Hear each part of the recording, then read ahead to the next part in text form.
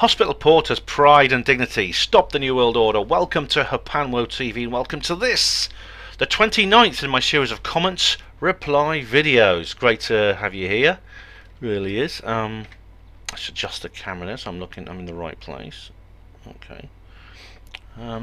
Yeah, so this is my comments reply video again. These are comments reply videos I do every so often. I mean, I used to do them about every 2 months. I'm now doing them every 1 month. Because of, well, basically, they're getting on for 10 hours now. It's too much. So why do I do these comments reply videos? Well, a lot of people usually leave comments on my videos. I don't have time to reply by texts to them all, actually physically in the comments box, but I feel obliged to reply to these videos. You know, I want to reply in some way, so I make a comments reply video, and I actually read your comments out and I reply on there. Now, you may think to yourself, well, I don't want to watch this whole video because this is so long. I don't want to watch this entire video just to read one single reply to one single comment I left. And you know, some of my comments reply videos are very long. Some of them are 9 hours plus. So why is someone going to sit around for 9 hours just to watch one comment, just to have one comment reply to them or one video? No. But then you don't have to. All you have to do is look at the notice I leave in the comments box. I always say a little something that says thank you for your comment. It'll be answered in, and I can tell you exactly when I'm going to be answering it in this long comments reply video. So the nearest hour. I basically say first hour, second hour, etc. So the longest you're going to have to watch to get your comment replied to is 1 hour. There's a timestamp in the comments I leave for you to tell you I'm making these videos. Another reason I do these comments reply videos is because I enjoy them, and you know what? It appears that viewers enjoy them too. I know you guys, you actually enjoy watching them. I know some people who still watch them all the way through. They watch them all the way from start to finish. So that's another reason. It's just fun. It's fun doing them. Much more fun now. I'm not doing them every 2 months. So hopefully this is going to be.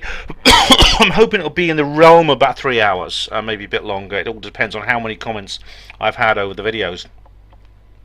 I was going to do a comment reply video a few days ago, but the Mage UFO thing came up and I had to deal with that. Thanks to everyone who participated in the live stream, by the way. So we start with Steve Palmer, who says on reply to comments 27, part 1 of 2, that's the one before the last one. This is number 29, as I said. Do you have any evidence Brazil asked for money and bought a car with it? You claim both. I say to him, I'm actually replying text here, why don't you wait for the video that will be uploaded soon? Well, I presume that is. I'm presuming that is that must be reply to comments 28, isn't it? Yeah, well, I'll just double check the fingers. I think we are on number 29 now. Yes, 28, 29. We are on comments reply 29. So I don't know. Maybe did I address it in the last video? The thing about Mac Brazil. I don't know, but I just said here. Well, for a start, I didn't know you were making a. I didn't know you were. Okay, the video will be uploaded soon. He says here, well, for a start, I didn't know you were making a video. Will you be presenting evidence he asked for and took money with which he bought a car? Okay. Well, I can't remember actually if I presented evidence or not. I mean, in fact, I'll have to go back and check again exactly where that comes from. I know that that did come up, the idea that he was bribed in some way. Maybe I mentioned it, Steve, on reply to comments 28. Possibly I did, but thanks for the comment. Chris Bird says, and this is not actually on one of my YouTube posts, it's not on a comment, it's one of the little text posts I leave on my community page. I just said, hi everyone, sorry I've not made a video for about a week, I've just been too busy with other things, that's it. And Chris Bird said, wonder where you've been, Ben. Meanwhile, I'm on the about a third into your novel, Roswell Rising, really enjoying it. Oh, thanks, Chris. Actually, I've commented you, I have, what's happened, what happened there? Oh god, I don't know. I did actually comment to you on Facebook. I know we've been discussing on Facebook, and I don't know you're actually getting the 2 sequels, and I hope you enjoy them. I really do. So thank you very much. My nose is itching again. Same video. Chris also says here. No, sorry, it's not a video. A post on my channel post.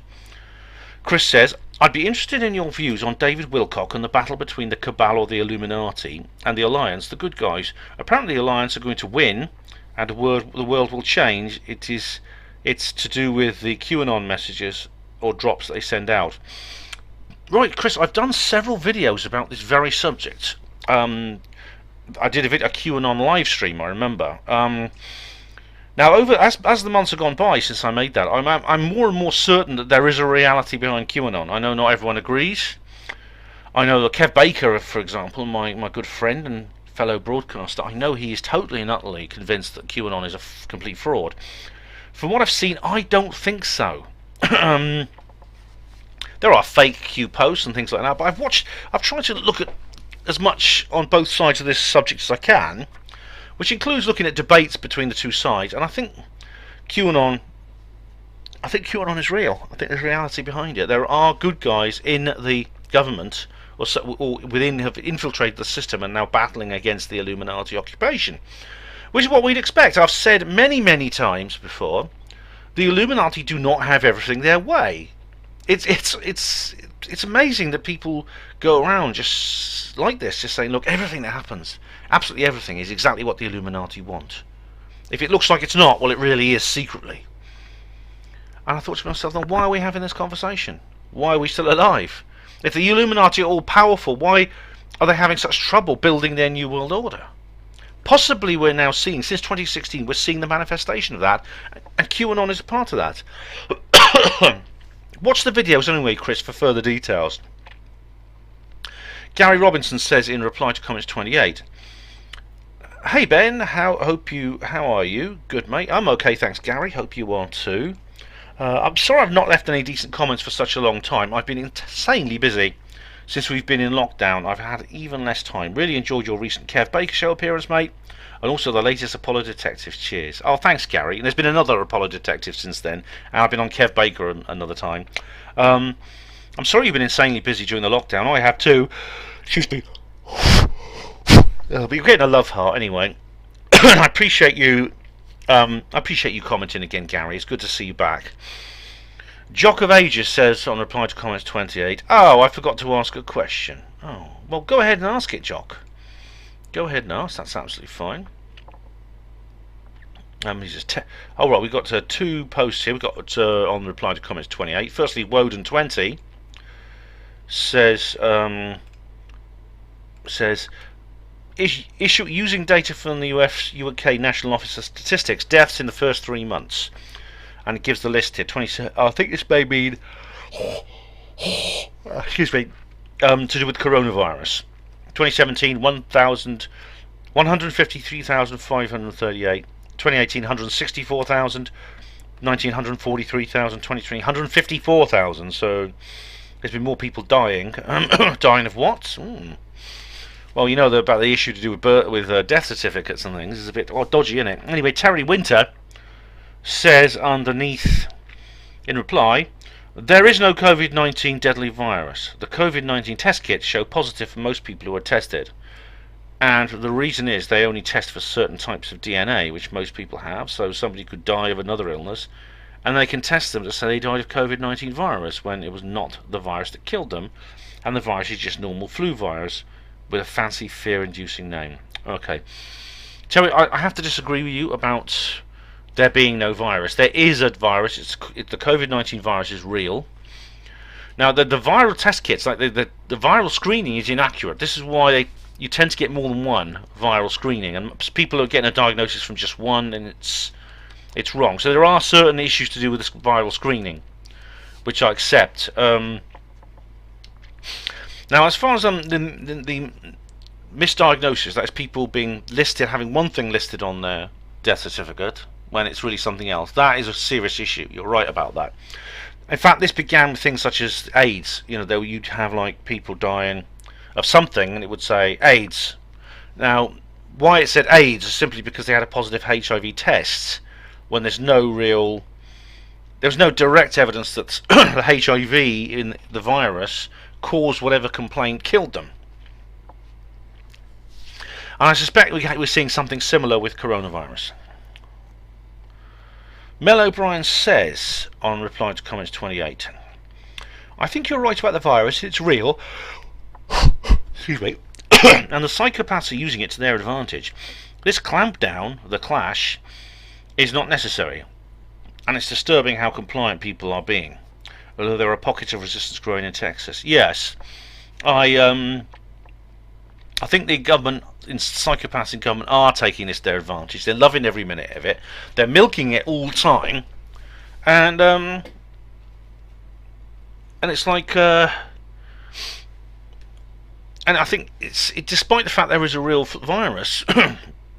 A lot of this is not justified. A lot of the lockdown is not justified at all. It's sad to see people going along with it. Some people are being challenged when they're not wearing a mask on the street, even though the masks most people have are like the paper surgical ones, which are useless against airborne viruses anyway. Mel goes on. This government flu, Dead Kennedys. Is that a song by the Dead Kennedys? Government flu. It's being used against us. I'll just check that out actually, if what it says, because I have to play that on HPANWO radio. Government flu, Dead Kennedys. Yes, it is. Yes, they have a track here, and the cover, interestingly, the cover of the single is a man or somebody holding the hand of an alien. Oh my goodness! I mean, they're a good band, Dead Kennedys, as their name suggests. They're very interested they're very into conspiracy theories. I see these poor old women walking around the local centre looking frightened and going out of their way to avoid people. By the way, I don't recall you saying Marcel was in charge of nuclear weapons. Oh right, no, Mel, he was part of the unit, the 49th Aerial Bombardment Group. He was head of intelligence. So that, in a way, that does make him in charge of nuclear weapons. I'm sorry about those old ladies. I do understand the need not to touch people and things like that. Hand washing, I accept that. But this thing about you're not allowed to sit more than like 6 feet from somebody on a bus. I mean, that's daft. That's completely daft. Mel goes on. In addition, I don't believe they are still using Area 51 for UFO research. The two UFOs that I was close to both look like plasma rather than metal craft, so I concluded that most UFOs are human military craft. I don't believe anyone will military. Okay. As for you using Area 51 for UFO research, there's no way of knowing, Mel. I mean, if in the last UFO disclosure video I explained how Area 51 is still thriving. What they're using it for, oh, who knows? It's hard to say. Now, the UFOs you encountered, I don't think means that every extraterrestrial object is plasma the way you say it is. Which means that most UFOs are not human military craft.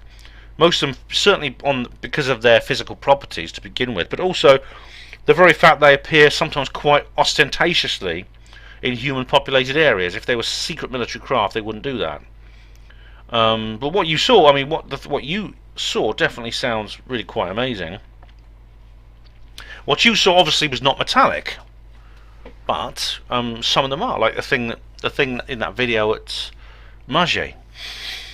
Anyway, he carries on. Don't believe anyone with military connections. If they were speaking the truth, then they would have been shut up. It depends, Mel, on their connections and what they are. For example, I myself was in the Royal Navy for a short time, but I was in it. So it depends on their role, what they're doing, their position, where they are now, things like that. There are people, though, you do wonder. I do wonder sometimes with some people, why are they allowed to speak? Now, I'm not going to go full shill squad on you and say, oh, they're obviously shills, because when you've got no reason for thinking that, other than, well, you just think that. I know too many people do that. However, you still got to be on your guard, I think, in some circumstances. There's certain people, certain papal individuals who used to run the Ministry of Defence UFO desk, for example, and I do suspect, and I'm quite open about that. He goes on. Greer, Kerry Cassidy, Bill Ryan, the man who promoted the blue chicken hoax, but who is now trying to pretend it's not his fault. Did Bill Ryan produce that? And also, is it a hoax? I don't know. I mean, Bill, I'm not really studied him much. I know he's supposed to be part of this Project Serpo thing. Mel says, Art Bell, Corso, Tompkins and many others are engaged in muddying the waters of UFO research. Corso certainly was. Art Bell is a radio presenter, and he had some good things on his show. Colonel Philip Corso wrote a book called The Day After Roswell. That's actually revealed, and it was absolutely morass. I think it was actually George Norrie who said that it was an absolute morass, or the other guy, somebody. What's his name? George Norrie, Artbound, the guy with the hair. I've forgotten his name. I can't believe it. Oh, bloody heck. Why do I keep forgetting people's names? Jeff Rents! Oh, I'm sorry about that. Tompkins, I'm not sure. I don't know about Tompkins. He goes on. Speaking of Greer, have you seen his photo of an alien? It's absolutely ridiculous for a man who conducts UFO tours that people pay for. Yeah, it's a bit of it's not much in that photo, to be honest. He made a big fuss and song and dance about it. I think it's Greer is one of these people. I think some of his practices I don't approve of, charging people so much money to go to various sky watches and things. I think he's unethical. And demanding copyright of it all, things like that. Yeah, it's not fair. Same video, Nassim Agdam says, I love when you say, oh hang on, you will reply, lol. This comment was made in the first hour of the 28th comment reply video. That's right, Nassim, and I'm doing it again. That's right, so we got another comment reply video since that one. Nassim says on the same video as well in a separate comment, lol, you are too innocent for this world, not knowing Alexander Gordon Johannes, lol, you are nothing like that thing, lol. Who? Alexander Gordon Johannes, who's that? Who the hell is that?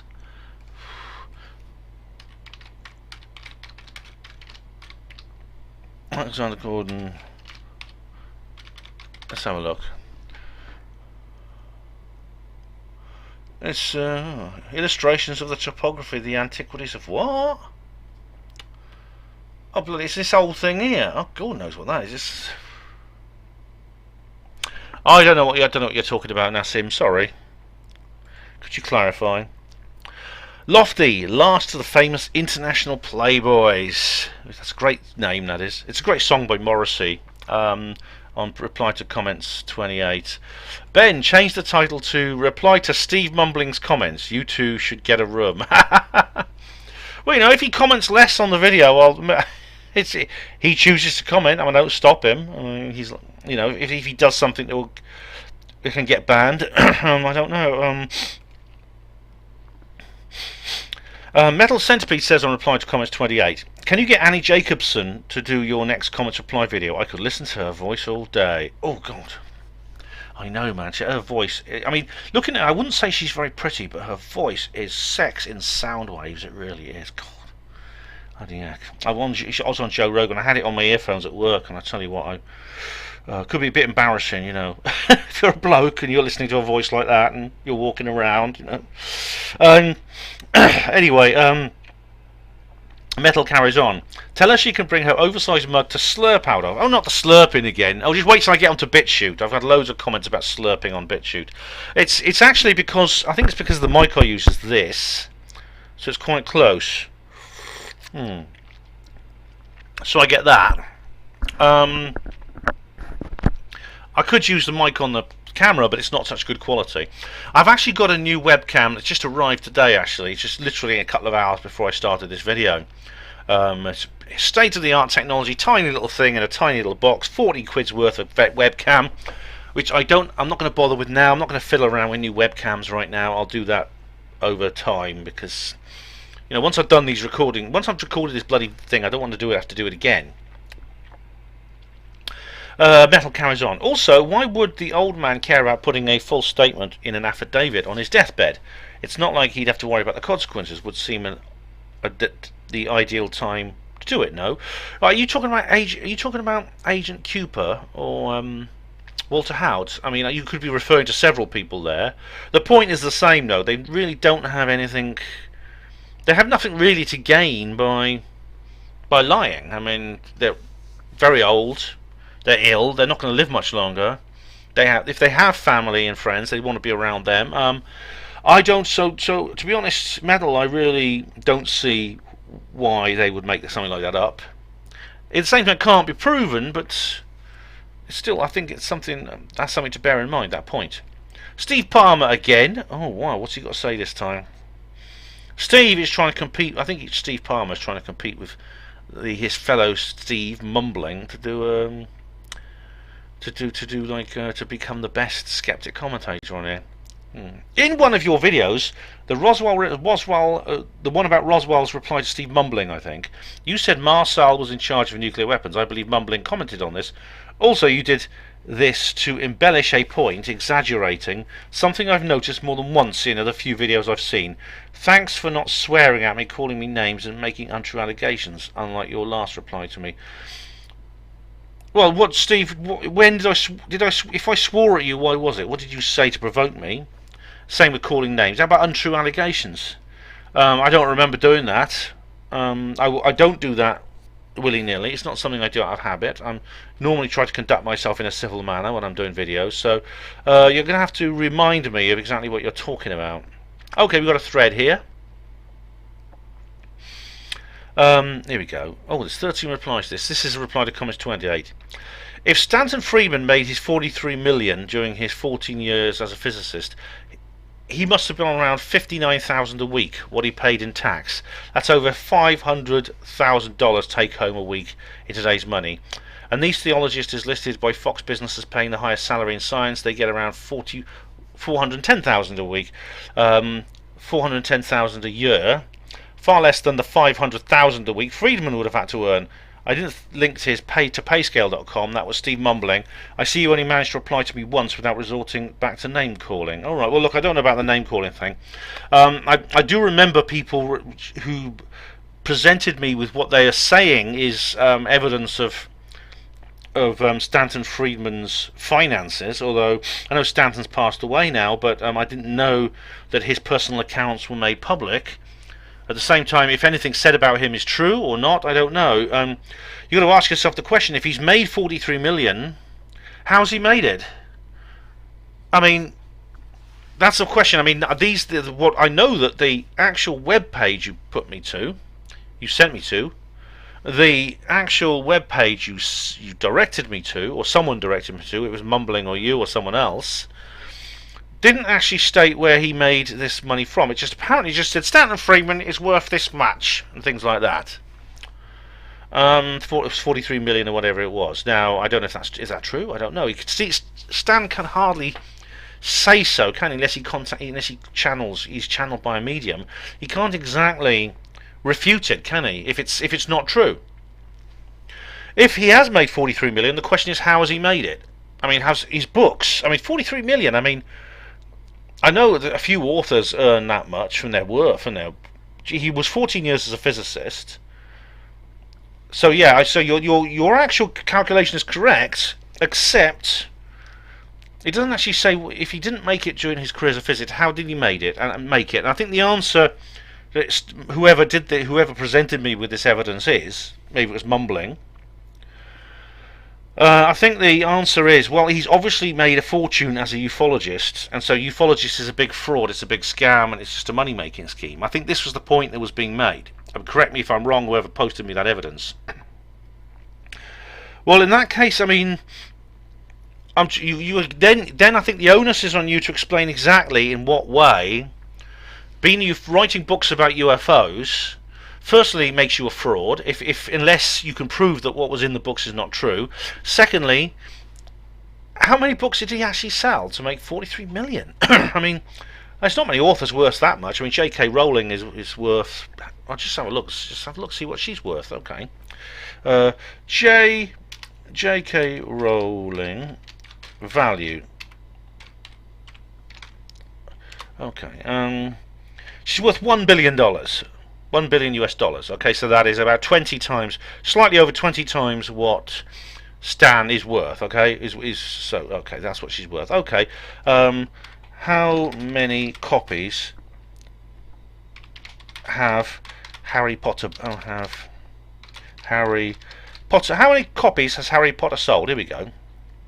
500 million. Right. So let's divide 500 million by 20.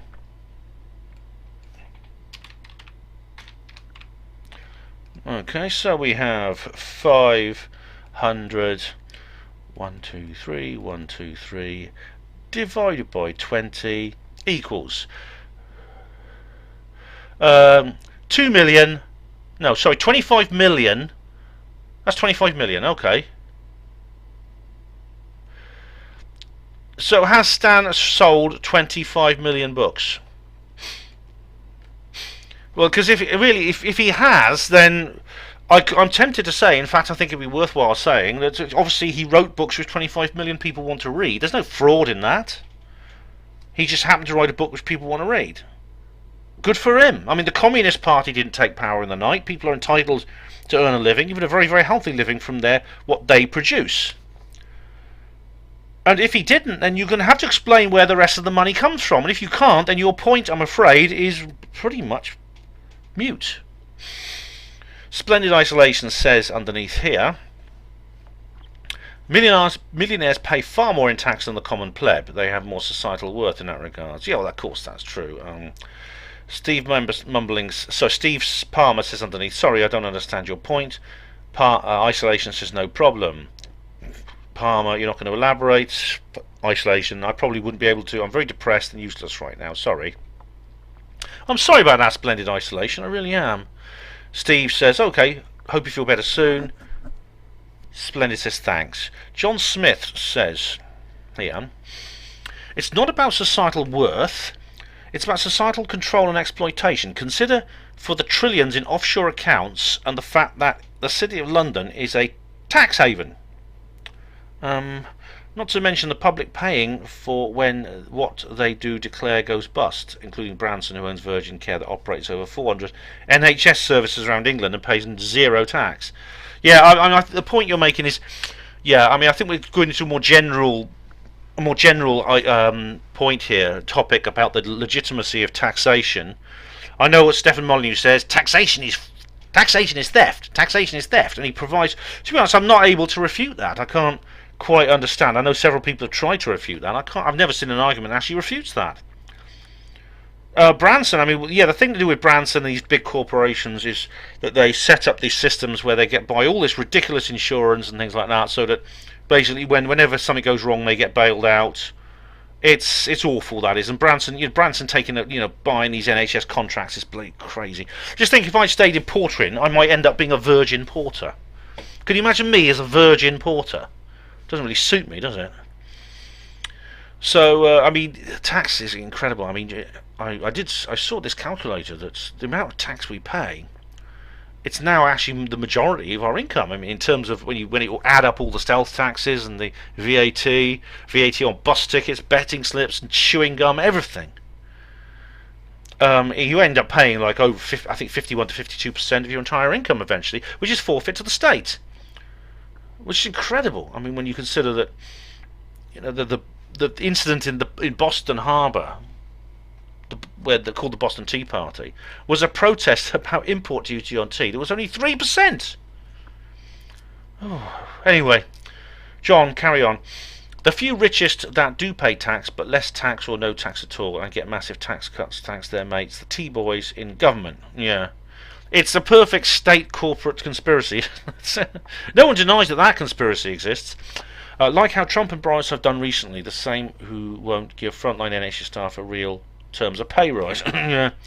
Now, now you know what I think of Trump and Boris. I think they're different, but they're not all powerful either. Boris is in a bit of trouble, and Boris has got a new kid. I mean, someone could threaten that baby any time, and he'll have to do what they tell him. Okay, a millionaire who wins the lottery, or someone with £1 million, for example, which is nothing now, isn't it? Well, if you got £1 million, give it to me. I'll have it. Pay a good amount because it's really peanuts compared to what others are making.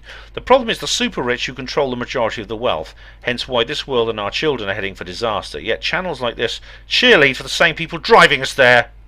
So you can go to hell in a handbag. AFAIC. What's AFAIC stand for? Let's have a look. It's probably something rude.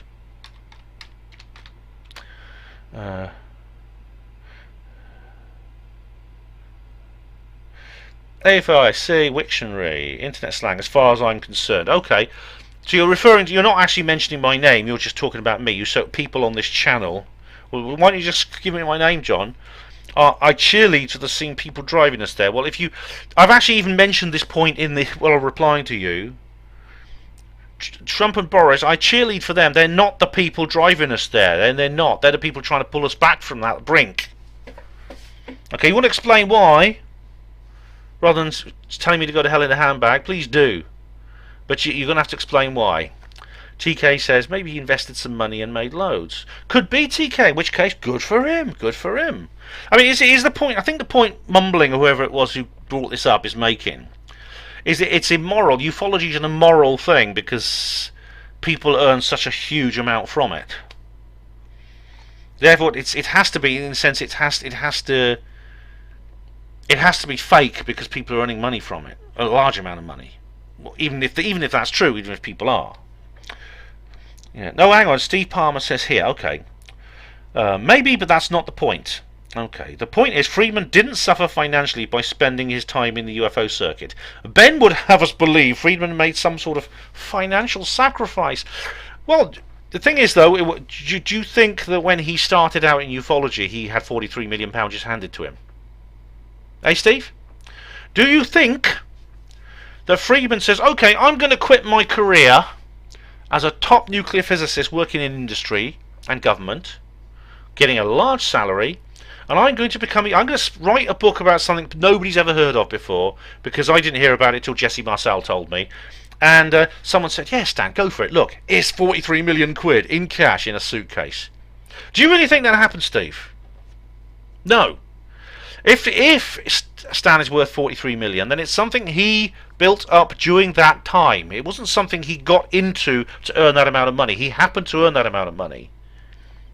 So yes, I would have you believe that it's some sort of financial sacrifice, because that's precisely what it is. TK says Ben is just like a stuck record, really. Ben is just like a stuck record, really. Ben is just like a stuck record, really. Ben is just like a stuck record. Okay. Once upon a time, he burned his passport because that's how lost he was with all this stuff. That's true, TK, and I own that. And you know my position on that. I've done a video about my passport and about what it means. I've done an entire video. It's called "I've Got a New Passport," I think. How else would I get to Denmark? Steve Palmer says you're not wrong there. I was watching his latest video yesterday and had to check to see if he had selected the right one. Talk about deja vu. I don't know what you mean by that. Select what? I had to check to see if... Oh, if you had selected the right one, Steve. Well, I mean... Come on, what are you saying? You're saying that my videos are repetitive? Well, I cover certain subjects, yes, I do. But, I mean, I try to make them all unusual and unique and look different. I give them different titles, different thumbnails, things like that. TK says here, yes, I do that. Anyway, in 10 years of watching Ben, I'm now totally convinced there are no aliens anywhere near here, nor have any ever visited here. Plus, I can now not bother with wasting time on things like this. Okay. Well, firstly, TK, you say you can't be bothered wasting time on watching things like that is to do with me, but you are. You're watching my video still. Otherwise, you wouldn't have commented, would you? Secondly, if you're convinced there are no aliens anywhere near here, is it directly because of watching me? Because I presented evidence that that's not the case. I presented evidence there are such things as aliens. If you think I'm wrong, let's have a debate about it. Explain. If you don't want to have a debate, then well, I'm afraid you've got no grounds for saying that. Okay, plus I can't be bothered wasting any time on things like, and he says, yeah, the truth movement. Steve, I also don't want to be bothered with the truth movement, because the truth movement has turned out the truth movement, if you whatever that is, it's not any one organisation or anything like that. It is just like that, a movement. It's full of a lot of idiots and a lot of very unfair, stupid, deceitful people. I accept that, and I actually posted something on HPANWO Voice saying that I did not want to be associated with the truth movement anymore. Actually, I changed my banners on my Twitter and Facebook account to something different. I got rid of the old HPANWO logo, and I said I don't want to be in the truth movement anymore. This doesn't mean that I've changed my opinions on any of the factual issues I discuss. It doesn't mean I'm going to stop talking about those things. I just don't want to be. I don't want to be associated with that movement, because, you know, this was after all the shill accusations and all that crap. Right. He carries on. The TK says free energy. Well, again, the same point that I made about the aliens. Is free energy real or not? If it's not, let's have a debate about it. Explain to me why you think it's not. Make your own video. I'll do a reply. If you think it's not, but you don't want to discuss it, then you've got no reason for thinking it's not. He carries on. Ghosts, psychic anything, and the Illuminati. Well, again, ditto, TK, ditto. Oh, then that's that thread finished with. Let us continue. Okay, we have Steve Palmer. Oh, blimey, Steve Palmer, you are getting a lot. You're saying a lot here, aren't you? Okay, this is on reply to comments 28 again. Gregory Franklin wasn't the only actor in the secret KGB UFO files. Yeah, I've seen this. Ron Ray, yeah. Pavel Kilmchenkov, Turin Alexei, Vladimir Zhaja. Right, okay. And so on. Okay. Firstly, Vladimir Zhaja is a ufologist. These, I think, I got it. I know that. Oh God, do I have to look it up again? I'll have to open the IMDb page, and I don't have time to do that right now. But I know that Zhaja was playing himself. I know that several other people were playing themselves. If he says he's an actor, Vladimir Zhaja is an actor. Actually, he's a former submariner in the Soviet submarines. Yeah. Oh, here we go. Yeah. Vladimir Zhaja films. Yeah. But actor? Can someone be called an actor when they're playing themselves? Because he is a real ufologist. As for the others, I mean, let's have a look. Here we go. What's this here? Ron Ray films. And of course, he is in a lot of these things. What was his role in the secret? Oh, let me. All right, open the bloody IMDb. Hang on. Okay. Secret KGB UFO files. Let's have a look then. Amazon, IMDb. Right, let's have a look. Full cast and crew. Okay. Turin Avelinsky himself. Vladimir Zhaja himself. It's got George Filer, who I talked about in my talk, which I talk about in my History of Exopolitics film. Ron Ray. Let's have a look. Ron Ray. Ron Ray himself. Pavel A. Klimchenkov.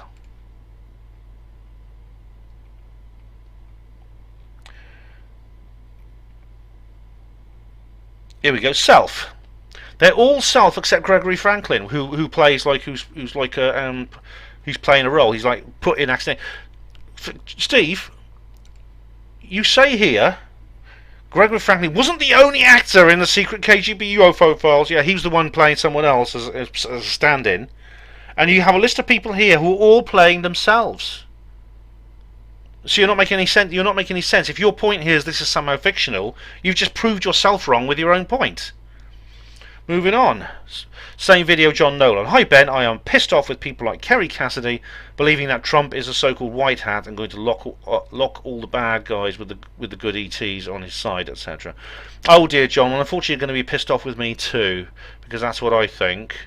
Although, I mean, I don't believe you say he's going to lock up all the bad guys. I hope he is. I don't know for certain. It's certainly not an excuse for us to sit back and do nothing. I've always said that. The QAnon thing, for me, is not a call to it's not an abdication of action. It's not. And people have often accused QAnon, the Q posters, of being that, saying, that's alright, they're just telling everyone to sit back and relax, because the White Knight, the QAnon White Knight is coming over the hill on his charger, we don't have to do anything. No. That's not true. Alright, Steve Palmer says on reply to comments 28. Starlink satellite trains filmed crossing each other. Alright, let's have a look. Because I never saw any of these Starlinks. I went out looking for them and couldn't see them. It was all cloudy. Video unavailable. I can't see them there then, Steve. But I mean, I wish what I'll do is I will look out for those Starlink satellites the next time they're going over. I really do. Okay, Israel Diego Rivera 2, Genius 2, who was very vocal in the live stream the other night. Reply to comments 28. The hospitals are empty. They make up the numbers. All right. The hospitals are not empty, Diego Rivera. They are they're close to empty at the moment because because of the lockdown and because it's completely changed all medical practice. What's happening is patients who would normally be referred for acute care are not being referred for acute care anymore. They're being sent back to be treated in the community. Or they're, same with clinics. GPs and clinics are no longer they're no longer admitting their patients to hospital when otherwise they would. They're just saying we're not going to do it this time, so they're cutting down the number of acute care admissions. The same way fewer people are going to A&E. So the hospitals are not empty, but they're much quieter. But just because they're quieter doesn't mean there's no coronavirus. It's just essentially the decks are clear for action because of the coronavirus. I've done drills like this many times when I was a porter. As for making up the numbers, though, yeah, they do. They have been, though, haven't they? They have been making up numbers, as we talked about before. And Diego Rivera carries on. They continue to install 5G. Yes. Are 5G installers key workers? Why are they not furloughing? Why are they not self-isolating at home? No to the Bill Gates vaccine. Yes, exactly. And the UK is a Masonic police state. Boris was never ill. Boris was ill. I think Boris was ill from what I've seen, as I explained in my video about that. But it is the UK is a Masonic police state. Boris is trying to put a stop to that. Okay, Steve mumbling. I was wondering when we're going to hear him. I don't normally get through the first hour without the mumbling at me. Okay, this video, 5620. You said that Jesse Marcel was in charge of nuclear weapons. Okay, there's a link here. What's it say? There's no any institutional movement or tendency where everyone is 100% truthful. This is reply to comments 27, part 1 of 2. Okay, I said that. That includes the skeptic movement. In fact, I've done an entire video. What's this about, Steve? And more than one, actually, including the James Randi one I mentioned earlier. Steve, what are you talking about? Okay, yes. I didn't say there that I didn't say anything about Jesse Marcel there. So what are you talking about? Anyway, Steve Palmer says underneath, I've noticed Ben exaggerates. He tells tall tales and embellishes a lot when he gets into full flow. I'm sure he has no idea he's doing it. Otherwise, he would realise how obvious it is. Well, example, please. I mean, you gave me a couple of examples, but I mean, I've just disputed those. So, if I'm doing something which you say is an exaggeration and embellishment, and then I dispute that with evidence and with logic, if you can't redistribute, or whatever the word is, against that, then how can you possibly say that I'm embellishing anything? Reply to comments 28, Gary Robertson says, Ben Nate, did you notice you get a positive mention in the latest Rich Planet TV episode? Yes, Richard refers to me in the context of the COVID-19 because I caught it. And he mentions that because I think I was the first person in the UFO paranormal community actually to go forward publicly saying I'd had it. I do think I had it. I mean, I can't prove that. I never had a viral screening. But even when you get a viral screening, it's not a guarantee. I mean, it's complicated. I do think I did, though, for the reasons I explained when I reported it. A Lime Spec says underneath, Gary Robbins, which one? I don't remember this. Alright, I can't remember. It's a couple of weeks ago. I can't remember the number, but it's the one Richard does about COVID-19. I'll reply to comments 28. Steve mumbling again. If what crashed at Roswell was an alien spacecraft, of course it wasn't. Yes, it was, Steve. They would have got Einstein and the other top physicists of the time to look at it. Not a couple of rocket engineers. That's just ludicrous. Well, it depends. It depends what was the structure of this craft, what they thought would be best. It's possible that they did think that these engineers would be the best people. I mean, besides which, I mean, there may well have been physicists looking at it as well. Bob Lazar says he's a physicist. I mean, maybe it was Bob Lazar, this is before he was born. Bob Lazar, I think, was 1961 he was born. But I do think, Steve, that the equivalent of Bob Lazar at that time might have been brought in. It's not necessarily anyone famous, anyone you would know. It's not ludicrous at all. Dr. Jackie F. Johnson, hi Jackie, says Weinstein wasn't even born then. Oh, right. And Steve says Einstein was, though. So they did, said Jackie. Steve says evidence, please. Jackie says It has. The BBC reported it at the time. Look it up. Oh right, did they, Jackie? Oh, the BBC reported. Oh, they did report. I think I know what you're talking about here, Jackie. They sent now. This was reported in the mainstream during those 4 or 5 hours of Big D disclosure we had on July the 8th, 1947, before the truth embargo shutters came down again. They said that and Steve Mumbling, take note of this. They said that the craft, whatever it was, had been moved to Wright Field, to the technical data section at Wright Field.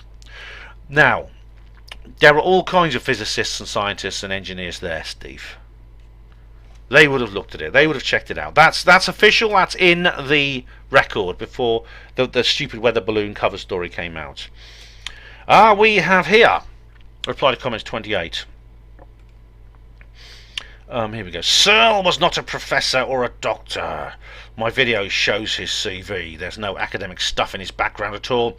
He was an amateur wise man. He says amateur. I think he means amateur.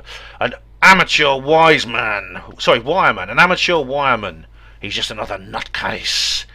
Alright, well, it's true. Actually, Steve, you're right about John Searle. He was never a doctor or professor or anything. Now, he has been called that. I know Richard D. Hall called him professor. I've called him doctor or professor, and we shouldn't, really. But to say he's another nutcase, that's not fair. That's really not fair. And Jackie Johnson says, I'm a doctor of science and culture. In reply, this is a thread. In reply to Steve. Steve says, so why are you so clueless? Jackie says, about what? Please be more specific, boy. Yeah. Asking Steve to be more specific is a bit like asking Joe Swinson to come to the point. But anyway, Jackie says here, I don't have time, I'm afraid. It would take far too long. Steve Mumbling says that. I don't have time, I'm afraid. It would take far too long. But you need to take the time to explain why you think John Searle is a nutcase, other than, well, he's not a professor or a doctor. Alright? I've already explained about how he shouldn't use those titles, and neither should anyone else.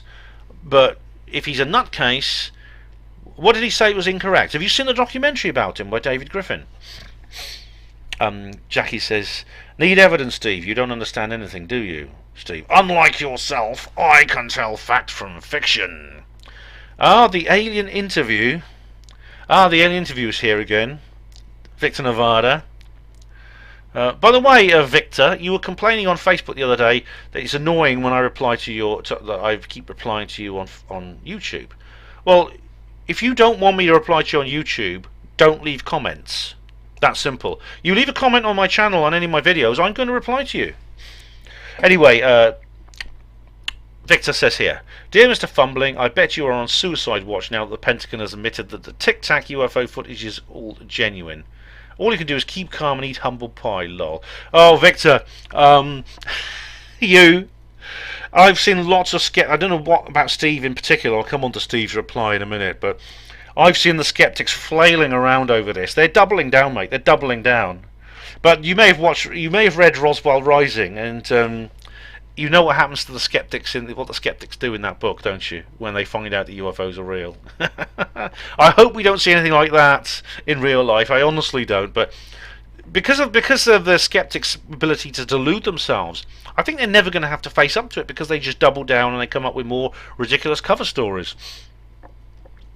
Steve Mumbling says in reply to Victor, I would like to see something that would convince me we're being visited by ETs.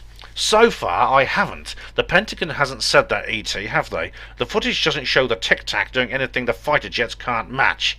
That in itself rules out an ET explanation. Well, it doesn't rule that out.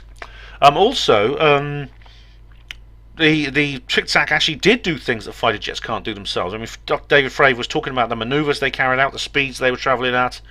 And of course the Pentagon hasn't said they're ET. The Pentagon has said they don't know what they are, Steve. They're unidentified aerial phenomena, with the stress being on the U, the unidentified, UAP. Now, I've not heard anyone saying exactly what these things are, but we know what they're not. That's the point. We know what they are not. And Victor has actually provided a link here to a video. It's also probably a distant jet, but this time with a Oh, rotating Mick blare West. Oh, that good shows an grief. artifact. Mick West is the perfect example. I actually left a comment on his video. He is the perfect. Oh, sorry. This is Steve actually posting this, not Victor.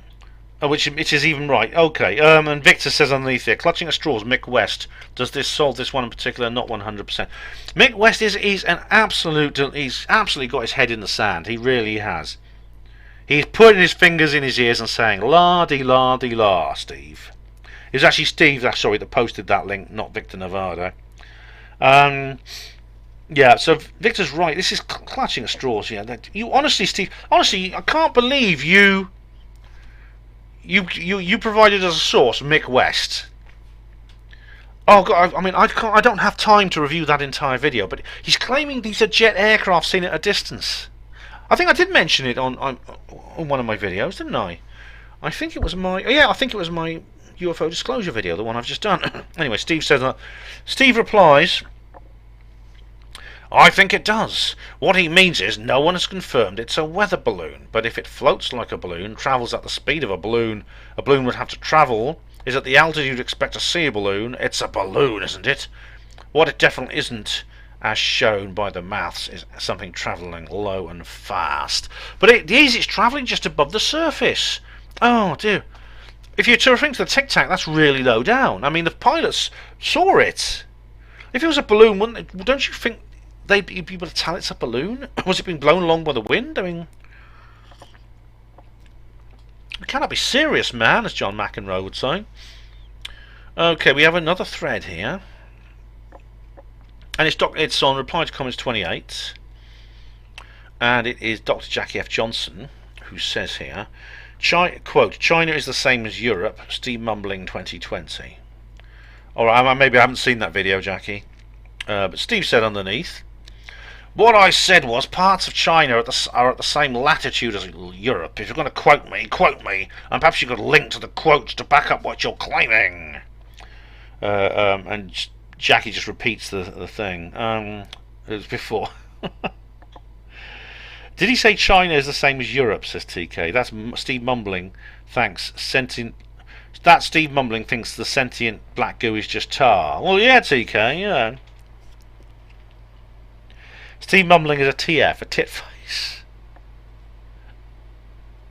TK, there's your colours. Thanks, Doc. I'm not exactly sure what went on there, actually. But anyway, same video, Steve Palmer. Ben, this is the post you said you would answer but couldn't. Why can't we remake the Rocketdyne F1 engines? Is this Curious Droid? Is this... I haven't clicked the link yet. I've got a feeling this is Curious Droid. As we advance... And yes, it is. It's Curious Droids. Why can't we remake the F1 Rocketdyne F1 engine? I did watch it. I was going to watch it again today, just for curiosity's sake, and I didn't. Oh, I'm sorry. I'm really sorry, Steve. I haven't watched it again. I'd have to watch it to remind myself. All right, I don't have time to watch it now.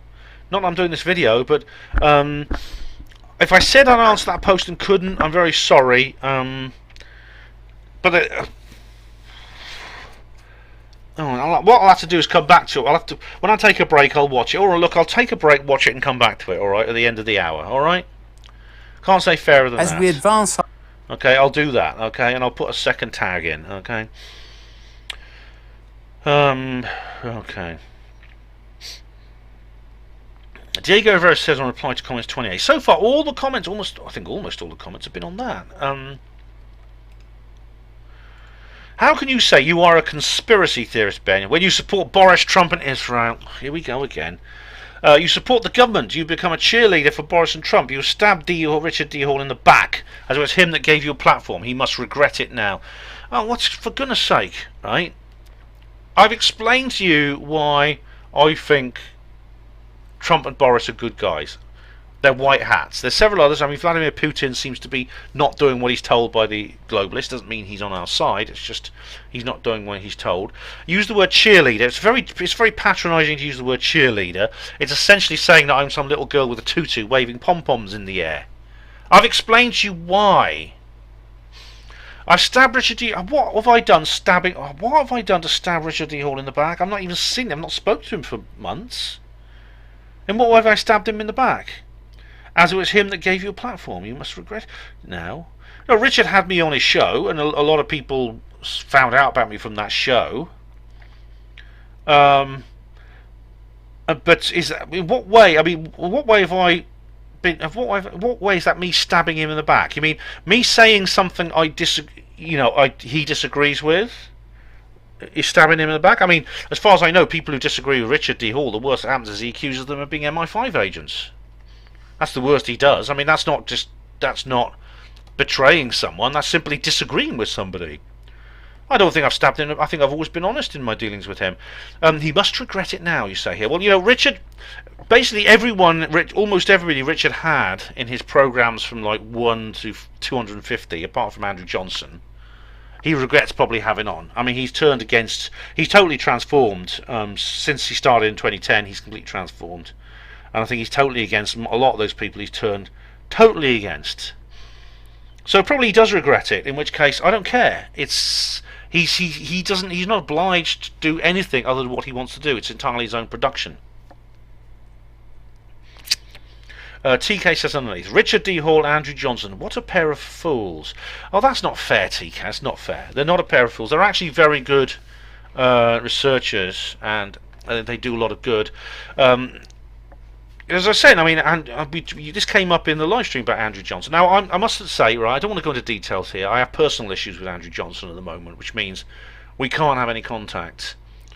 But when I say personal, I mean they're personal. They're nothing to do with any difference of opinion.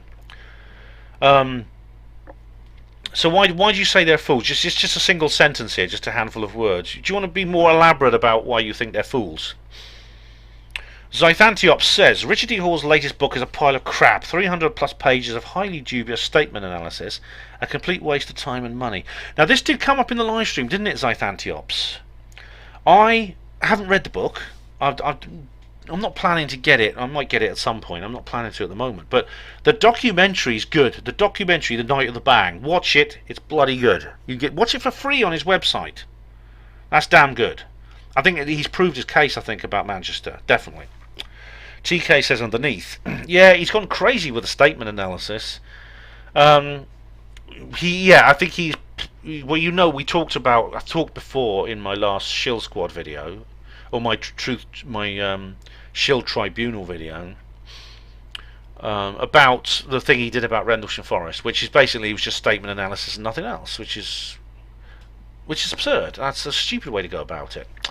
Anyway, TK carries on. I think what happens is you realise it's all untrue after many years of research, and then what are you going to do? I mean, once you become an expert about nonsense, wouldn't surprise me if the opening poster, Diego Rivera, is RDH, as that's how shallow, insular, and messed up the truth movement are. Thanks for the tip about the book. Now, again, this is just rhetoric, TK. You're not actually saying anything. Like, you're essentially saying that Richard has decided that everything he's doing is nonsense, and he doesn't want to admit that he's been an expert on nonsense for so long. Now, you talk. What you say about the truth movement, I actually agree with. But again, you need to say exactly why you think where Richard has gone wrong, and you haven't. You've just said Richard's dedicated years of research to being an expert about nonsense. You haven't explained what's nonsense about it. I mean, you say similar things about me. Where is the nonsense? What is it? Let's discuss it. Let's thrash it out.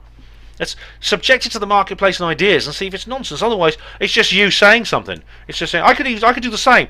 2 + 2 = 5. 2 + 2 = 5, using that great Orwellian analogy. 2 + 2 = 5. I could just do that over and over again. I could fill every post I do with 2 + 2 = 5. 2 + 2 = 5. Would that mean 2 + 2 therefore equals 5? Zythantiops says videos are quite funny though. Alright. TK. Zai, can you forward me a link? Says just click on his name before a comment and take to his. Oh right. You're talking about Diego Rivera's channel. Yeah, I've actually watched some of Diego Rivera's videos and they're quite amusing, I must say. Zythantiops carries on here. If you watch this documentary, which is topical as it happened 40 years ago this week, it's interesting because I've no doubt that all this took place as is said. What's this? Let's have a look. The SAS Iranian Embassy Siege documentary, Operation Nimrod. Oh, and it's the end of a thing here. Okay, right. Okay. Right, so I'm gonna take a little break, and I'll be right back, and I'll watch that thing with Curious Droid and reply to Steve Palmer, whoever it was asking me. Okay, so be back shortly, guys. I'll carry on with Zythantiops' comment then. Right, okay. So what I said I'd do is when I took the hour break, I would we're on the second hour now. I would go back and I would answer the question by Steve Palmer, who posted before, on the reply to comments 28. Ben, this is the post you said you would answer but couldn't find. Why can't we remake the Rocketdyne F1 engine? And he posts a link to a program by a video by Curious Droid. Curious Droid presented by Paul Shillito, who some people think is my twin brother, and there is a distinct resemblance, but believe me, we're not any relation. And now, what Paul said is he basically says that the plans were not lost, and this is just a rumour. Well, actually, it was a NASA spokesman who said they couldn't find the plans, but it's a bit more complicated than that because he says about recreating the engines. Now, actually recreating a carbon copy of those engines, probably, well, if it was done, it wouldn't be. They wouldn't be as good, and things like that, because technology has moved on. And then we talked about this. Well, I didn't talk about this here. I did it on the HPANWO Voice blog, but it's to do with the people who are currently trying to rebuild the Titanic. They're trying to build Titanic 2, which is a modern ocean liner modelled on the Titanic. And there's all kinds of reasons why they can't create an exact copy of the Titanic. Some of these are engineering problems, others are simply environmental regulations and maritime health and safety laws. Obviously, Titanic 2 is going to have more lifeboats, things like that. So it's a similar sort of thing. Obviously practices change. you can't. Titanic was powered by reciprocating coal-fired steam engines. No shipyard could recreate those. I mean, they could, but it would be impossibly expensive, and they'd have to create basically a new shipyard. So I do understand the point here that he's making, but the point that Marcus and other people are making is that in a mere 8 years they built something to go to the moon. Now they're saying they can't, and they can't adapt what was done before. They can't even adapt it, even though in that very video, Steve, Curious Droid says it's been computer modelled. And indeed, it's a simpler, cheaper, more elegant design. It's lower the number of moving parts from 5,000 to 40, using modern engineering techniques. It's based on the F1 engine, but it's a modern reproduction. So reproduction meaning it's not exactly the same, but it's based on the same thing, but updated. Indeed, this is what the bloody Soyuz is, isn't it? The Soyuz rockets and capsules are still being used. They're still using the same orbiters, the same boosters. But it's not the same. I mean, these are the ones that launched Gagarin into orbit back in fact, long ago in '61, right? They're still called Soyuz, and they still look the same, but they're modernised. Apparently, a lot of this is because the engineers who were designing the F1, they wrote things down on scrap paper and threw it away and stuff like that. The point is that. The point is that NASA created a rocket in 8 years. Now they're talking about maybe creating a completely different kind of rocket in 50 years. Why can't they adapt the design they've already got? And there's nothing in that video you just showed me to suggest that. So let us return to the Zythantiops' comment about the Iranian embassy siege, which happened 40 years ago this week. I didn't know that, was it? Yeah. It's interesting because he says here, I have no doubt at all that this took place, as it is said. But as you can imagine, if this happened now, Richard D. Hall would be going over the statements with his analysis, quote unquote, and asking his ridiculous nitpicking questions like, how did you see someone with a gun standing in front of you and then look up and see 3 other people? Deception is indicated in the statement. The interview is also very nervous ad infinitum. Now, I don't think that's fair, to be honest, Zythantiops. Firstly, I don't know what Richard's position would be on this. I don't think Richard thinks everything is a conspiracy any more than I do. I've never even really looked much at the Iranian embassy siege. I know that there was a lot of trouble. I know that Arab militants marched in and they took people hostage. They threatened them. The police surrounded the place, and eventually they got special forces to go in and basically break the siege. I know that the British special forces broke in there and ended the siege. That's what I know about.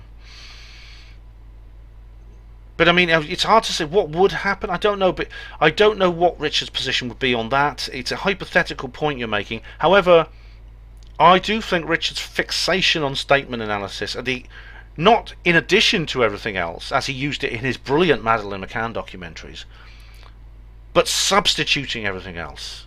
That's the problem. And I agree with you, that is the wrong way to go about it, and Richard shouldn't do that. Now, I'm not referring specifically that the Manchester thing isn't really the issue. The Madeleine McCann and the Manchester documentaries were great. The problem with this fixation Richard has came up in the Rendlesham Forest program he made. I think he relied too much on statement analysis, and what's more, he excluded other streams of evidence. As I said, he didn't consult with me or Gary Heseltine. We didn't even know he was making this. I mean, so I do take your point there, but it's really, I don't think you're being fair to Richard by essentially judging him based on a completely hypothetical situation. TK says underneath, 100% interesting documentary. If you push all in and throw away any chance of a proper normal career, then I guess you wouldn't need things to be twisted otherwise. You just threw everything away for nothing. So keep going even though you know what you're saying is bullshit, as there isn't any other choice. TK, what's your... This sounds... I mean, you're not the one saying it. If it was someone else saying it, I would tackle them on their contradiction, because they were just saying... If it was one of the people who were going on about Stanton Friedman's bank account and said what you just said, I would say to them, you're contradicting yourself. Secondly, Richard hasn't thrown away the chance of a normal career. Richard chose to do what he's doing full time. And he didn't... and you are assuming that Richard is saying it really doesn't believe anything that he talks about, and he's just carrying on anyway. You don't know that. You said this already on this particular video, and I think that's unfair. You don't know that. But firstly, a lot of the things Richard talks about are true. He's not right. He's not perfect. He makes mistakes. So you essentially, you're conjuring up this scene in your imagination where he's a bad guy, and you're telling us about it. But why don't you debate some of the points he makes? If you do that successfully, then you'll be proven correct, but you're not doing it. Zaithan Chop says here, 100%. Oh, right. Where are we? Hang on. Where are we? Oh, Zaithan Chop says, I heard somewhere RDH drives a sports car with a personalised number plate, but maybe it's BS. I don't know. He does actually, yes, but is that a bad thing? Is that a point? It's actually one of these cheap sort of sports cars. I was actually in it. He gave me a ride in it once. It's quite nice. But it's not a posh one. It's like one of these sort of imitation, like a TR7 or one of those sort of like cheap sports cars. It's quite old. It's sort of 1980s or 90s. So it's not a Maserati or Bugatti or anything, is it? It's nothing like that. If it was, what's the point? What's wrong with having a personalised number plate? It says on it a Rich Planet or something. I don't know exactly what it says on it, but that's an advertising thing, isn't it? Okay, Zaithan Chops carries on. The bottom line for me is, if you are a researcher, you will take a subject and do a full comprehensive investigation with interviews and publish a book like a proper investigative journalist. Yes, correct. This guy's just messing around, IMO, but good luck to him. Hang on, he's not messing around. Most of the time he doesn't mess around, Zaithan Chops. Richard is one of the best people in this business. He is. Alright? I've got my personal issues with him. Yes, it's true. I had disagreed with him on some things, but honestly, man, of all the people you could accuse of this, it's not fair to call Richard this. It's really not. He is an investigative journalist. He publishes a book. Are his books incorrect? In which case, explain why they're incorrect. I haven't read his book about Manchester yet. So your bottom line is not a line at all. It's just, you're doing the same thing as TK is doing now, really. He does a lot of comprehensive investigation. I mean, come on, what's wrong with his Madeleine McCann videos? Come on, there's nothing wrong with those. Those are brilliant. Okay, can I call you X for short? X carries on. The other bottom line with RDH is he doesn't allow comments on his YouTube videos. Case closed. I am HO, in my humble opinion. Now, there's a reason why he did that, okay, and I quite understand it. The reason he banned comments on his videos is the same reason why I have to delete a few that I get. Trolls. Now, Richard's videos got many more views than mine did. He had about 4 to 5 times the views that I get. And, of course, he gets targeted by trolls. And he deletes them, but he didn't have time. He basically, I mean, on his forum, he shut down his forum because he tried to appoint a moderator and no one wanted the job. This is why he doesn't allow comments. He actually said this on one of his videos. Actually, he actually explained why he doesn't allow comments anymore. Okay, TK says underneath, 100%. Oh God, you two guys, get a room, will you?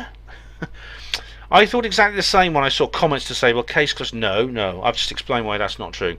Andrew Johnson, check the evidence, allows comments, but he deletes them if he doesn't like them. If you rip him apart for being inadequate and pedantic, does he? Well, again, I've never seen, he's never deleted any of my comments, although I don't comment on his videos anymore. Again, it's because of personal problems we have. But he never deleted any of my comments, and I disagreed with him. I was a member of his Yahoo group. There was only about 14 members in it. I was one of them. I am, I've not heard. I think he deletes. Andrew is, I think, incorrect in some of his policies. I think are wrong. For example, he won't have anything to do with flat Earth people, to the point where, you know, he'd probably delete flat Earth comments. I don't do that. He does, but he deletes them if he doesn't like them. And it depends why he doesn't like them. As ripping into him, if you rip him apart for being inadequate, overly pedantic, well, it depends what tone you use when you are addressing him. If you address him politely, he might respond politely. Again, it's personal issues between us, but I don't. You have to provide an example of what you're talking about here for me to take a judgment. TK goes on. I'm sure RDH could afford a sports car, as all he does is sell himself and his merch. His sports car is actually a very cheap one. It's like I say, it's not like a bloody Maserati or something. It's not. It's a cheap 2-seater. As for selling merch, what's wrong with that? He's producing something. Why shouldn't he sell it? Is he supposed to give it away? I mean, the thing is, he does give it away. You don't have to buy. You actually consume most of what he provides for free. You just watch his YouTube. Come on! Don't be. This is really unfair, TK. Come on. If he was really what you say he was, same with you, Zythantiops. If he really was doing what you say he was doing, then he would put everything behind a paywall, like he'd do a Stephen Greer. He'd put everything behind a paywall and charge you 10 times as much as you have to pay to go to his live shows and things like that. Come on, be fair. And TK says, for sure, good luck to him and all these people if they can knowingly lie and still like who they see in the mirror. Personally, I'd hate the guy looking back at me. More rhetoric, no point you're making here at all. And Zythantiops says, yeah, Andrew Johnson, he just throws his toys out the pram if he replies in the replies to reviews on books. Amazon, where people leave honest but critical reviews. And you look back at the book and you can tell it's garbage, just UFO rumour mill rubbish. If you want to know about UFOs, read John Keel and Jacques Vallée, end of. Okay, well, I agree with you about John Keel and Jacques Vallée. I also think Andrew is unfair sometimes, but you know, you need to say that he throws his toys out of the pram in the replies to reviews of his books on Amazon when people leave honest but critical reviews. Oh, really? Well, Andrew has been very unfair to people, so maybe you got a point there. I don't know, because I'll have to check out Amazon and see. But I mean, everything else you said on this thread, I really think you're being too hard on those guys. You really are. Same video, reply to comments 28, and Steve Palmer. SpaceX's Starship SN4 rolls out to the launch pad. All right, let's have a look at this. It's another video. Let's have a look. It's a video here. Oh, it's... His vitals are dropping. We're hang losing on, him. it's, Do we really want to upload? I'm We getting could be like together ads. Hang on. Forever. This is all right. Oh, this is 15 minutes long. I don't have time to watch it, but it looks like it's a SpaceX rocket thing. So that's good. That's good. That's pretty amazing. Yeah. Oh, it's cool. I'll watch that later. Anyway, thanks, Steve. Steve replies to Steve here. Steve Palmer replies to Steve Palmer. Starship SN5 begins stacking in the VAB just hours after SN4 departed from the lunch. I think it means launch site. The first part of SN5 takes its place in the VAB. Elon Musk is planning to build a new Starship every 72 hours to colonize Mars. Let's have a look. Oh, it's another. It's no ad this time. Yeah. SpaceX Boca Chica spaceship. Starship SN5 begins stacking in the VAB. That's vertical assembly building. Oh, cool. Well, look, I think I'll have to watch that later. But thanks for those, Steve. As for colonising Mars, well, he's got a little way to go yet. Good luck to him. I think I'll need the free energy for that. Reply to comments 28, 69 Phuket, New World Order, Pride and Dignity, stop the hospital porters, fuck you. Zythantiop says underneath, I'm very concerned about HPANWO. I think it could be a domestic terror organisation. That's right indeed. Oh god, even if I joke about it, bloody Facebook will probably ban me again. Oh yeah, I got banned. I didn't get banned from Facebook today, by the way, just as an aside. But I've been told by I've had all my posts flagged. Every single link I've posted has been flagged as deceptive practices. I'll probably do I'll write an article about it at some point. Bloody bastards, absolute bastards. I've appealed it, but you know what it's like in this. You know what it's like in these days and ages, you know. Oh, hang on. Someone's calling me. I'll just have to. Hang on. I'm just gonna have to decline something. Just a sec. I'll just say. Hang on. Sorry. Just. Okay. Someone just tried to call me on Messenger, and I can't take Messenger comments at the moment because I can't take Messenger calls because I'm calling you guys. Yes, I am. Okay. So where were we now? Right. Reply to comments 28. Steve mumbling. Oh god, this is a long one. From page 24 of this. Okay. This is all right. MediaDefense.gov. The Roswell report. Oh, I've read this, Steve. It's full of crap. It really is. Fact versus fiction in the Mexico desert. I've got a hard copy of this, believe it or not. This is pathetic. Hang on. Oh, let me just remind myself. I read it years ago, Steve. This is from 1995, for goodness sake. Oh, hang on. How do I select pages here? Hang on, let's go through these like this. Oh, no, I'm just going to read what you have to say about it. I don't have time to. I read this book years ago. Here we go. Anyway, since Lieutenant Colonel Cavett, who had first-hand knowledge, was still alive, a decision was made to interview him and get a signed and sworn statement from him about his version of events. Prior to the interview, the Secretary of the Air Force provided him with a written authorization and waiver to discuss classified information with the interviewer. Alright, where we go? And release him from any security oath he may have taken. Subsequently, Cavett was interviewed on the 24th of May 1994 at his home. Cavett provided a sworn statement, attached 17 of his recollections of this matter. He also this takes too long if I read it out in Steve mumbling voice. Just a sec. It's not. Anyway, it's a quote. He also consented to having the interview tape recorded. A transcript of that is in attachment 18 in this interview. Cavett related that he'd been contacted on numerous occasions by UFO researchers and had willingly talked with many of them. However, he felt that he'd oftentimes been misrepresented or had his comments taken out of context so that their true meaning was changed. He stated unequivocally, however, that the material he recovered consisted of a reflective sort of material like aluminium foil or some thin bamboo-like sticks. Yes, that was the stuff that was shown in General Ramey's office, the balloon material. He thought at the time, and continued to do so today, that what he found was a weather balloon, and has told other private researchers. He also remembered finding a small black box N-type instrument, which he thought at the time was probably a radio sonde, whatever that is. Lieutenant Colonel Cavett also reviewed the famous Ramey Marcel photographs, attachment 16, of the wreckage taken to Fort Worth. Yeah, that's right, the ones... Yeah, that's right.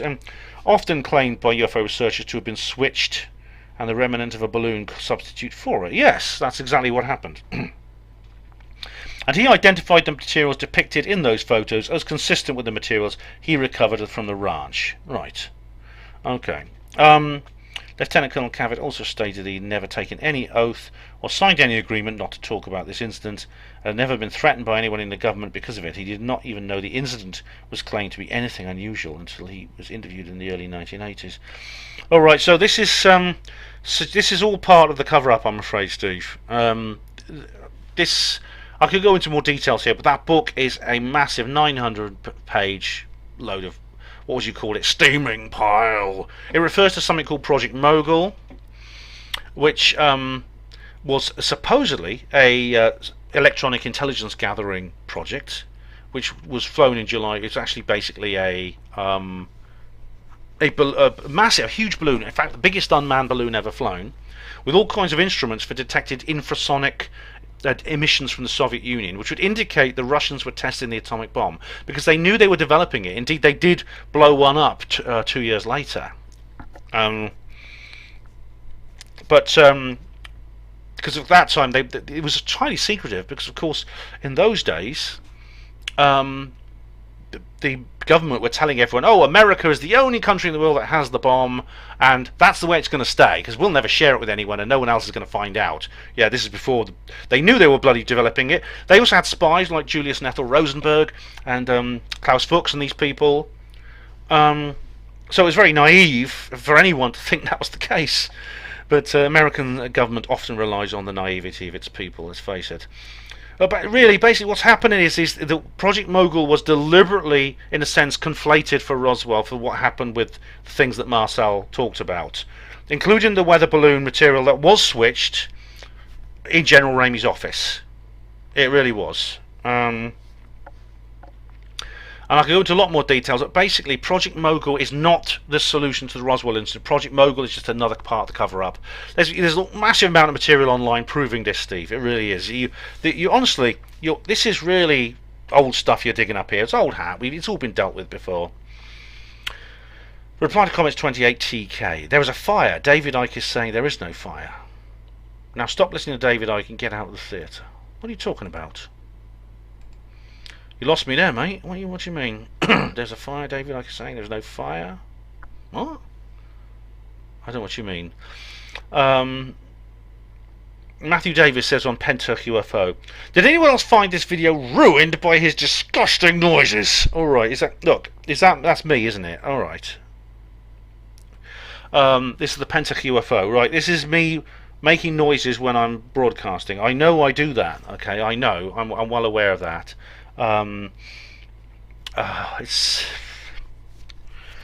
hang on just a sec.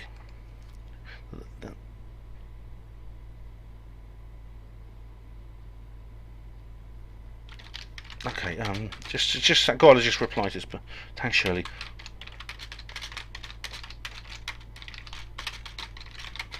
Here's a okay, I just have to reply quickly to that person. So life goes on while I'm doing these videos, unfortunately. As I was saying, where was I? Sorry, so Matthew Davis. What I do is I cough. I know my nose gets full. I sniff. I got a bit of postnasal drip, especially when I'm talking. My nose itches. I get coughs. I'm yawning as well. I'm sorry about that.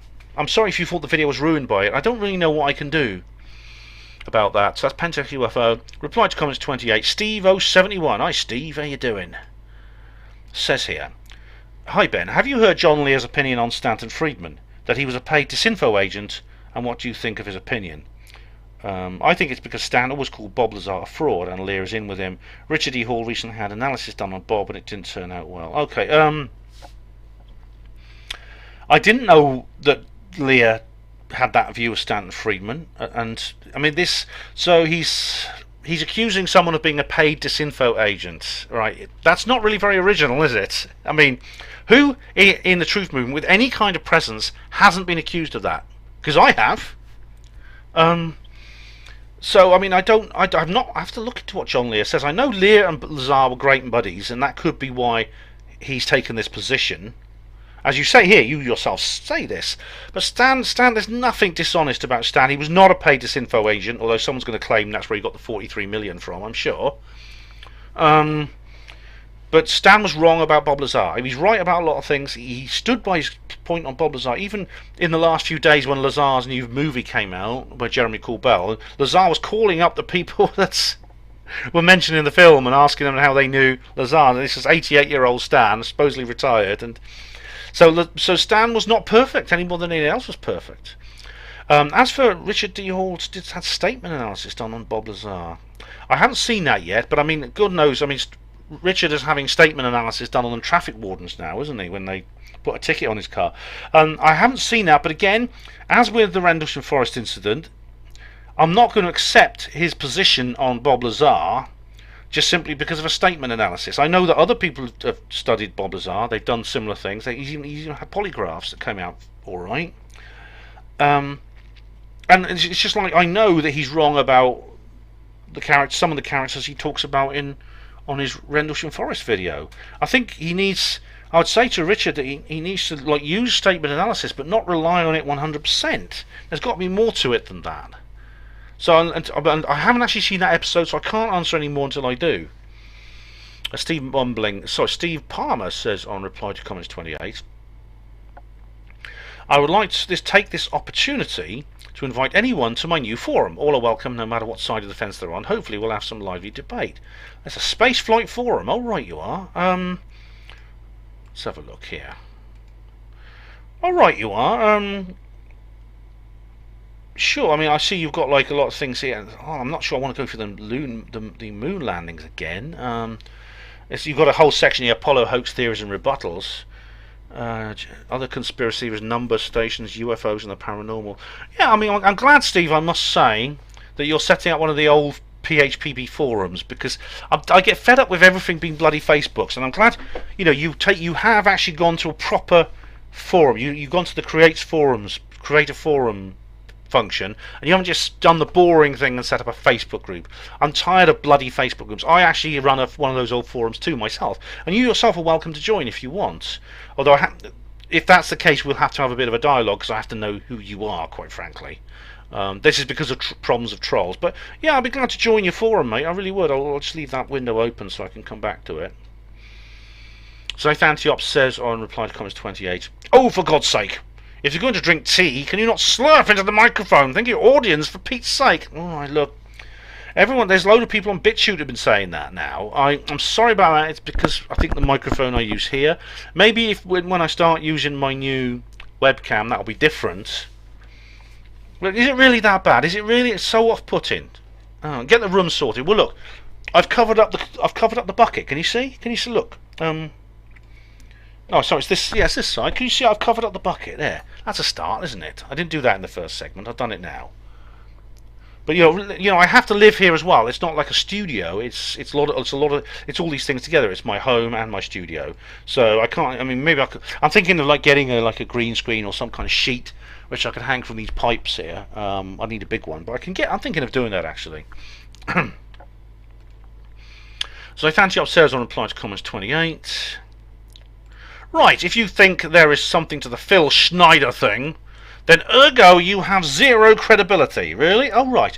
Okay, well, let me put it to you. If you think 2 + 2 = 4, you have zero credibility. Yep. 2 + 2 = 5, doesn't it? I proved it, yes.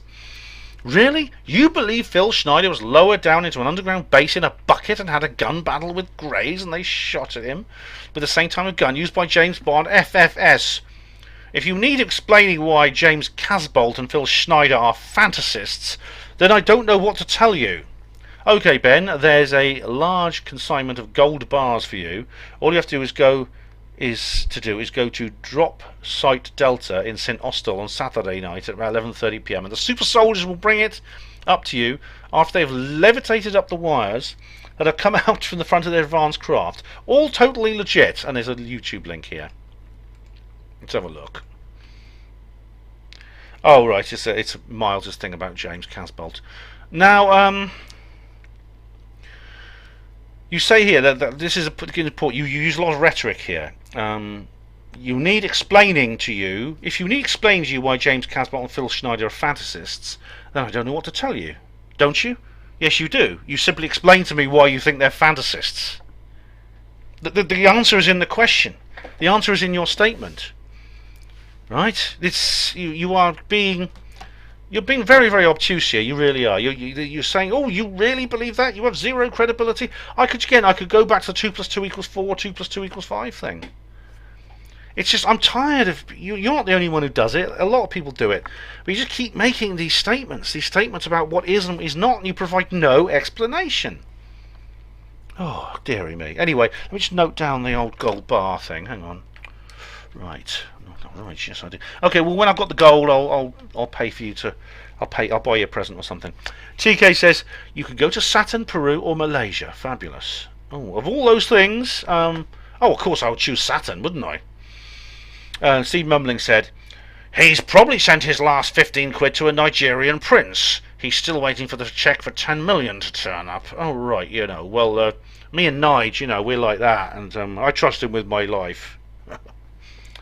Zythantiops says on reply to comments 28, is that a Freemasonic checkerboard floor on your bedsit, Ben? Is it the HPANWO Lodge #1? No, it's not. A lot of people mention the colour of my floor. It was like that before I moved in here. I don't know who put it like that. I think, as far as I know, it might have been like that when Jelly lived here. But it's not. There's nothing Masonic about it. Believe me. Steve Palmer says on the same video, in early 1970, UK-based naval units were training in the recovery of an Apollo boilerplate capsule, BP-1227, as part of their assigned mission of rescuing Apollo spacecraft in the case of an emergency or an abort to Earth. The capsule was disappeared at sea. That's how it got to be where it was. Oh, this is where you're talking about the Apollo 13 thing. All right. Well, Marcus said, oh, what was it? It was found in the wrong place. It was found in the Bay of Biscay. How did it cross the Atlantic? Anyway, Steve Mumbling says, come on, Steve. Never let facts get in the way of a good yarn. Alan is fully aware of this, just as he's fully aware the moon landings happened. He has a science fiction magazine to peddle. Oh, here we go again, don't we, Steve? You have to do this. You have to make out and put words in our mouth and put motives on our heads. Pretend you can read our minds.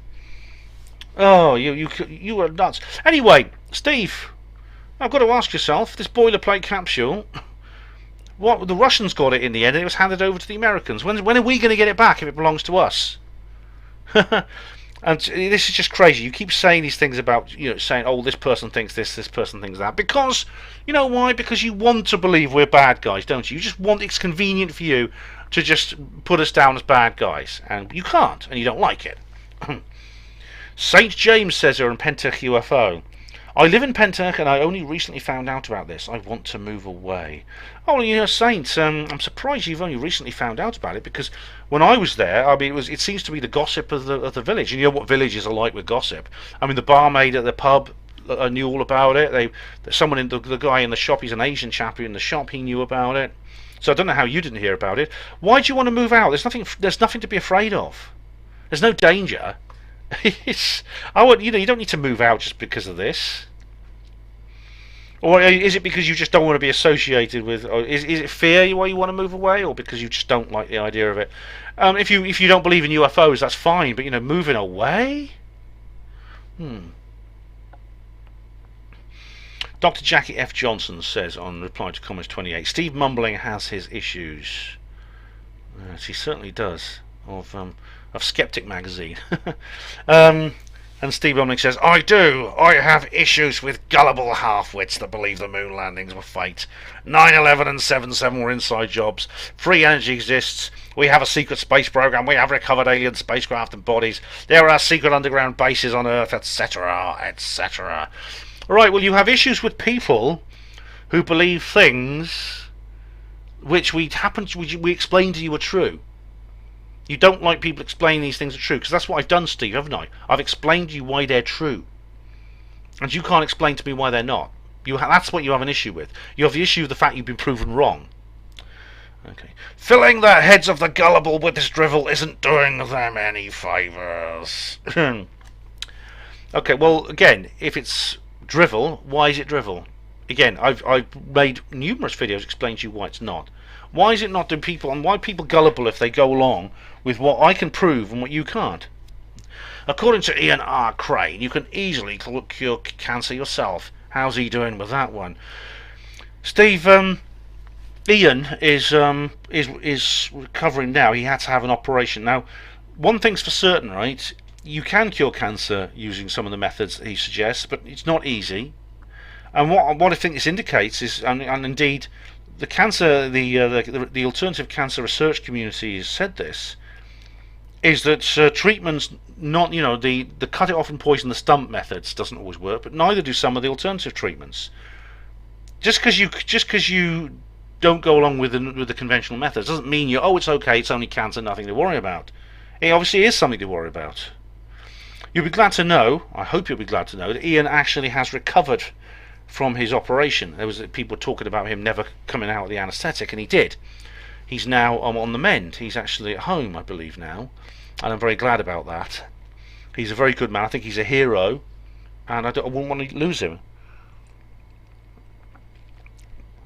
Dr. Jackie F. Johnson says, "You love writing essays." Yes, he does. And Steve Mumbling says, "Jackie, I take it these are your core beliefs." What, you see, they're mine as well, Steve. But it's not just beliefs on that's it. I'm just folding my arms and sticking my tongue out at you.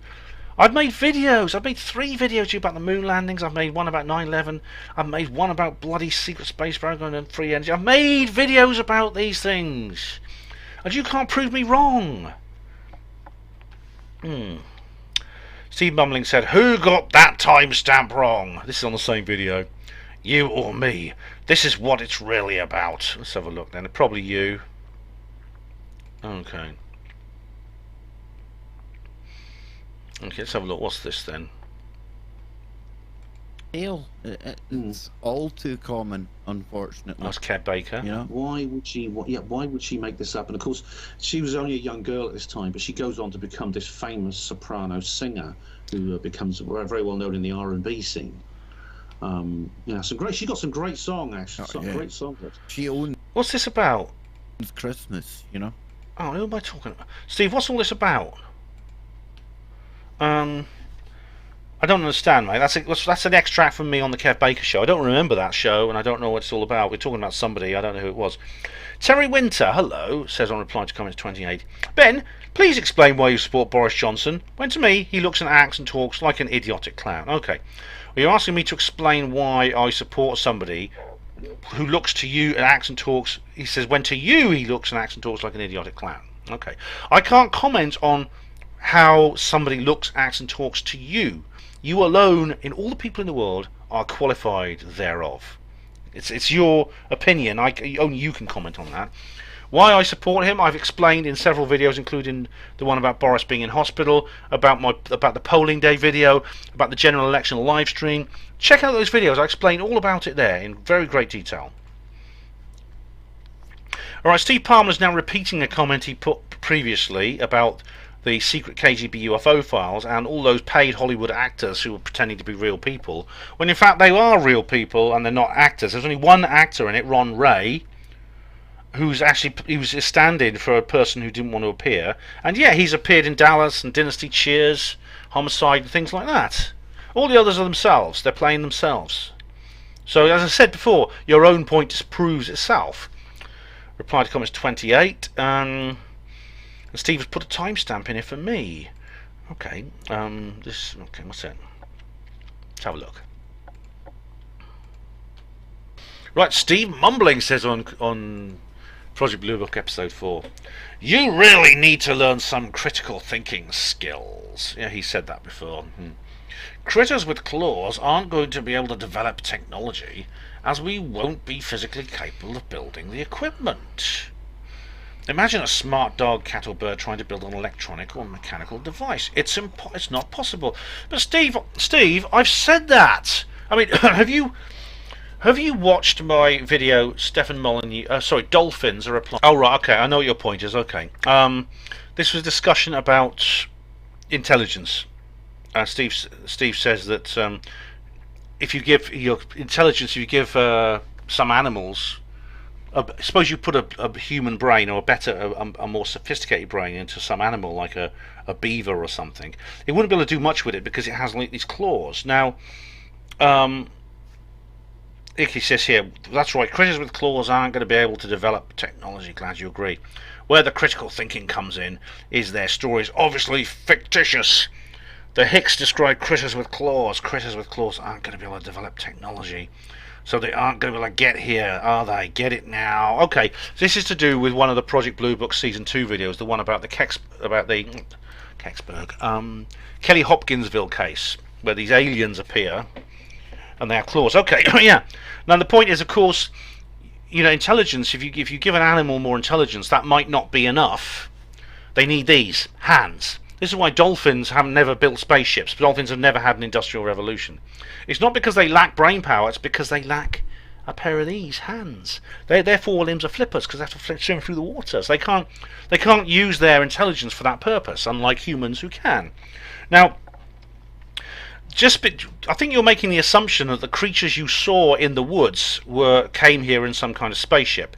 Now, it's true, a spaceship, a UFO was seen nearby, but we don't know for certain that the aliens came from it. Again, this is an assumption, just like with the Presque Isle incident of 1965. We also don't know if they did. We don't know that they were the ones who built it. We don't know that they developed the technology. There could be more than one species involved in this particular case, Steve. It could be that a different species actually built the craft. Now, do you know Arthur C. Clarke? Now, he wrote a very, very good book, a very good story. It's one of his short stories. He was very good at the old short stories about a planet where there's these two creatures. Now, one of them is pretty dumb, but they have grasping organs, which are similar to hands. And the others have no hands, but they're very intelligent. Now, what happens is these beings live sort of very, very simple lives, rather like animals do on our, non-human animals do in our world, rather like a pack of wolves would. But then suddenly they form a symbiosis, and they start developing technology. I can't remember the name of the story. Let's just have a look and see if I can find it. Oh, hang on in. Arthur C. Clarke's short stories. Okay, right. What's the collected stories of Arthur C. Clarke? Short stories by Arthur C. Clarke. Oh, blimey, there's loads of them. That's the problem. Oh man. Oh, I don't know. I can find it because there's hundreds of them. He wrote about 300 short stories. I don't know. So I'm afraid, Steve, I can't tell you what the name of the story is, but it's very, very good. And it could be that we're dealing with something here. This is all pure speculation. Same video, Steve mumbling again. I've only seen one statement from Mac Brazel. The balsa wooden sticks. Scotch tape and tin foil statement. You keep saying he changed his statement, so where's the original statement? Links, please. Where's the evidence he was paid money to change his story? Alright, well, the evidence is actually from what was it? It was Frank Joyce, the radio show host. Okay, now that's not a document, that's just him reporting. But there were people in the area who heard him on the radio. There's also the fact that Mac Brazel was the guy who reported the stuff that he brought in. It was Jesse Marcel who investigated it, and Jesse Marcel said it was not Scotch tape and tin foil and balsa wood sticks. That's the point. That's the whole thing. And the evidence he's paid money to change the story, I can't remember. I don't have that information right now. Steve also says on the same video, with regards to Rendlesham, don't you think Holt would have mentioned more than just the strange lights in the forest in his memo to get the Brits interested if any of the more fanciful claims actually happened? Critical thinking, Ben, critical thinking. An alien spacecraft scanning nuclear weapons storage areas with beams of light would certainly have got their attention, don't you think? Holt doesn't mention that, though, does he? No, he doesn't, and I'm afraid Colonel Holt is being dishonest. He is holding the information back. I don't know why. I'm not. He could be he's forgotten, or I'm not saying he's dishonest. Maybe he's forgotten or something, or maybe he's been messed with. His mind's been messed with. I don't know. But there's some problems with it. There really is. The Apollo Detectives 2020. We have Legend Reel. Says nice one, Ben. A wee pickup for me. Thanks, Jim. Oh, you're welcome, Jim. Thanks for posting. Nice to see you back. I'm running for time. I'm getting tired. Hang on. 15 minutes remain. I'm almost a quarter of the way through these comments, and we've been sort of stuck mostly on reply to comments 28. So I hope you guys are going to comment on my other videos too. Well, you already have, you know what I mean. Apollo Detectives 2020 again. Bardi's Den says, enter Steve mumbling. Yes, you can almost hear him cringing and getting set up for his Apollo Detectives response. Get the wood chipper ready. Bardi. And Zythantiop says, as usual, Ben will crush himself like a flea as his ramblings have no effect on reality. Again, no. Sorry, Liberace's just started off. Again, there's no real kind of point you're making here, Zythantiops. Now, yes, certainly you could bet Steve did comment on that video naturally. Matt Taylor, hi Matt, how are you? I just started reading Roswell Revealed, and I've loved reading Roswell Rising. Big up, Ben, and the team. Oh, thanks, mate. Thank you very much. You're getting a love heart for that. I hope you enjoy it, Matt. I know you really enjoyed Rising, and that's great. That's really great. Okay, Steve Palmer says on Apollo Detectives 2020, Gin Skim Pivot, Gin Skim Pivot, a fellow YouTube user, and myself, came across this information. Marcus Allen believes men landed on the moon. And there's an image link here. What does it say? Let's have a look. Marcus Allen faces Jerry Stone and joins the BIS. Yes! I remember that. He went to the British... Marcus actually spoke at the British Interplanetary Society and joined. Marcus asserted he does not challenge the facts Apollo astronauts landed on the moon. This is contradictory to his published position and the view he takes on radio and TV interviews.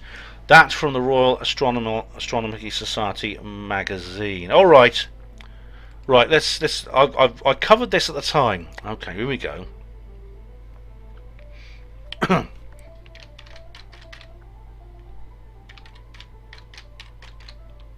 Right, here we go. Right, where was it?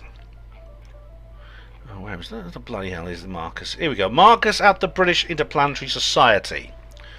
Now, Marcus, I did actually make a point here because I saw this, and I thought to myself, is Marcus changing his mind? Where's the backup? Hang on.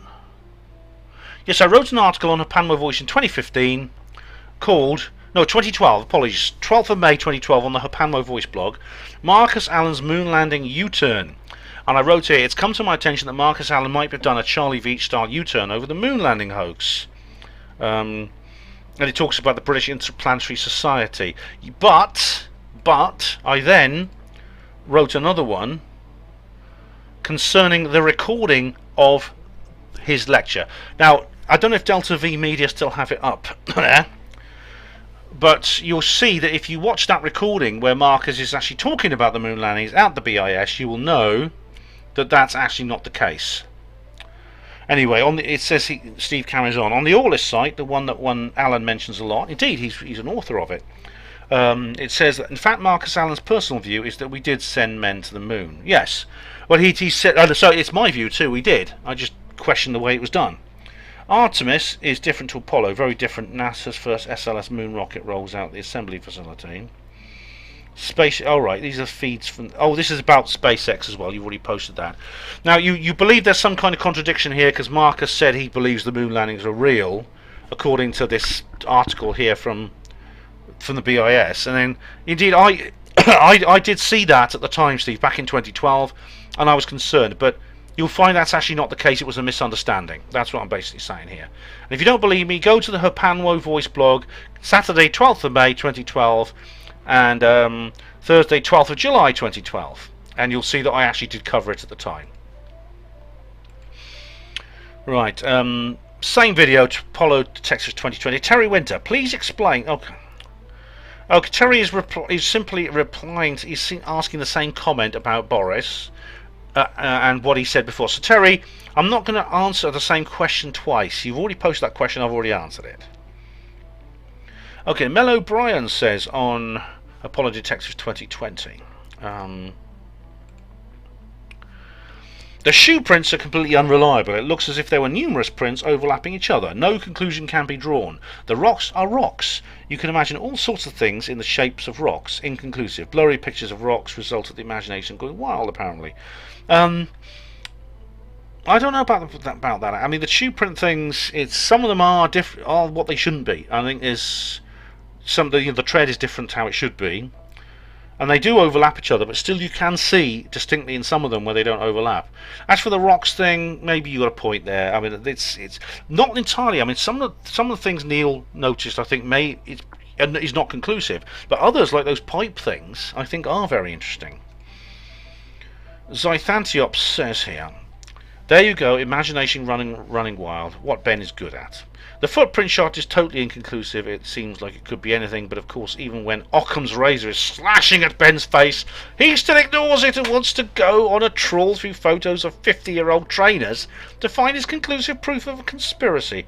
Why? I think that's a perfectly reasonable area of research. The footprint thing was, it's not, I never said it was conclusive, but it is suspicious. And Occam's razor, look at my skeptic videos to see what I've said about Occam's razors. Also, that geezer says he's seen a photo with the footprint removed, but with the same reference number. He says that they are trying to cover it up. It's probably a wind-up merchants doing that, but that doesn't seem to have occurred to him at all. Well, evidence, please, Antiops. That's what you always ask me for. Typical of these detectives, they will accept that the moon landings could have been hoaxed, but they won't imagine some autistic kid with the photoshopped could be fucking around, doctoring photos for a laugh. At 5004, it's of course is a composite of two different photographs. The angle shadow would be slightly different, FFS, but of course Ben would rather believe it's a duplicate scenery used twice. The wristwatch thing looks a bit like a swatch, maybe. Ben could go and do some research and look at 50-year-old swatches to see if he can find a match, like with the trainer sole. Well, as far as the last bit goes, I think that's fair enough, actually, Zythantiops. But as for the doctoring photos, that is a concern. I mean, it doesn't, simply saying these are composites and things like that, or crops, does not account for the strange anomalies, especially when in the backgrounds, especially when those photographs were allegedly taken at the same time. Here we have Gin Skim Pivot, or Gin Skim Pivot. Deniers, deniers now, is it?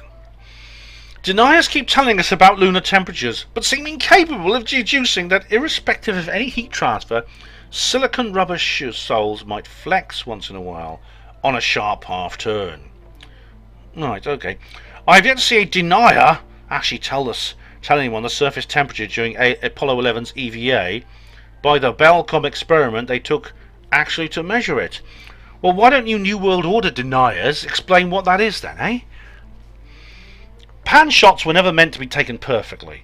There are images showing NASA people laying enlargements one on another to create ad hoc pans on a tabletop. They were taken as clock position individual photos and only stitched with software relatively recently for the ALSJ. That's why you get detail repeats and out of alignment fiducials. Oh, that's those crosses you get on the paper. Well, in that case, Gin, may I call you Gin or Gin? How far apart were these different shots taken? That's the point. And they say, quote, it worked fine in 69, why don't they just copy it? Conventional X-ray machines in hospitals, paper-only banking and commerce. Concorde, fax machines, F-4 Phantoms, and prop-driven aircraft in war zones, cars with no electronics, manual mechanical typesetting in publishing. Hang on, what's your point here? Are you saying that when technology advances, you automatically discard everything in the past and you don't adapt it to something new?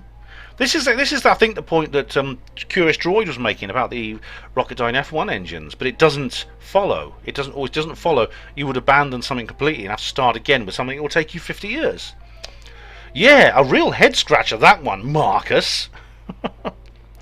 Steve Palmer says, Gin Skim Pivot. You can see in the background Marcus still uses a cathode ray tube monitor, and the PC looks like something that runs Windows 2.1.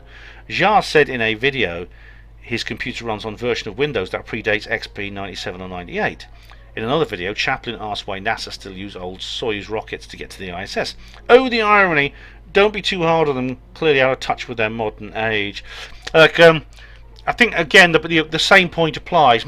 Marcus, maybe a bit of a Luddite, and maybe this Jarry, whoever he is or she is, the same thing. But it's different when you come into necessity. These things are not necessities. Rockets to the moon, you're dealing with necessities. Zythantiop says, Steve Palmer, I think it's possible that Marcus's vape was developed using NASA technology, though. It is ironic, I don't know. There are lots of examples of where progress has apparently fallen off a cliff in the past 50 years. In culture, education, society, the quantity of food, hospital care, architecture, etc., etc. The reasons for this are debatable. Well, then debate them. Debate them. As for the vape, I don't know. I think Marcus is... Well, it's funny that after all these years we can't create something that will automatically make people quit smoking. It's a very difficult thing to do. Okay, I think that's finished on there. Okay, Lofty says, on the Apollo Detectives 2020, as your BFF, Steve Mumbling says, Apollo defectives, not detectives. You know Steve will do another reply video. Lol, of course. Of course he will. I haven't even looked at his channel to see, but I bet there's one there. But I'm not doing any more reply videos on the Apollo subject with him. It's not happening. I'm fed up of replying to him about Apollo. I've done 3 now. That's enough. So Thandiop says in reply to Lofty, Marcus says at 1:11:19 that the original King Kong, 1933, was a miniature. No, he wasn't. He was a massive, which is precisely why the inhabitants of Skull Island had to build an enormous wooden wall to keep him out. Unfortunately, they foolishly made the error of including in the structure an enormous giant ape-sized door which enabled Kong to break through all the wooden wall and stamp all over the fleeing natives, crushing them like fleas, as their petrified ramblings and ravings had no effect on reality. I don't know what that's about. I'm afraid I don't understand what you mean there. Barney's Den says on Apollo Detectives 2020, I have to be honest, all I see in these photos is a bunch of moon rocks. Well, it is true, Barney's, it's not conclusive what Neil was putting forward, but I think with those pipes things, I think he has got a point there. Scythanti upstairs on the same video, oh, for God's sake! I don't know what you mean by that. It's not in reply to anything. It's not part of a thread, is it? No, it's not. Okay, so I don't know what you mean there. Okay, Zythantiop says also as a solitary standalone comment on Apollo Detectives 2020, why have you got this big dramatic intro for what is essentially a podcast? As if it's the bloody Warren Commission or something. The ramblings have no effect on reality commission, more like. Oh, lol. At 11:44 he says, you would think there would be more cities and bases on the moon by now. Okay, I'll answer your first question, Zythantiops. Well, the answer is, it's not my production. You better ask Neil why he has those dramatic intros. Anyway, he says, you think there would be more cities, there would be cities on the bases on the moon by now. Yes, that's what I said, and I think so. James Casbold has been giving out intel on this for years, including information about the various factions of Nazi werewolf beings and deep state psyops and organic robotoids that have been warring on the moon for ultimate control of its resources and population of human slave drones. Oh my god, Zythantiop, you're almost as crazy as I am. But really, the thing about it is, about this is, I think there would be cities and bases on the moon by now. I'm being ironic. I'm not saying there are no cities and bases on the moon. I'm saying that these sort of things should have been publicly done by now. That's what I'm saying. That's the point. I thought you would have mentioned this, Ben. It's like you are covering up for something. You really should have pulled him up on that. It's also strange that he mentions this at 11:44. As we all know, 11 is a very important number in Freemasonry, and the 44 is clearly a ritualistic way of mocking the audience. Then at 12:04, he touched his Illuminati third eye, and Marcus immediately touched his ear in response, and then Ben closed one eye and started touching his closed nose. Then Marcus responded by touching his eyes, and Ben did it again, and then the other geezer responded by scratching his arse. Oh my god, I didn't see that bit. Lots of Freemasonic symbolism going on here. Also highly irresponsible, as none of you are meant to be touching yourselves on a live stream, as you could spread the lurgy. Oh, you are. I must admit, you're a laugh, Zythantiops. You really are. You really are. Oh, I'm not mocking the audience. I swear, I'm not. I'm just being. But yeah, I think maybe, possibly, you're reading something into this is not there. You know, I mean, honestly, Zythantiops. Next thing you know, you'll be believing in the Loch Ness monster, and you'll be believing. Flying saucers are landing on the White House lawn, but they're just invisible, honestly. And the Earth, you're going to say that's flat, Zythantiops? I think you might. Gin Skim Pivot says here, on Apollo Detective 2020, what utter drivel, an object lesson in precisely what pareidolia comprises. Alright, well, he doesn't actually, that's all he says. So, Gin, you just say, what other drivel and an object lesson in precisely what pareidolia comprises. 2 sentences. He doesn't give any details about what this is about. There's not even a time reference here. As for pareidolia, I suggest you watch my Skeptics video where I talk about that. Oh! I'll just finish this one. Okay, that's that done. Oops, right. One. Well, I'll just leave that there for now, but I'll... Zythantiops replies to that, the so-called images of lemmings and rodents Ben refers to were obviously the rats that the Apollo astronauts were never more than 6 feet away from. Hang on, let's have a look at this. What's this? Are you never more than 6 feet away from a rat? Oh, right. All right. I've heard about rats being everywhere and that. You're always, I think, in any place, in any big city, you're always very close to a rat. Rats are everywhere. As for 6 feet, I don't know, because... That brings up stuff to do with the coronavirus, doesn't it? But anyway, we've come to another break. I'm actually pretty tired. I'm going to take a longer break this time. Maybe have something to eat, and I will get back to you. So thank you for all those comments, ladies and gentlemen, and more replies coming soon. Okay, my friends, I'm back. Indeed, I am. So where were we? I just finished one comment. I'm only about a quarter of the way through, you know, and I've been going 2 hours, which means. This is supposed to be shorter. It means is it going to be 8 hours long? Bloody heck. Anyway, Taff Derek Baker. Hey, Taff, how you doing? Shumai, bro. Shitty. Anyway, Apollo Detective 2020. Great show, guys. Cheers. Thanks, Taff. I press reply. Nothing happens. Oh, here we go. Right then. You get a love heart for that anyway.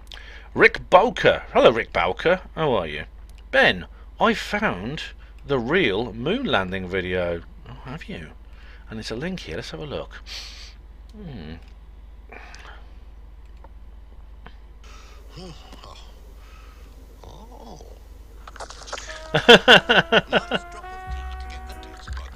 It's a grand day out landing on the moon, Wallace and Gromit. Yeah, that's the one, Rick. Yeah. BZ Garson says on the same video, in the script description you say experts in space exploration. Where are they? Where were they? Do a video with people who have an opposing position. Until then, it's just the usual nodding dog bore fest. Oh, BZ, you wrote that comment 3 weeks ago, just before we had Blue Earthing on the show. Because you would then have to eat those badly chosen words, wouldn't you? Okay, Douglas Smith says on the same video, oh god, this is really provoking a lot of debate, as I knew it would actually. So we have Douglas Smith. Okay, so link here, YouTube link. What's this? There's a guy who wants to talk to you. Oh, this is someone called Greater Sapien. I don't know. Peter. Oh, and a couple of different podcasts he's mentioned. Okay, well I do subscribe to this guy, Greater Sapien. I can't remember him. I can't remember subscribing him to him. But this is called A Funny Thing: Moon Conspiracy Debunked, Part 1 of 2. Okay, Ben, you are wrong about the moon landing, says Douglas. I used to have doubts, but the evidence is overwhelming that Apollo went to the moon, and Bart Sabral is a lying, cherry-picking scumbag. All right.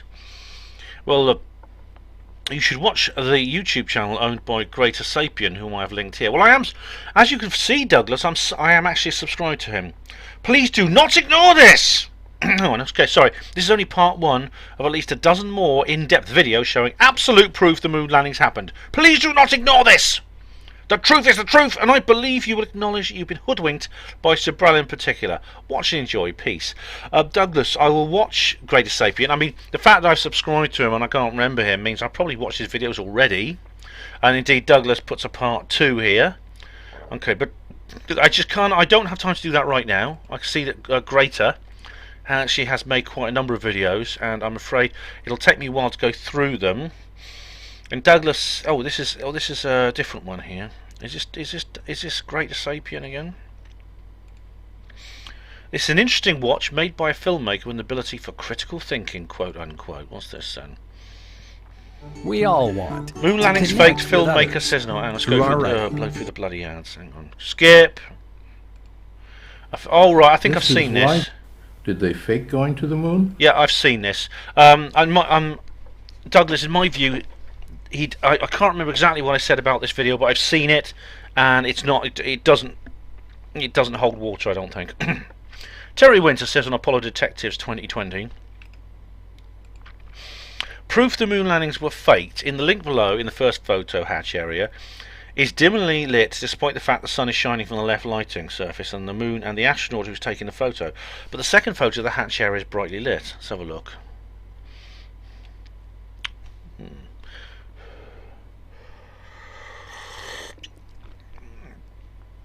Yeah, that's one.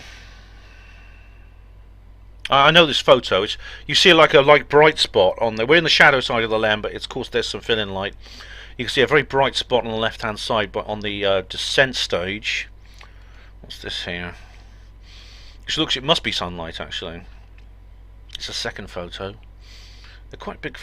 Yeah, this is that, and then there's the Apollo 11 one, which is the landing of the. Yeah, there's the fill-in light again. You can even see like the shadow, the shadow line on the on the hatch porch. That's right. Anyway, same video. Steve Mumbling says here. What does Steve Mumbling have to say for himself? Oh, it's a YouTube link again. Let's have a look.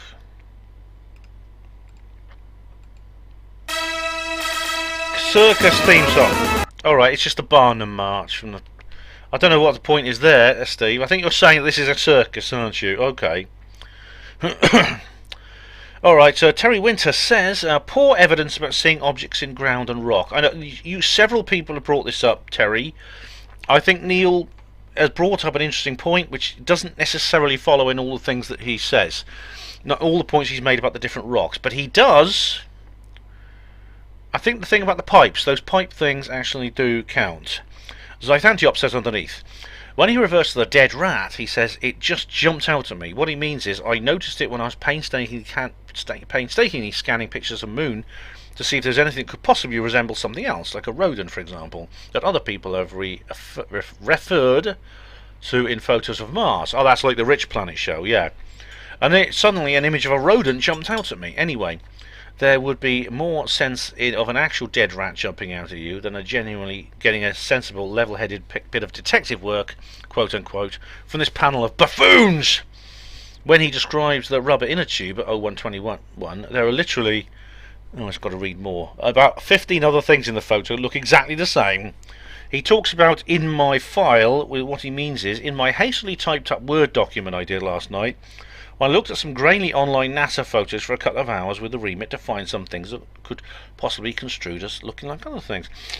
Well, you know, to be honest, Zythantiop, you can make that criticism, I think, fairly of some of the things Neil talks about. But not all of it. I mean, the pipes thing is very different. I mean, we discussed it, whether it was geological strata and stuff like that. Terry Winter says, Zythantiop, do you believe man landed on the moon? Zythantiop says yes, and I've read Dark Moon and seen David Percy, give a talk nearly 30 years ago, and saw Bill Cooper at Wembley talking about it, and seen other presentations about this other than on YouTube, and was probably aware of the theories about it before any of Ben's panelists, apart from Marcus, Obi-Wan Kenobi, Alan. Oh dear. Not that counts so much, but you get my drift. But of course, because I've come to my own conclusions and don't agree with the Apollo detectives' rhetoric, then I'll be firmly castigated as being a skeptic. Not that what I believe matters either way, because my ramblings have no effect on reality. Well, Zyth, you've obviously looked at some of these things as well closely and come to different conclusions. But by all means, the whole point is we can discuss these things. We can discuss them to a point where we can actually maybe come to some understanding. All right.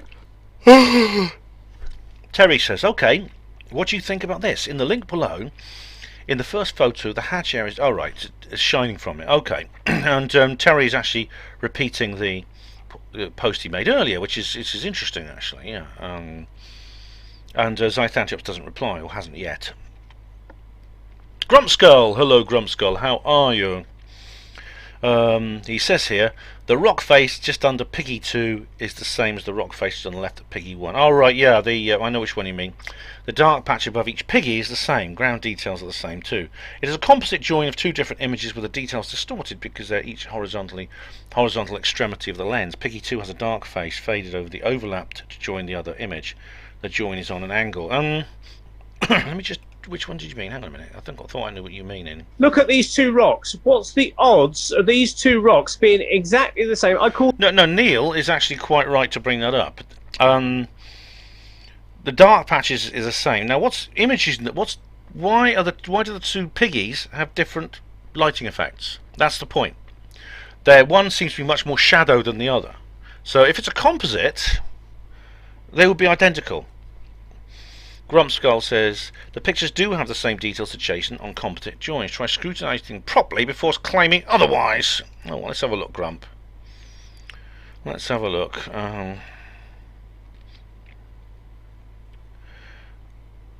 The details are distorted. No, hang on. Just going through the previous one. Let's have a look. These pictures on this website are supposed to be originals. Now, if you're finding have the these same details on pigs in adjacent space, joints. I think it's very amusing. Do they? The pictures do have the same details adjacent on composite joints. They do, but that's the point. Is some of them have different lighting effects. Try scrutinising them properly before claiming otherwise. No, some of them are reused props. Another pair of matching rock clusters at 1:15:19. Alright, hang on a sec. Jeez, you guys are amateurs. Amateurs spelled A-M-M-E-T-E-R-S. Well, you're not exactly a professional speller then, are you? Let's have a look. And again, there seems to be something down here, bracket of something, and it reminded me a little bit what Scott Henderson been. Yeah, but you don't mention what about the long straight structures within, right? That look like pipes. That looks like pipes, doesn't it? Same video, Armando Ballon says, good to see Jarrah is back. Yeah, it was nice. Jarrah's always very interesting, and it was good to see him back on the show. It really was, yeah. Jarrah's good for him. Okay, we've got a long thread here. And this is, which one is this on? Oh, this is this is the Apollo Detectives debate. Right, new video here. Diego Rivera, oh god, here we go. Right, this is probably I think this is the best one so far. Diego Rivera says, they did not go to the moon. It was a Masonic hoax, just like coronavirus. Yes, like the British Bigfoot, I think, sorted that out. You know, he sent them some bananas and they did something. Splendid Isolation says underneath, if they discovered it was a con, it will be the biggest shock, apart from the truth of the JFK assassination coming to light one day. That would make the American people march up and lynch those in Washington. It would be a big shock, Splendid, as the JFK as well, and 9/11, UFOs, all those things. People often ask me, what's the biggest conspiracy? Well, I think if you mean by the biggest, it would refer to the most shock generated if it became known. Obviously, those ones are all very, very big, but the biggest, I think, is the child abuse. I think the true scale and severity of what's being done to children in this world is even bigger than those things. I mean, when the truth comes out about that, you're going to see people weeping in the streets, I swear to you. Zythantiops says, Ben is a Freemason. Look at his checkerboard floor, bedsit floor, and the secret hand signals he's always making to his cohorts. Yeah, yeah. Diego Rivera says, he's always defending them. Splendid says, schizophrenics make similar connections. Zythantiops says to Splendid, did you think up that comment all on your own, or did you have the assistance of 2 doctors and a social worker? Splendid, the latter. Splendid says, Mr. Bugliosi was a total piece of work. I'm fully aware of his gangsters bullshit, thank you.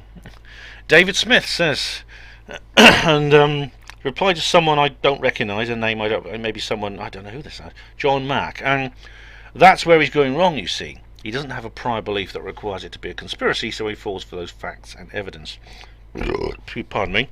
To put it another way, if you hear galloping hooves, it's probably a horse and not a unicorn. But if you already believe in magic pixies riding unicorns, that not being true would destroy you. Then you may think slightly differently. Oh, what? That's a. I think you're trying to make some kind of reference to. You're trying to make some kind of reference here to Occam's razor. If you actually look at my skeptic video, you'll see that I address that. Splendid says underneath, John Mack, third thoracic vertebrae. I don't know what that means. Something to do with your back. Seen it all. Is this to do with? Has he got bad back or something? John Mack says. Santiago says to John Mack, it's such a joke that at the start of this, Ben says he's been looking to get someone on to give another viewpoint, but he will never have Steve Mumbling on. Okay, I'm not going to repeat myself, Santhiops. You know why Steve Mumbling is not coming onto our video. It's got absolutely nothing to do. It's got absolutely nothing at all to do with his beliefs. It's his conduct. Splendid says, and by the way, the third thoracic vertebrae disproves the whole single bullet nonsense, which was only forced because of an inconvenient truth of James Tague. If he hadn't shown up at the Warren Commission, had all three shots hitting Kennedy and Connolly. Anyway, the Hoover memo, declassified in 2017, demonstrates their a priori requirement to pin it solely on Oswald. A memo with just 24 hours after Oswald was murdered. This demonstrates their biased intent from the start instead of a free and fair investigation. Of course, the Warren Commission was a whitewash. The term conspiracy theory only appeared in 1964 because that was when they published their report. I mean, I could talk for ages about the Kennedy assassination. I've done an article on the main HPANWO blog about that on the 50th anniversary, 22nd of November 2013. I did that. Splendid says, I've heard the debates and then watched the Oswald trial in England, but as I keep saying, third thoracic vertebrae rules a single bullet right out. Right? So it's just wrong. That's the path report. Is that the U.S. Navy path report, or the local coroners? Because there was a conflict between the two. Splendid. But either way, it stinks. It really does. The thing about Lee Harvey Oswald, I mean, any trial he got was not official, was it? Because the trial of Lee Harvey Oswald would be bigger than O.J. Simpson, wouldn't it? Or Jeffrey Epstein's. And of course, like Epstein, Oswald didn't survive to go to court. He was conveniently silenced by a man, Jack Ruby, who then later died in prison of natural causes when he was on death row. King Trailblazer says on debate, this is a great scientific research, very interesting points, and it's very useful for any people. How to do or don't is very interesting, with great information. One of your greatest groups on the moon topic. Oh, thanks, King. We get a love heart for that. You know, it was, I think, my favourite. Just having Blue Earth thing there, I think, made all the difference. And Steve Mumbling says, I think you need to straighten up your colander. It slipped down over your left eye. Oh, I think that's something to do with I think it's something to do with the church, the Pastafarians, isn't it? The Church of the Spaghetti Monster, or something like that. And you're being sarcastic, aren't you? Splendid says, I remember Marcus on For the Love Of. Must have been 96 or 7. Yes, it was around then. And I remember, that's when I first heard of him too. And if you go to YouTube, you can see it. Yeah, here we go. Zyfantiop says, yes, it was 1997, 23 years ago, and he's added nothing of interest since, but is still flogging the same dead donkey. Oh, don't be silly, Zyfantiops. He's repeating things that's true.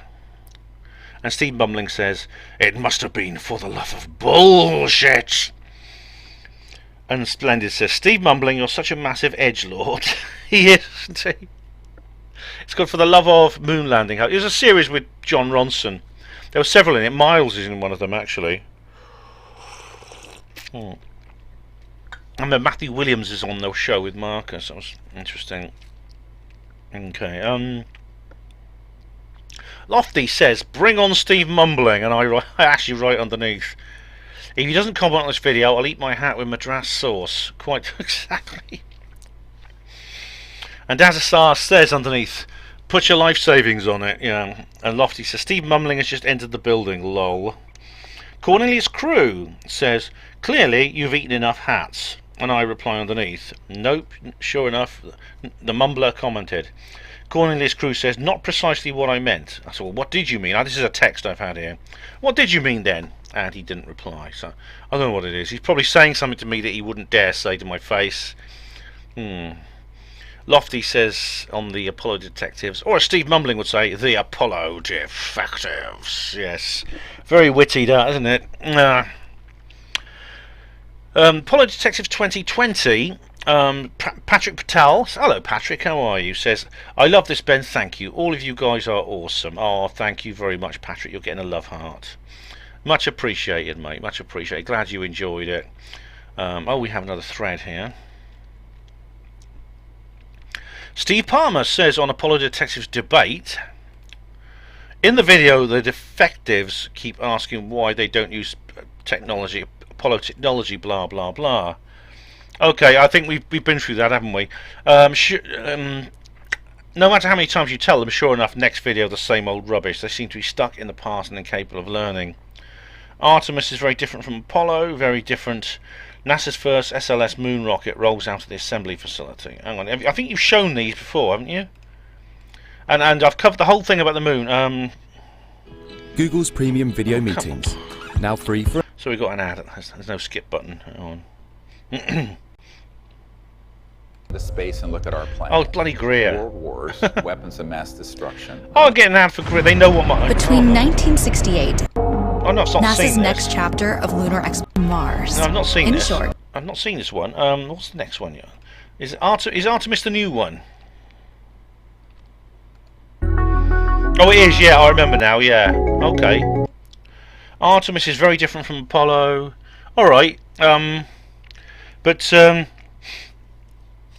as for the using Apollo technology, reusing, adapting the Saturn V, I've covered that on a previous comment where someone referred me to Curious Droids video about that, which I'd already watched. And here we have a link to the Spaceflight Forum, which is a forum for various people. Apollo 13 Commander Jim Lovell talks about navigation. Right, well, right, how long is this? Oh, it's over an hour, sorry. That's over an hour. I'll watch it at some point, mate, I will. I can't do that now, Steve. Mel says underneath, go preach to the sheeple, illiterate fool. It's different form and commander spelt incorrectly. Stay in school. What?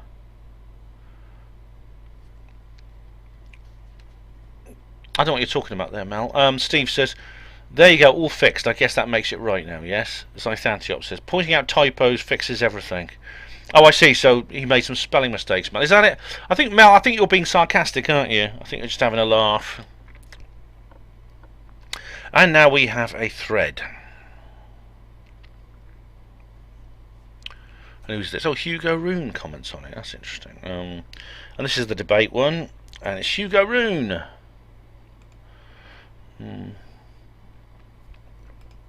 Okay, Hugo Rune says, you say above a conversation between experts, that Blue Earth thing, what is his area of expertise? Rocketry?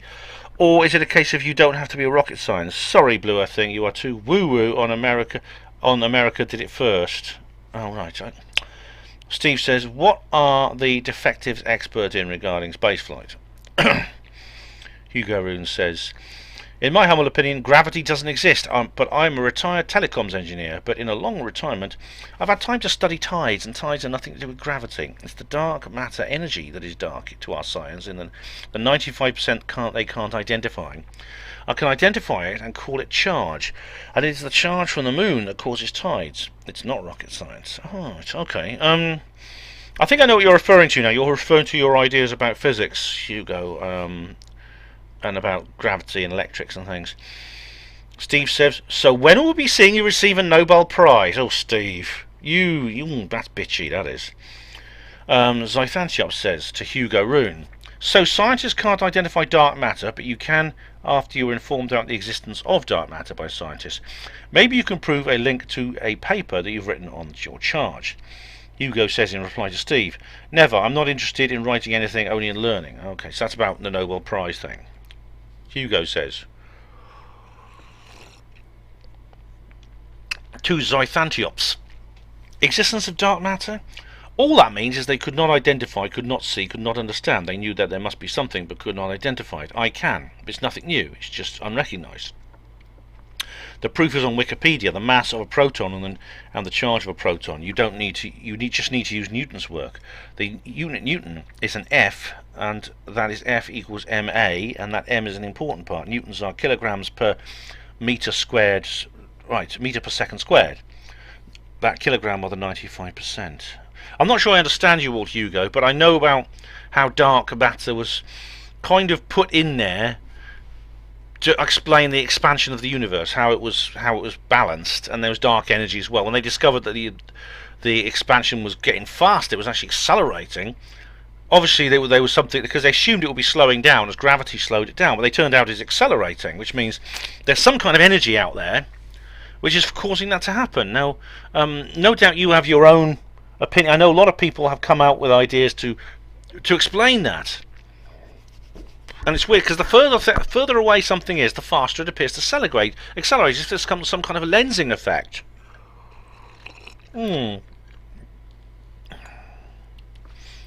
Zythantiops says to Hugo Room, just calling something unknown charge doesn't mean you can identify something, which is what you claim above. Hugo says to Zytho, my friend, it satisfies me that I can identify something the scientists cannot. I will say, Einstein, total crap. But let's consider where we are, and then he addresses me. Ben has mentioned time travel, multi-dimensions, and other sciencey things. I call these fiction. The fiction I grew up believing, the Asimov, Vonnegut. I could mention more of the earlier stuff to my childhood, like Fireball XL5. Oh, come on. Now, Hugo, I mean, it's true, I have read science fiction, I've read those authors. Arthur C. Clarke was always my favourite. But I don't, time travel I think is a bit dodgy. Certainly backwards time travel I don't believe in. I did an article explaining that at one point. I don't think I've addressed it on HPANWO TV. I certainly did a script for the Zohar network, and you can actually get it on their channel about that, explaining how time travel is probably the many worlds interpretation of quantum mechanics. But people like Asimov, Fireball XL5 was a big fun. That was the first Jerry Anderson one. It was very good. Now having time to think about these things. I had an accident at 35 that left me in a wheelchair. I'm 63 this year. Right. So I realised that time is not a dimension. It's just the continuum, and there are no other dimensions, just the three. Oh, I'm glad you've put your sort of early retirement, on health grounds to good use, Hugo. That time is not a dimension; it's just a continuum. You think about time, Hugo. Did you see my book Time? And not a book. I did a video called Time and the Langoliers. Interesting to see, because it talks about the second dimension of time. And he says here, please study tides. Why are there no tides in the Mediterranean? See what Wiki says and then think. But then look at Boston, UK, and the River Witham. Look at Humber Ouse Trent. Look at the Severn. Look at Loch Etive. Yeah, there's lots of tides there. I know there's a big tide in the Wash, I know, where Boston is. Let's look that up. Hang on a minute. Tides in the Mediterranean. Here we go. Tides in the Mediterranean Sea. The Mediterranean Sea does have tides, but they are very limited as a result of the narrow outlet inlet with the Atlantic Ocean. Their amplitude is very low, averaging a few centimetres instead of 1 metre or so in the Atlantic Ocean. Tides are very complicated in their details. All right. There's still beaches on the Mediterranean, though, aren't there? So it's got small tides, apparently. Apparently this is caused by, I suppose, the Straits of Gibraltar, but is that true? I don't know, let us know, Hugo. But Steve Mumling says to Hugo Rune, okay, I'll bite. Why doesn't this charge affect the Mediterranean? Hugo says, I did not say that. Cornelius Cruz says, correct me if I'm wrong, isn't Henderson Cook? What? A cook, areas of expertise indeed. Scott Henderson is a cook, is that what you're saying? Cornelius, is this an ad hominem you're making here? Hugo says, to Zythantiops, I didn't just call it charge. Go check wiki, charge of a proton. That is the charge I'm talking about. It is known, but just unrecognized. I can show you how to recognize it with simple maths. Already known. A hint, the parallel wire experiment and the force in newtons. The parallel wire experiment. Oh, that has something to do with the flat earth. Oh, I don't understand that bit, Hugo, but as long as you and Zy do, that's the main thing. Because it's you he's conversing with. Right, here we go. Debate. And Steve Palmer, Andy Chaplin asked why NASA haven't built a better rocket than Soyuz. NASA paid both SpaceX and Boeing to do it for them. Soyuz is good to send 3 people to the LEU ISS. SpaceX plan to send 2 astronauts to the ISS on the 27th of next month in a capsule built for 7 that is reusable, as is the booster, far in advance of Soyuz. Paid for by NASA. The same answer applies to Walsh's question about what happens if the Russians cancel their Soyuz program. The defectives seem to have no idea what's going on currently. Well, I don't know exactly what that means. I don't know exactly what you're referring to there, Steve, but I can't actually remember the whole segment there anyway. But Steve has pictures here. The Boeing Starliner. What's this? Is it a image, I think?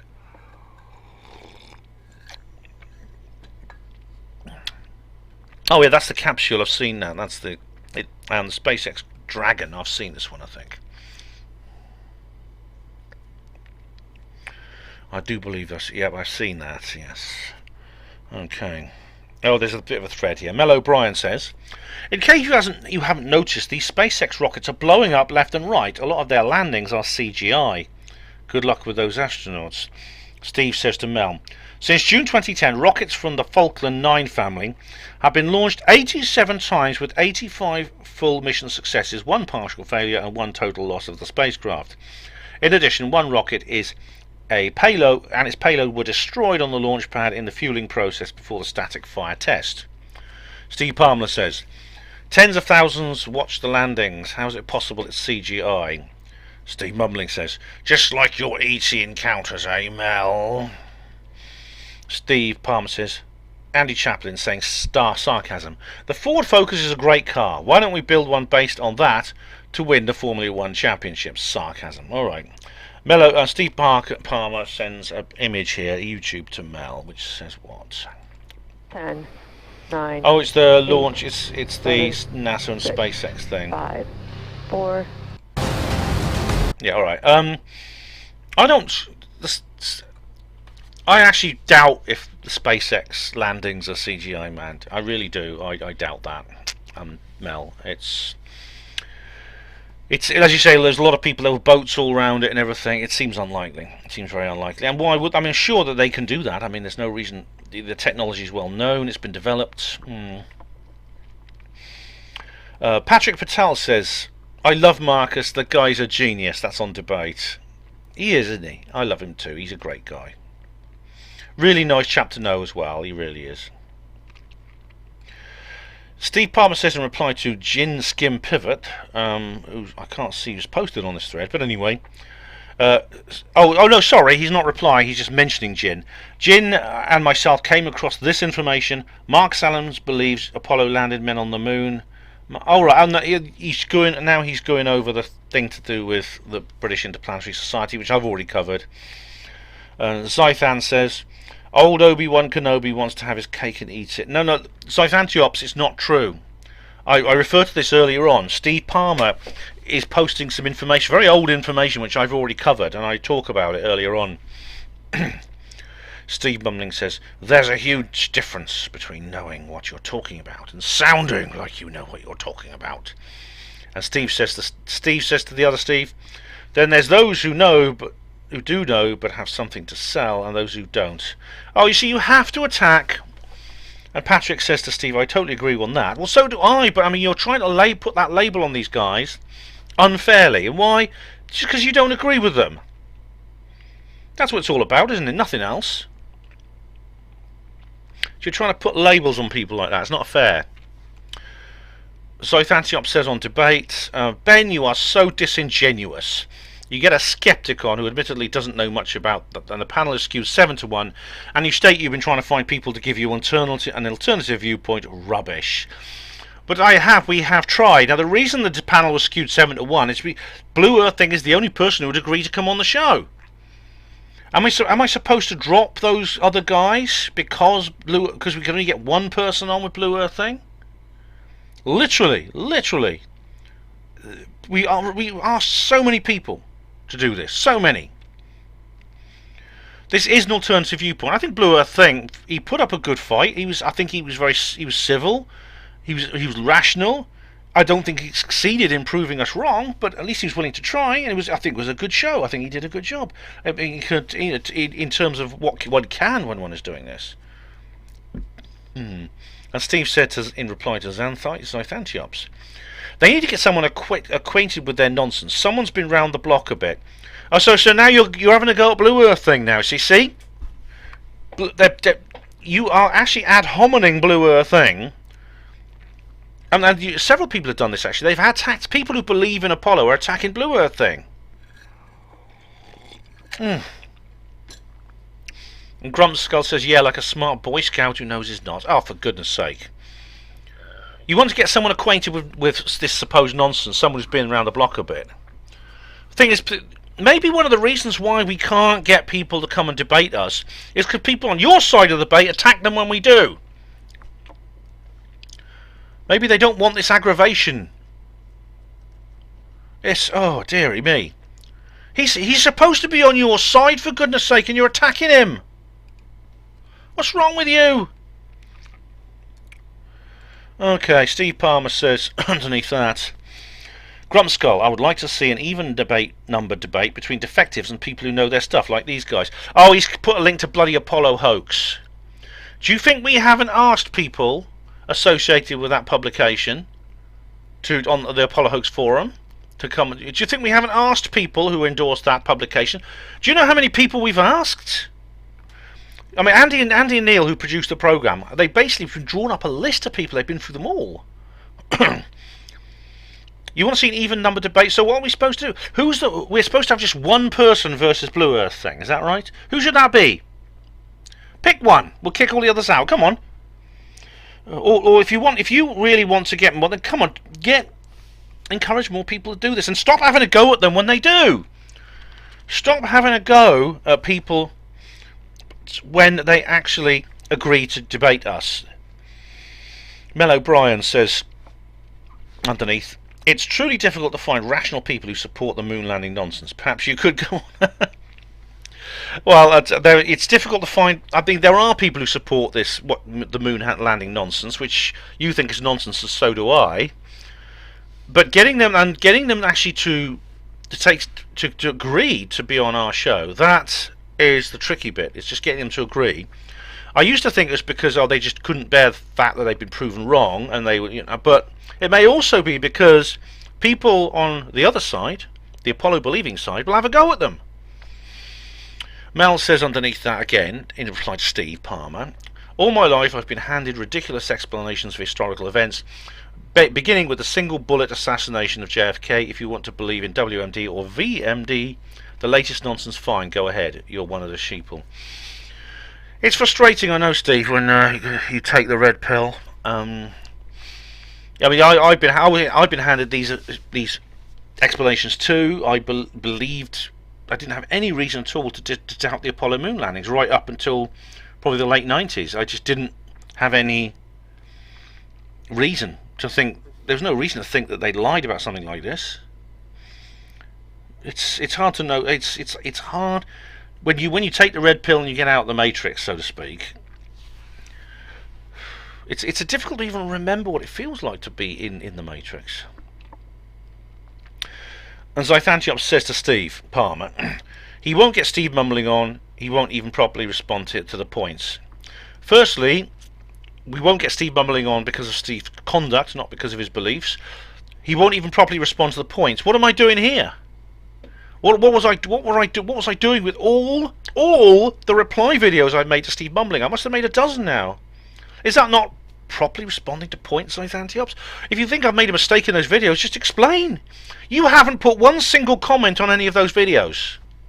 So what do you mean not properly responding to the points? So he just calls him a skeptic, that's Steve Mumbling, and then makes ad hominem comments about skeptics. What? Have you watched any of my reply videos to Steve Mumbling? Okay, Zai goes on, and now they get this guy on, and this other guy immediately starts going on about specific details about the engines of various missions to try and get a gotcha moments when the gut is mistaken about certain aspects of a specific engine. It's a joke, and this guy's basically right anyway when he said they're all custom rockets, they're not just built for mass production. Okay, well of course this is what Curious Droid was saying too, but that doesn't just count the point. They're still, the blueprints are still there, they're still available, we know what they are. We even have some that were never used in storage, and some are on display in museums. They never flew, but they were built. They could be back engineered.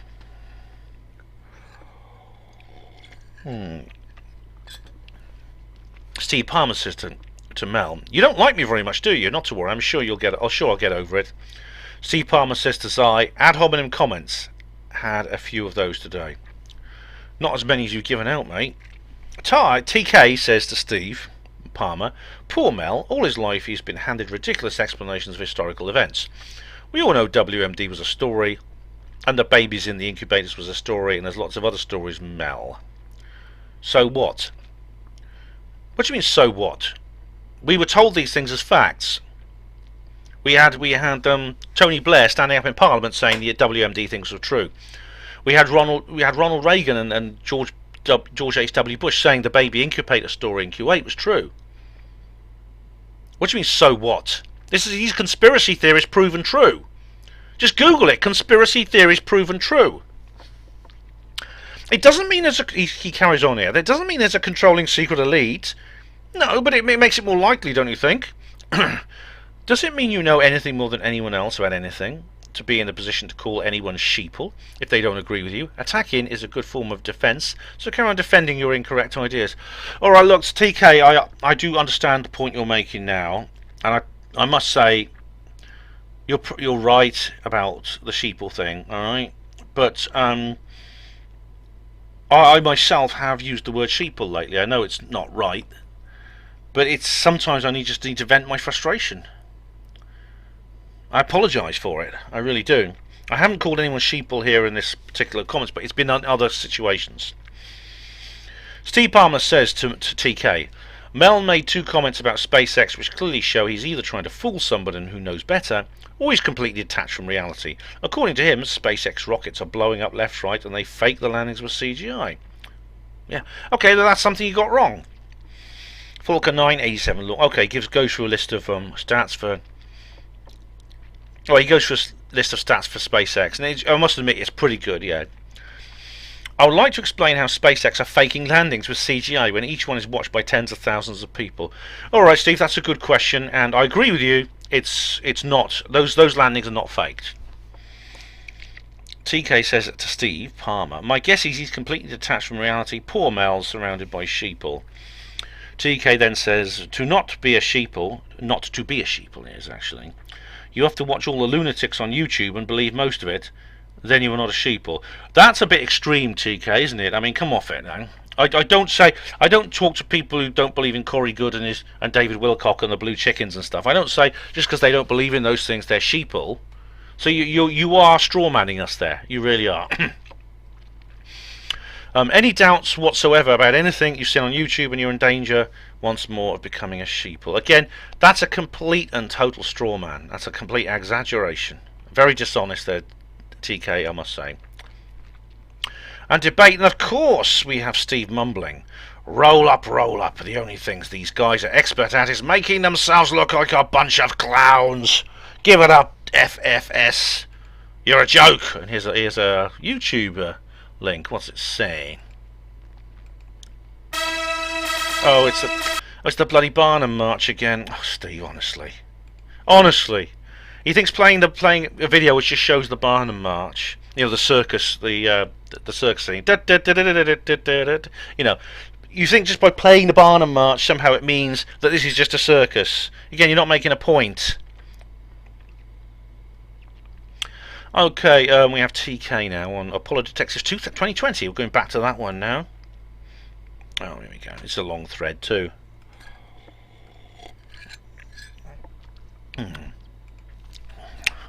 TK says, yes, if I was the NWO, I'd pay you guys £50,000 to stop spreading this info to the 1,000 or 2,000 people who watch you. £200,000 is nothing to stop 3,000 people asking each other stupid questions.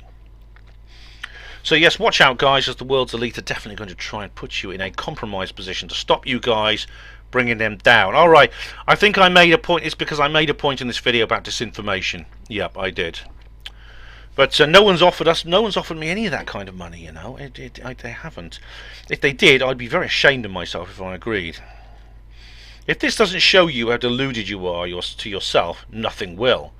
Thinking it's possibly that the world's elite, if they even exist, would give a fuck about you nobodies enough to plan to get you in a compromised position to shut you up is beyond insane. So you see, it's just now you're just getting angry with us now, TK, and you're insulting us, calling us nobodies. When if you look at what's actually happened, look at the All List site, look at the books by David Percy, Mary Bennett, and things like that. Look at the work that myself and Neil and others have done. We're not nobodies. Yes, we're not. Okay, we're not on ITV prime time. We're not going to get on there, are we? It's like it's not like in Network, you know, where they put old Howard Beale, the eccentric newsreader, they put him on the stage and he goes, turn off your TV, I'm as mad as hell, I'm not going to take this anymore. You know, they put that in there just to make a kind of like point about the media. But you know, they don't do that very often in real life. They certainly wouldn't do it with us. Anyway, TK carries on. So far beyond insane as to only to exist in the realm of fantasies within the mind of a fantasist. That's propaganda. It doesn't mean anything. Now here's a diagram showing the right-angled triangle. No, it's an equilateral triangle. But don't let that stop you, lol. Thank fuck for this crap to make me laugh during the lockdown. Thanks, guys. Well, I'm glad we entertained you, TK. Apart from that, your the last part of your comment was just pointless rhetoric. I mean, did you see my skeptic video where I talk about the sneer? You know, anyone who believes in aliens is a fool, a con man, or you know, all that sort of thing. You're just doing this. You're just using this fallacy. You're doing it quite openly. I don't think you even realise you're doing it. Charles Scott says underneath, hello Charles. In case you think the NWO doesn't exist, here is concrete proof it existed or still exists. What's this? YouTube link. Out of these troubled times, our fifth objective. Ah, yes. A new world order. Oh, this is the famous speech by HW, yeah. Right, oh, where are we now? Okay. TK says in reply to Charles, oh yeah, a few politicians use the world's new world order. Actually, there was George H.W. Bush, Gordon Brown.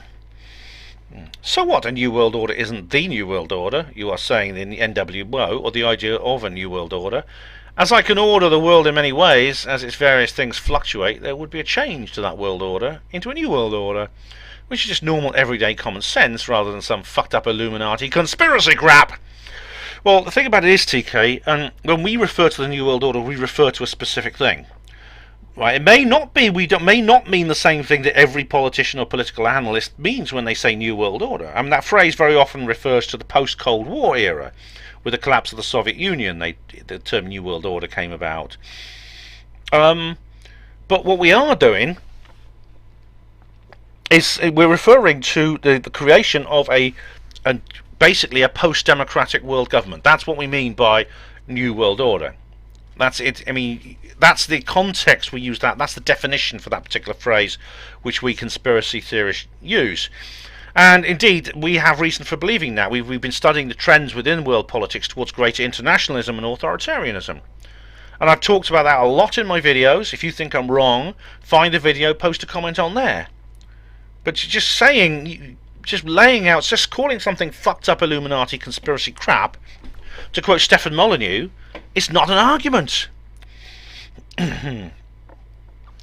TK said underneath as well, I could show you a video of people saying nuclear war, but that doesn't mean there has been a nuclear war, there ever will be a nuclear war. Okay, so he's just repeating the same point there. Charles says underneath to that, these people are stating NWO are in positions of influential power. It's not random plucked out of a thin air phrase. Their use of NWO has a definition or meaning to them which could be different to your explanation of why they say NWO. Correct, Charles, and what's more, when those guys, Gordon Brown and Bush, HW, say those phrases, they are, I think, referring specifically to the definition I just gave. A world government, an authoritarian world government. That's what they're doing. And TK says in reply to that, so Charles Scott, so they've all got together before saying a new world order and defined actually what it actually means? Yes. I'm sure their meaning is different from what I mean, but you'd have to ask them what they mean and not just assume they mean bad stuff like killing everyone with chemtrails or 5G or other madness. I say it is just random plucked out of a thin air phrase. And why they're saying it on TV, isn't it a secret? I mean, come on, you just have to be making all this up, man. No, TK, no. There's other reasons beside to believe that they are using New World Order on that specific thing. That comes from Project for the New American Century, things like that. The fact that these guys are both both were 33rd degree Freemasons. There's all kind of either the fact that Gordon Brown sabotaged the bloody UK economy, sold off half the Britain's gold assets to China for a discount price. That is financial vandalism. George H.W. Bush has been accused numerous times of people of all kinds of horrific crimes, including murder and sexual abuse of all kinds, all varieties. Yet he's never taken any of them to court. There's all kinds of other things like that. TK says underneath, just so you know, I'd fucking love there to be an NWO Illuminati and that there were ghosts and you could speak to the dead and all this silly stuff, but none of it is real. Okay, well look, why would you like there to be an Illuminati NWO? You want to live in an orbiting prison camp? It is real, and as for ghosts and speaking to the dead, that's real too. Okay, but the two are not connected. You can believe in one and not the other. The two are don't necessarily go together. Funnily enough, though, people who believe in one tend to believe in the others. It's what Lindsay Porter calls the cultic milieu. I mean, I believe in both. Anyway, TK carries on. After enough time researching all this stuff, I've concluded there's nothing to any of it apart from fools going on and on about nothing apart from their own imaginations. No one does rhetoric like you, TK. Honestly, you really do. You and Steve Palmer, you are rhetoricians. You could ret for England, both of you. Charles said underneath, fair enough if you think the use of NWO is a random, plucked out of thin air phrase. I personally don't think it is. I think there's an agenda with these people using the phrase NWO. And you're right, Charles. What that agenda involves is open to individual speculation. We can agree to disagree on whether the NWO has an agenda or is just a random phrase. I think you're going to have to, Charles. I don't think you're going to persuade TK. TK says no. Sure, okay, let's assume it's not a random phrase and there's an agenda and all the powerful and elite people are in on this secret agenda even though they mention it on TV. Now, they say it as it's what it is. It is part of this idea that they have to put it out in plain view. Now, part of it is satanic. It's karmic. It's by putting it out in plain view and saying it to us, it's to test. Firstly, it's to test us to see if we respond. Secondly, whether we respond or not is kind of within the satanic belief system. Is in a sense given whether or not they can proceed, because in a sense we have to give them license. It's complicated, but in black magic, we essentially then take responsibility. It's to do with karma and things like that. Anyway, TK carries on. What is that agenda? How successful have they been implementing whatever the hell they are up to? How is the world any different to how it would be without their meddling? What? Where do you want me to start? Where on earth can I start? Honestly, the best thing to do is actually read the Roswell trilogy, because in a sense it's an alternative history of what would happen if there was disclosure, for example. I mean, the free energy stuff, things like that. All the other secrets that are kept. Can you imagine how different the world would be if none of that happened? Just imagine if Nikola Tesla, as long ago as like 1890, had been allowed to develop his methods and they were used. Which means, essentially, we'd have had free energy 130 years ago. What do you think the world would be like now if that had happened? I don't even know how to begin to answer what you're saying here. TK then says, oh, let's put it another way. Just look at what this truth movement has done to what you think about the world. Just imagine for a second if you got it all totally wrong. What then? Oh, right, so I think what you're saying is, what if somehow I came to the realization I'd made a mistake? As I said in the debate video, both sides in this debate are making converts from the other. I mean, as you see, Blue Earth Thing said he used to be a believer in the Apollo hoax. He changed his mind when he looked at the facts. I've known several other people, like Ross Hemsworth and several others, who started out believing the moon landings were faked and ended up believing they were real. It's the same the other way round. I believed once that the moon landings were real. I never even considered that they were faked. I know, when I first heard the idea that they might be, I went, what? That can't be true, surely.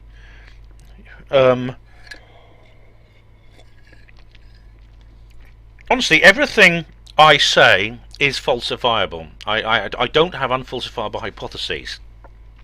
Everything I say, I leave open to people like you to say I'm talking a load of crap if you want, and we can debate it, we can discuss it. Every time I look at something on my side, sorry, my nose is itching, on our side of the debate, I look at the skeptic side. I'm a member of Oxford Skeptics in the Pub. I've been to skeptic conferences, I've read skeptic books, I've got skeptic DVDs. What? I sub to skeptics on YouTube. I know that I might be wrong about some things. But if no one can say that I'm not doing whatever is possible to do to try and clarify my position by subjecting it to scrutiny of my own, not just everyone else's.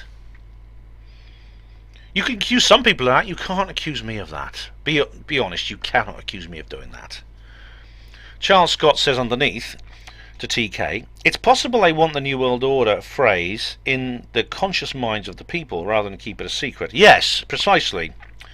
I have my own speculation about the NWO, which incorporates some but not all of the truth movement theories. Oh, good, you made your own and mind up. Good for you. I don't believe everything the truth movement says. I don't want to state what they are apart from one of them because I can back it up with solid concrete evidence. That is 9/11. If I imagine I got it wrong, then obviously I've been under the illusion, seen the world in a different light, possibly not beneficial to me or others. Life has been okay, lol. Well, I mean, Charlie Veitch is a classic example of someone who did turn away from what I think is the truth about 9/11, possibly because he was manipulated, possibly because I think he was being used. He was basically being dragged along by his ego, by people who want to keep the whole thing under wraps. I've done an entire video about Charlie a couple of years ago. Generally, I think what you said here is fair enough, Charles. I'm glad you don't believe everything the truth movement says. I don't. I believe COVID-19 is a real virus, and I've been shot at I've told this. I said this in another video. I'm on the bridge being shot at from both sides because I believe COVID-19 is a virus. But from the mainstream point of view, I'm still a loony conspiracy theorist. TK says in reply to Charles, cool. I'm happy that you can at least imagine the possibility that it's just an illusion. Same as I can imagine it being true. We just disagree, but that's cool. Well, I'm glad you two have made a truce here and come to an agreement. TK says, I was watching Richard D. Hall about Madeleine McCann, and afterwards I was totally convinced that the parents were somehow dodgy. Then I watched other documentaries presenting the opposite view and became totally convinced that the parents were not dodgy. Well, that's fine, TK, that's fine. You're willing to look at both sides of the issue. Most people just look at the mainstream documentaries. The point here is that I realised how easily I got swayed either way because fundamentally I had no clue as I wasn't there. I can now even see in some presentations, videos, how the producer has perfectly left lingering questions for you, the viewer, to fill in with your imagination. Anyway, thanks for the chat. That's fair enough. I mean, I think I've watched I actually haven't watched. I did watch the documentary about Madeline long time ago, long before I watched Richards. But maybe I should watch them again. I mean, from what I've seen, I think Richards right about Madeline McCann. But you know, I'm open to be persuaded otherwise.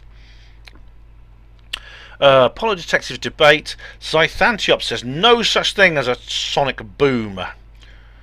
I used to hear them all the time on Clacton on Sea when the Concorde used to fly over years ago. FFS. This debate is unwatchable. There's some links here. Hang on. The sonic boom. Yeah, Concorde. The noise pollution caused by Concorde was one of the reasons, unfortunately, that it's. There it is. All right. Yeah. Yeah, it makes that noise. Okay, yeah, there's one. These are aircraft going through the sound barrier or being supersonic. Question is, This was can sonic any booms. old sonic boom really break glass? Okay. But there is such a thing as a sonic boom. I mean, when those UFOs appeared and they were those as aircraft, well, some say they were Russian bombers. Some of them were, but the RAF have been scrambling aircraft to intercept. They're not Russian bombers. They're something else. They go through the sound barrier. They break the sound barrier. And we have a long debate here with Steve mumbling, starting off saying, "We need to design a railway locomotive. I know. Let's use a steam engine from the 30s." Oh, look, you're just making another point about the F1 engines, aren't you? We've covered that. If anyone repeats a point in this thread, I'm not going to address it because I've already been through that. Daz a Star. Hey, Daz. Nice to see you again. Let's go to Mars. What about back to the moon? Seems nearer. Oh, we've been there, done that. Yeah.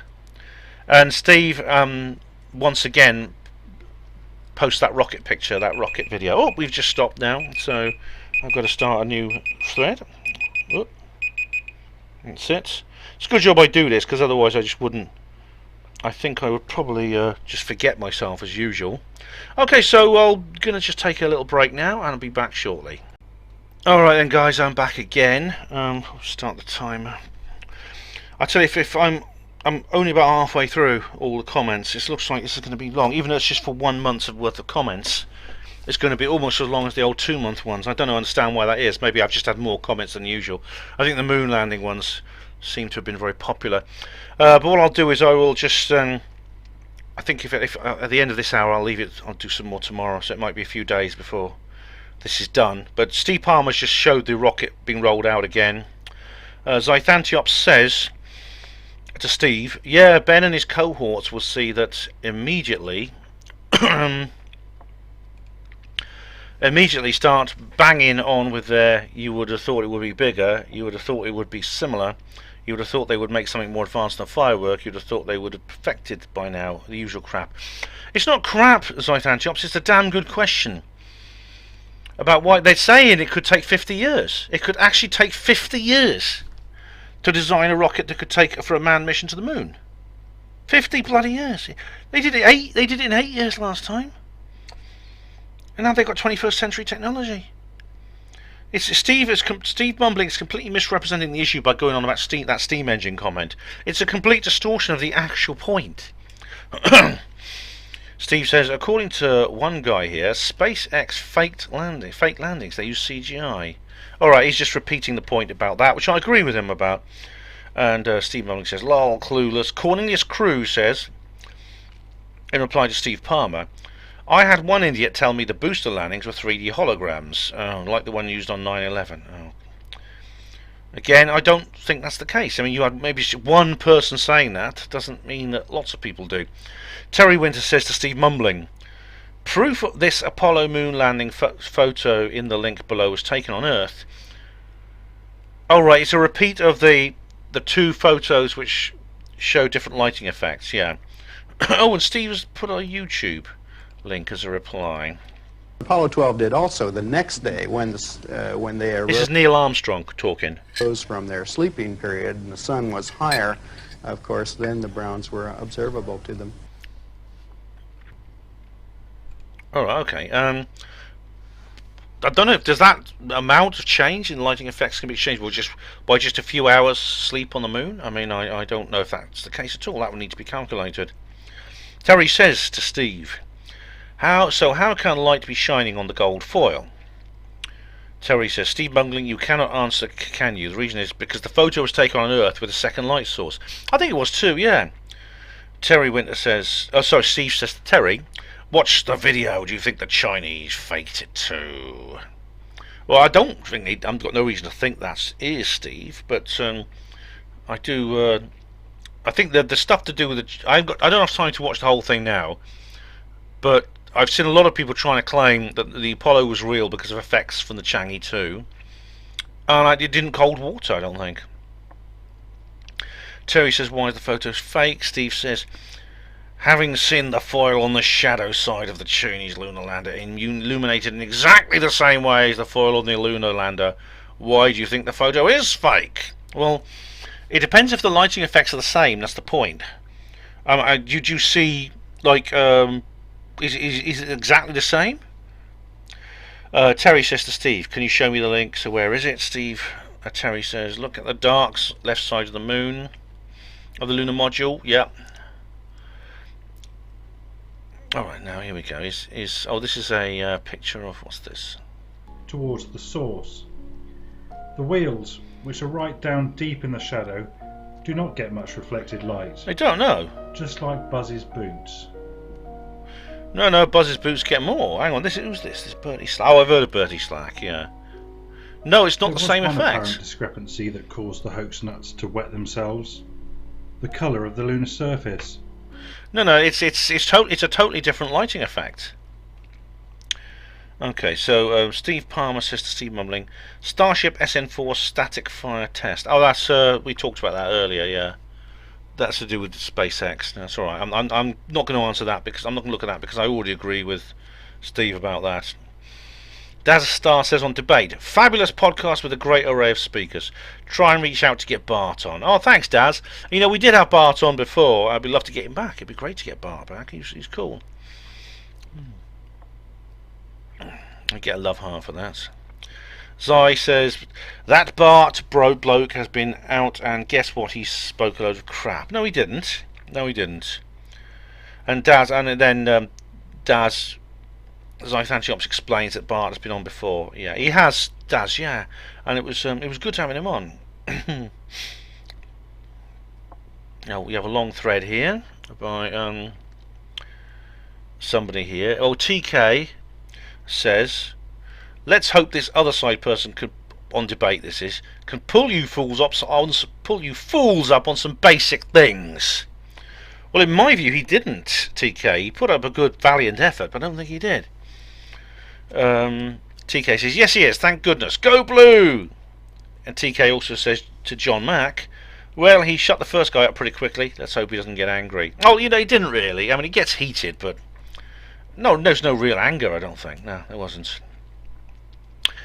TK says, yes, it's a waste of time and effort, that's for sure. Blue Earth thing has enough patience to sit through the nonsense of these guys. Good on him for that. Plus, he seems to know his stuff.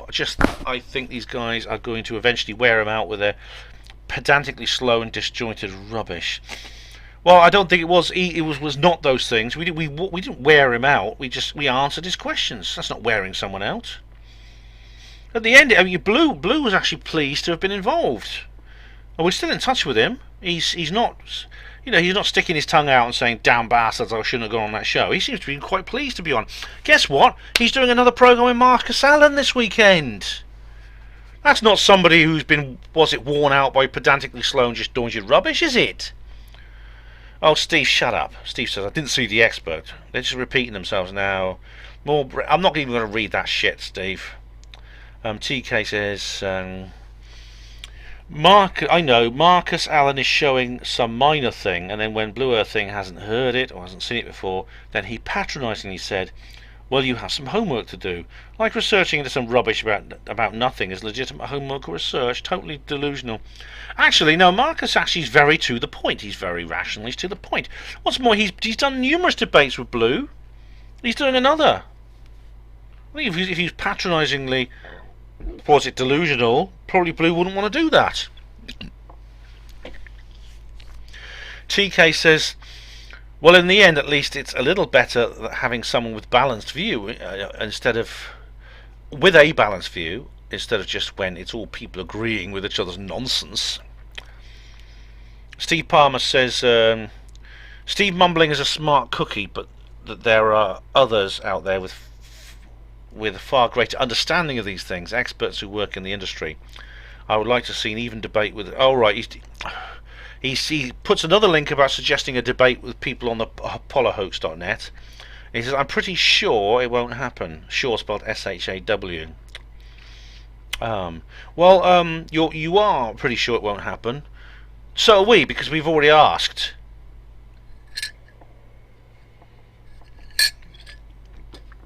I'd be quite happy to talk to one of those guys on the show.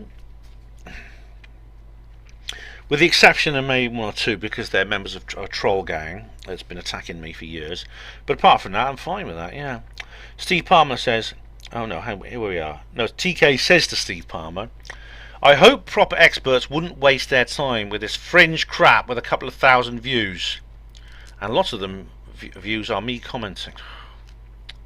Well, first thing, Steve, you don't register an extra view when you go back to a video, because you've got to, unless you change your IP address. Mel O'Brien says, go watch a Beyonce video, moron. Don't be rude, Mel, please. Don't be rude.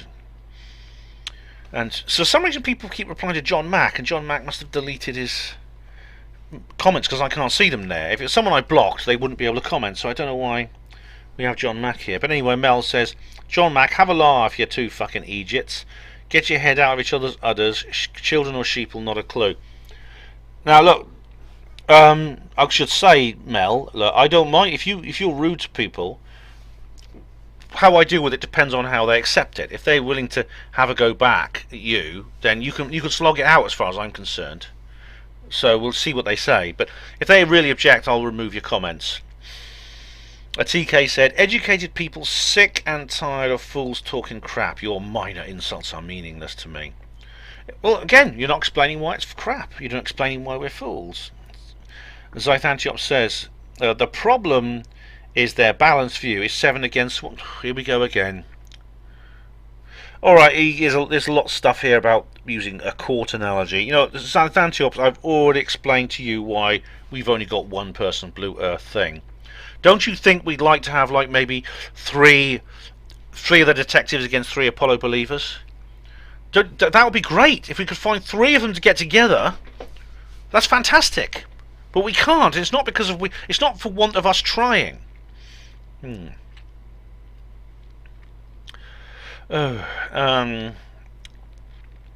Steve Mumbling. Steve Mumbling says absolutely. The real experts would sit through a couple of minutes of this and then get up and walk away laughing. Well, you know, I could sit in front of a mathematician and I could say, he will tell me that 2 + 2 = 4, once again to go back to Orwell, and I will say any mathematician who sat in front of you and listened to you say that 2 + 2 = 4 would get up and walk away laughing. If I said that, would 2 + 2 = 5? You need to answer me that. Okay, so right, I think that's the end of that. Oh well, there's one more comment on this thread. TK says, funny looking at Blue Earth Thing's latest video about this. Comments from Apollo detectives absolutely crying. They should never have let an outsider into the club, as he's totally destroyed them, and he's just some kid. Well, in my view, TK, he doesn't. Now, you're the one referring to his youth as like in a derogatory manner. We didn't. I don't know how old he is, actually. He may be older than he looks, I don't know. But he didn't destroy us, in my view. He didn't. Okay, where are we on now? We have another thread here. It's the debate again. I should have known that this would be a very, very big video. This is going to be a long comment reply video, I think, just basically because of this one video mostly. Steve Palmer says, in early 1970, oh right, oh, it's the boilerplate thing again. Bloody bloody blah. And I'm not going to even read these. There's 3 replies I'm not even going to bloody read. Alright. Okay, yeah, no, just this comment here. Steve says, the crew of any Apollo mission could have aborted at any time, even on the pad. They didn't have to complete an orbit, as Mr. Henderson would have you believe. No, the launch escape modes, I'll read that. Now, the launch escape system was actually jettisoned about 3 minutes into the flight.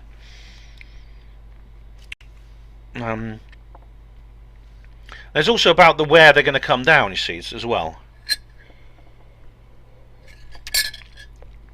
And there's no point ejecting from the craft if you're going to land in the middle of the Sahara Desert. And if people can't find you, you're going to die of thirst pretty soon. Oh, Steve Palmer... Oh, right. Steve Palmer's repeating again the thing about Grim Skin Pivot and the British Interplanetary Society. Oh, Steve. Cornelius Cruz says, it must be noted that fellow YouTube user Brian Pop Robson has brought that very issue to light several times on various other channels. Hoax proponents all seem to ignore this issue. I did not, Cornelius. If you go to HPANWO Voice, and please look at, could you please have a look at the articles I wrote on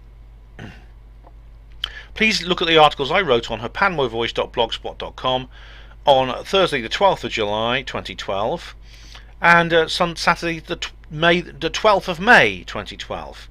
If you think we're ignoring it, then please look at those comments first, and then you could retract that. You can look at the blog posts I made at the time, and you can retract that comment.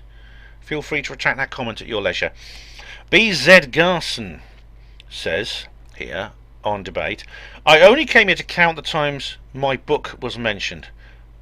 BZ Garson, who are you? Are you James Oberg? Who are you, BZ Garson? Your book. I see. Sorry, I thought you meant your book. No, you mean like the times we were saying my book? Well, we did mention it a few times. So what? We've read written books. So bloody what? Is your point that this is just some kind of sales trip for us? Is that what you're saying? This is just some big extended piece of viral marketing? Is that what you're suggesting? Oh, ridiculous! It's just another straw man. It's just another ad hominem. That's all you got, isn't it?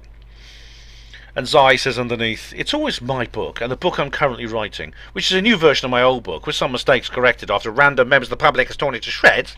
I think I'm buying Andrew Johnson's Acknowledge, but I don't think it will last long due to the amount of times it will get thrown across the room. Oh.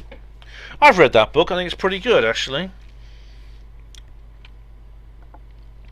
Right, we got another video. Thank goodness. We can move away from that. Well, we won't be able to. I'm sure we'll come back to the debate video, but we got Ben Fellows, a Shill Squad 2, Ben Fellows.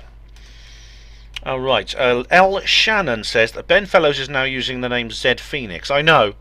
I saw him on the Richie Allen show the other night, and he says, Richie was saying, we got Zed Phoenix on. Here he is. Hello, Zed. How you doing? And I looked at him. I thought, that's Ben Fellows.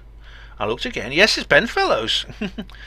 Yeah, and Shannon, I replied, say I'll get used to calling him that. I reply in text. And L. Shannon says, Zed Phoenix equals Ben Fellows equals Lee Hazeldine equals Jonathan Pitt. All the same person. Oh, really? Okay. Is that right? And there's a little link here. So he keeps changing his name. Yeah, Conspiracy Cafe, the man with 3 names, Lee Hazeldine. All right.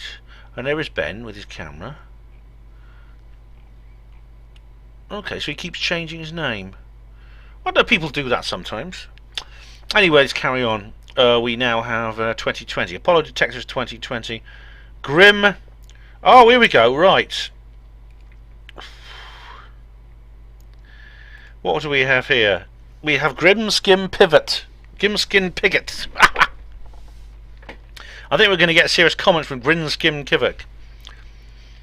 Right, right, finally, I must have mentioned this on the video, and Jim Skim Pivot, is replying to the point I made, because he goes on about pareidolia, and I take him up on that and say, well, you know, I've discussed the whole pareidolia thing on my Skeptics video, and I remember I actually said on the thing, I actually said in the video here, this is me talking here, quote, well, where's the statistical ceiling above which you'll stop saying that? Where's the cut-off point? It's a get-out-of-jail-free card, it can be applied to anything. Grim Skim Pivot says, what? There isn't a statistical ceiling. The cut-off point is where you stop chortling like schoolboys just after you say, it looks like, and apply a little intelligent reasoning saying, based on all available evidence we know, that can only be. Almost like if you had, I don't know, the luxury of a geologist there to come in with some education-based rational thought process. We did, we had Jarrah. Interestingly, Jin, GSP. Can I call you GSP? What do you think about the Earth rock that was brought back from the moon, which Jarrah talked about on the? Okay, here we go. I'll carry on with Jin. I'll try and give him a funny voice as well. The cut-off point isn't a ceiling. It's actually more profound than that. It's called a contiguous and converging evidence base. Some of you jokers need to step outside of this looking-glass world and watch yourself giggling and making crap up on the hoof. Occasionally, take a break and muse over the philosophical aspects of Apollo from time to time. NASA never lost a Saturn rocket weighing at 3,000 tons. That in itself is, relatively speaking, a lot harder practically, physically and mechanically than setting 14 tons down in 16G and no air. They did lose one though, Jin. They lost the Apollo 10 LEM, the ascent stage, Snoopy. He carries on. NASA used test pilots and war veterans. These are not people can somehow be judged willing and compliant cowards so that the conspiracy stays intact. Oh, look, I never actually made a comment about the personal characters of any of the people involved. They also wouldn't fear the EVA transit radiation risk. A lot more test pilots died in atmosphere than astronauts did in space. Yes, but what was the risk? No one knew at the time. Yeah, I know test pilots die in the atmosphere, but getting into a plane and going up and you don't know you don't have at least some kind of calculated idea of what to call the risk. It's different, isn't it? And Jin says, a president can't hide a semen stain. Well, only one of them couldn't, and that was old Bonkin Bill. That's because he produced so much of it in the company of all these women, isn't it? Another couldn't hide a burglary. Oh, that's Nixon, isn't it? Well, Nixon, there's a reason why Nixon was actually removed, but I don't have time to go into that. But there was a lot more than that going on. Fast forward to the Apollo denial synchronized formation gibberish team. Oh my God, that's quite... Honestly, Jin, you're pretty witty compared to the others. Synchronized formation gibberish team, who think NASA are actively controlling a global hoax across all science disciplines in every school and university on the planet, and have cracked it wide open with a rat, a pipe, 2 little pigs, a donut, and a tennis shoe. That's actually not the only reason we cracked it open. Anyway, he carries on. Seriously, grow the fuck up! Alright.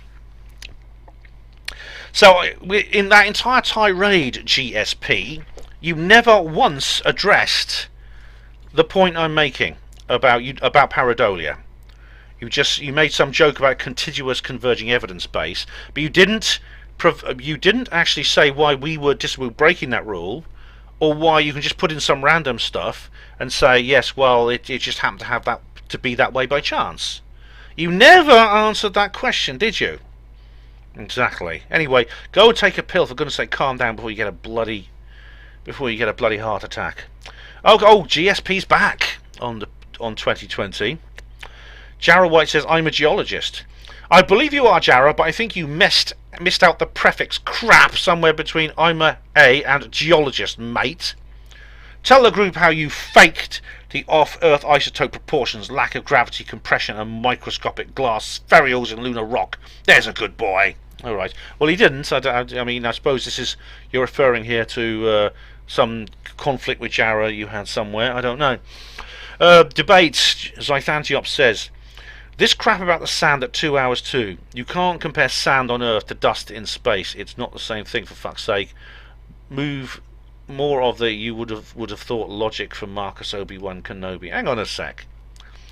I do compare the two because I believe in some shots one grade of fragments were used, in another a different one were used. I explain why in the bloody video. We come on to debate again. Zythantiops says, at 2 hour 24, when they're arguing about oil, Ben says, I think it's impossible to resolve this because we can't actually touch or feel the substance. But Ben is happy to spend hours poring over photos, looking at shadows that look a bit like something else, if you squint and considering that evidence. No, that's a completely different situation, because in terms of photographs, the evidence is actually there. In terms of the actual oil we were talking about, your photograph's not enough. It is referring to a specific object with a specific property, which you can't judge from vision alone. Right, debate again. Zythantiops.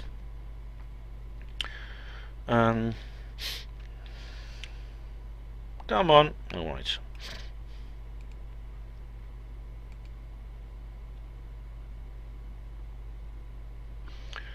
Logic from review of Trevor Weaver's book on Amazon. Okay, it's rather like the old, if not the original claim, that stars cannot be seen on the photos taken from the lunar surface, so it must be a hoax because NASA did not know how they look from the moon. Trevor doesn't say that. This is, of course, ignoring the fact that over a 6-month period the Earth moves in its orbit from one side of the Sun to the other, yet the distance to the Moon is the same. So the stars would in fact look the same from the Moon as from the Earth. It is this level lack of knowledge and understanding that causes some people to think that perhaps it was a hoax. But the reality is the hoax believers argue from a position of ignorance. Not necessarily, because you'd have to work out, for example, I don't think Trevor actually states that the stars, but the thing about the stars, because the reason stars can't be seen is obvious. It's got nothing to do with whether the photo was taken on Earth or on the ground. It's the fact that you can't actually photograph stars unless you have a special camera, because it's all to do with exposure and light intensity and things like that. If you want to photograph stars outside, you have to have a special camera, long exposure, big special lens, an astronomical camera. If you don't have that, you're not going to be able to capture the stars. It doesn't matter whether you're on the Earth or the Moon. Try it yourself. Go out with a camera with a flash, take a photograph, or go out with a camera where there's a spotlight or something like the Moon, start taking photographs at night. See how many stars you pick up. You'll be lucky to pick up the Moon. Anyway, Zythantiops carries on. Apollo detective style logic. But in David Bowie's Space Odyssey, he sings, "The stars look very different today." No, look, the Space Odyssey is different. I mean, the thing about Space Odyssey, if you listen to it, it's a song. It's a sad song, actually. It's a tragic ballad. It's about an astronaut who goes up into space in a rocket and then dies in an accident while he's on an EVA. And the stars look very different today actually refers to the astronaut, the Major Tom character. I mean, in these ballads, David Bowie used to make up characters, Major Tom, there was Ziggy Stardust, things like that. It's because he's dying, and that's why the stars look different. It's a very sad song. Yeah, and okay, let's carry on. Okay, we have 2020 again. Charles Scott says,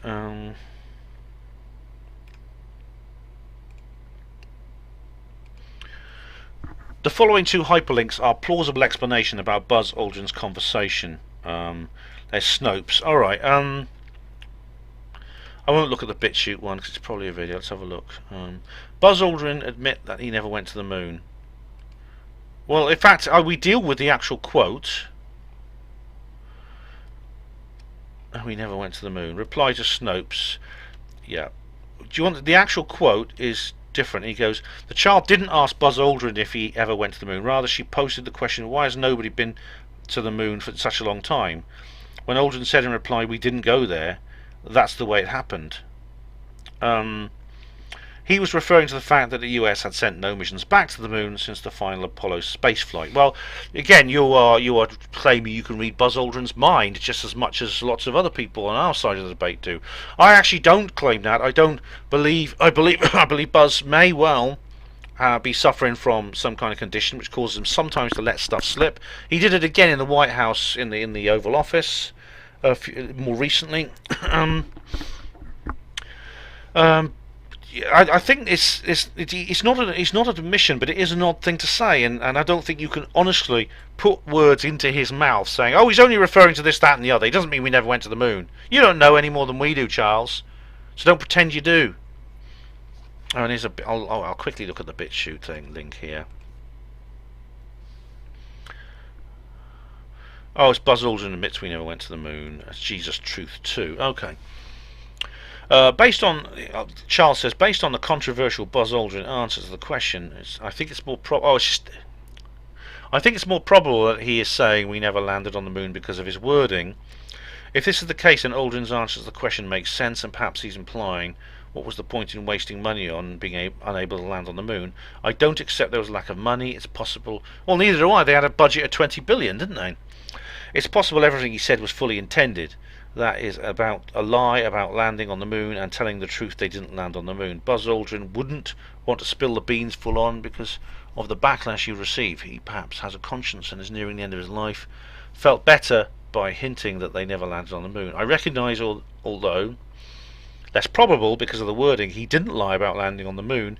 If this is the case, Aldrin gives a straight answer saying we didn't go there, that's the way it happened, arguably repeating what the girl's question had already implied and therefore not answering the question immediately by not giving a reason. Only later on Buzz suggests money was the reason. Okay, I don't expect money was the lack of reason, or it was the reason we haven't been back to the moon for almost 50 years. I've seen evidence for and against the moon landings and would say it's more likely they never landed on the moon, since I'm very confident Roswell was a cover-up of extraterrestrial spacecraft. It's plausible there was a cover-up for the moon landings. Like, Charles, yes, it's I see what you mean. I must apologise actually for the tone I used earlier on. I thought you were like, I'm getting a bit tired, I think. I thought you were using I thought you were on the other side. I'm sorry about that. I thought you were going to have a go at me. I'm getting a bit touchy. Apologies. I didn't realise who you were. But it's hard to know exactly what he meant there. It's hard. All I know is that people on the other side are convinced that Buzz said this, and Snopes they said this, a bit, you know, and the skeptics are saying one thing, but no one's actually been back to him and asked him. And if they did, he may well not actually be honest. It's possible someone's had a word with him while they've given some more medicine. I don't know. But it's still an odd thing to say. I think he hasn't been doing as much public work lately, and maybe that's one of the reasons. Terry Winter says, Terry is repeating here. Oh, right. It's the point about the difference in, it's the thing about the LEM again with the lighting effects, so fair enough. Oh, we come on to another video now. That was on Reply to Comments 28, the last comment. This one is Russian Roswell, fact or fake? King Trailblazer said, it's just great to say hi, and this will be so good to watch. Love and peace to all. Oh, thank you very much, King. Your Majesty, I bow before you. Okay. Mark Thompson says here, on Jason Harrington live event. He says, that was a good one, that was, yeah. Funny enough, I'm doing. If you watch, well, you won't get to see this. I won't have finished it by the time the show goes. But you can listen to the podcast. I'm doing a special program about Leslie Flint on HPANWO Radio. Mark Thompson says on that video, Ben, please have a look at the following newspaper report about Michael Roll, who met his dead dad. Okay, well, all right. This, hang on, I accept. Hang on. And there's loads of spam on this. This atheist believes she has proof of life after death. I think I've seen this somewhere. Where was it? The retired engineer believes that the 95% dark energy is made up of dead people and people yet to be born. Alright, I've heard about this somewhere. I know Michael Roll. I've heard his name, but I have to look at that in a little while. But Mark goes on. It's good that his website has been given a plug. The only thing I would have liked there to have been mentioned was Professor Peter Wadhams and Ron Pearson, but people will be able to see that these scientists have had associations with him. He looks a smart and respectable man. The only thing I don't like are the comments by trolls at the bottom of the article. Alright, I'll have a look at those later. I don't have time right now, but you're always going to get them on anything about spiritualism or life after death. You're going to get these, unfortunately. Mark says, it doesn't give them any reason to disrespect him just because they find it hard to believe what he witnessed. It doesn't give them a reason to. No, it doesn't give them a right to. But it certainly gives them, they're willing to disrespect him. In fact, trolls are willing to disrespect another person for no reason at all. A lot of troll attacks are complete without motive. They're completely unprovoked. So this shouldn't surprise us. It really shouldn't. Mark says, I find it hard getting my head around it, but who am I to say he didn't witness what he did? That would also mean Gwen Byrne, Tom Harrison and Stuart Alexander, to name a few, were making up their experiences, or failing that they have mental problems. That would mean a whole raft of people, including scientists, without a motive because no money is made. I think, the life after death thing, as I've explained in my interview with Gary Williams, who's featuring on the programme, I'm going to do on HPANWO Radio, there is life after death actually exists. It is a real phenomenon. I think it's proven. It is proven, I think. It's the thing is, it's for cultural and psychological reasons, which actually are connected to the New World Order, like other conspiracies to do with UFOs, etc. I don't think you're going to find it discussed openly. There's a taboo against discussing it openly. Mark goes on. Except the spiritualist, of course, it does make me wonder if he hadn't been brought up on the subject and discovered it himself, he would still have had 100% conviction before his experiences. Although it's not quite the same, if we were to go back in time before the invention of TV and radio and told people that people in the future will be able to see moving images and hear sound on a box, invisible radio waves they don't know exist because it hasn't been discovered yet, then I'm sure they'd find that hard to believe. Well, indeed, I mean, a lot of modern technology, was it Arthur C. Clarke said, any significantly advanced technology is indistinguishable from magic, and who believes in magic? Indeed, funny enough, it's funny you brought up TV and radio. A lot of these inventions, television especially, not just radio, but television, was developed from psychical research. John Logie Baird, the guy who lived in Scotland, a Scottish man who invented the television, he was very into spiritualism and psychic research, and did work with Oliver Lodge and Arthur Conan Doyle and these other people. And what we call today the electronic voice phenomenon, or I forgot the other term, where you use TV. There was a film called White Noise all about it. It was very good. That's actually he was very, very much into that, and he developed devices which eventually went into the television set. Okay, there we go. I think we all take for granted that because we were born into and grew up in a world where we have that technology. I've provided 3 links to videos featuring Tom Harrison, Stuart Alexander and Gwen Byrne. The Science of Eternity is also on the Campaign of Philosophical Freedom's YouTube channel and can be found through his website, but it is in parts. Regard, Mark. Alright, let's have a look. What's it? Visitors from the other side.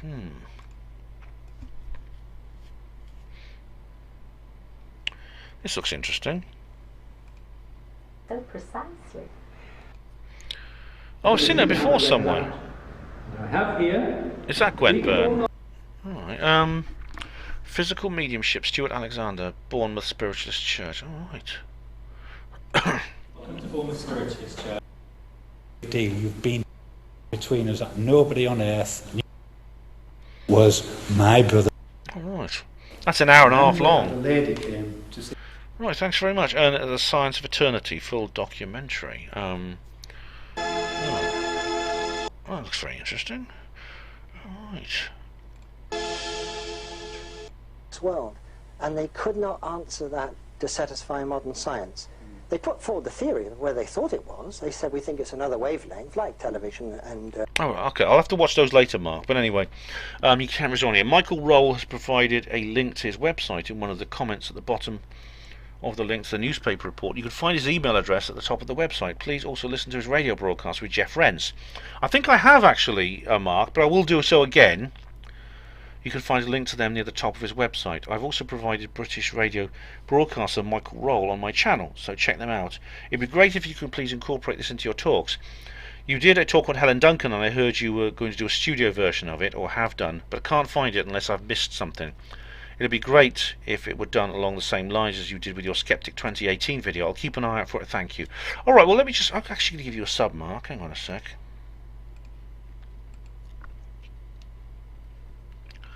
Yeah, okay, right, I'll just, yeah, he talks about, he's got a thing with Ross Hemsworth here. Oh, great. What I'll do is, I'm just going to leave him a text reply, actually. Where are we? Oh. I'll leave him a love heart. That's a good comment. Okay, thanks. Come on. Oh, come on. Thanks for your comment, Mark. Taking it takes a long time to come up because this is the big page as usual, and I've got to put a capital T on there. Oh, I've got to send up a bloody link. Hang on, Because I did a studio version of the Helen Duncan thing, didn't I? Here we go. Is this one, I think? Is it Wartime Psychic Jailed? Yeah. I'll put a link here, hang on.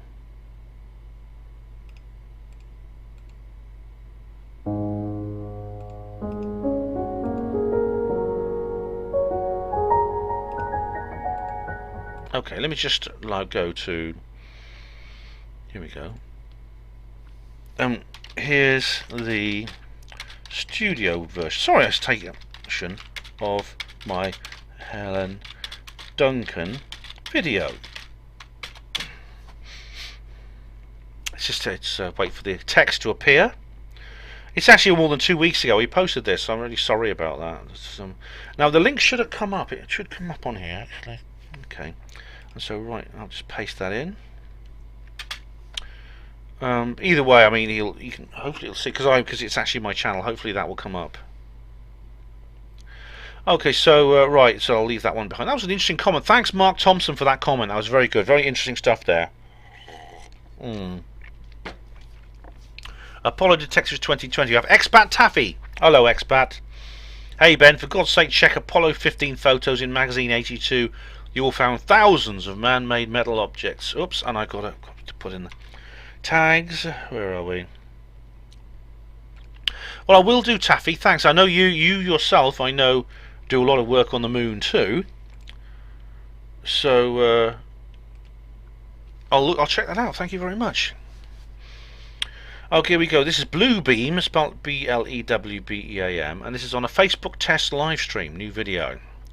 Penny Bradley is also an SSP whistleblower. She has her own channel. Oh right, I know Penny. I know Penny actually. I'm a member of a group on. I'm on a member of her group.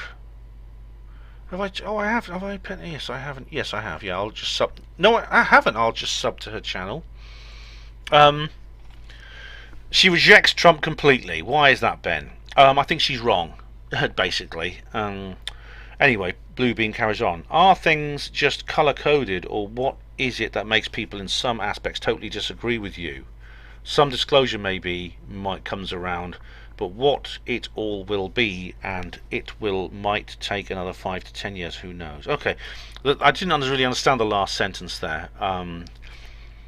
Why do people... What? I don't know what you mean by color-coded. What is it that makes people in some aspects totally disagree with you? You could ask the people posting comments on this channel, why do they disagree with me? I don't know. I try to, because they just think differently, and I try to explain with things to them. You know, I just try to explain things to them. Well, I've subbed to Penny's channel anyway. About the disclosure thing, I think I slightly understand with you. Some disclosure maybe will come round. I think that's what you mean. Yeah, well, it seems to be now, doesn't it? Let me look at my latest UFO disclosure video. But what it all will be, and it might take another 5 to 10 years. It could take longer than that. I mean, it could take up... Who knows how long it will take, you know, Blue. But, I mean, the fact of the matter is, we are moving towards it, I think. We are moving towards it in some ways. Right, David Icke Band. It's a new video that's come about. With E.T., the extraterrestrial, who says, and the sheeple are celebrating like David is the enemy of the people. They have no clue what's happening before their eyes. I know, it's bloody... this is why I block that conspiracy theory watch on Twitter. How dare they? I mean, they deliberately contacted me just to gloat, just to rub my face in it. They just contacted me saying, oh, have you heard the good news, Ben? I mean, how disgusting is that? I mean, would I do that? Do you think I'm going to do that when James Randi dies? Or something like that? Or even if a skeptic gets banned from Twitter? Why do people do that? It's disgraceful. It's undignified. And we've got one called XXXXXX. Neither does David, going by his recent videos. Look, David has made some mistake, X. He's made some mistakes, but that doesn't justify gagging him. If you gag someone, you don't prove someone wrong by gagging them. You're just indicating you're scared of what they might say. Proselytizing Orthodox Pentecostal trans rabbit, who's in the running for the best name of anyone who comments on my videos, says David has nothing but contempt for other people.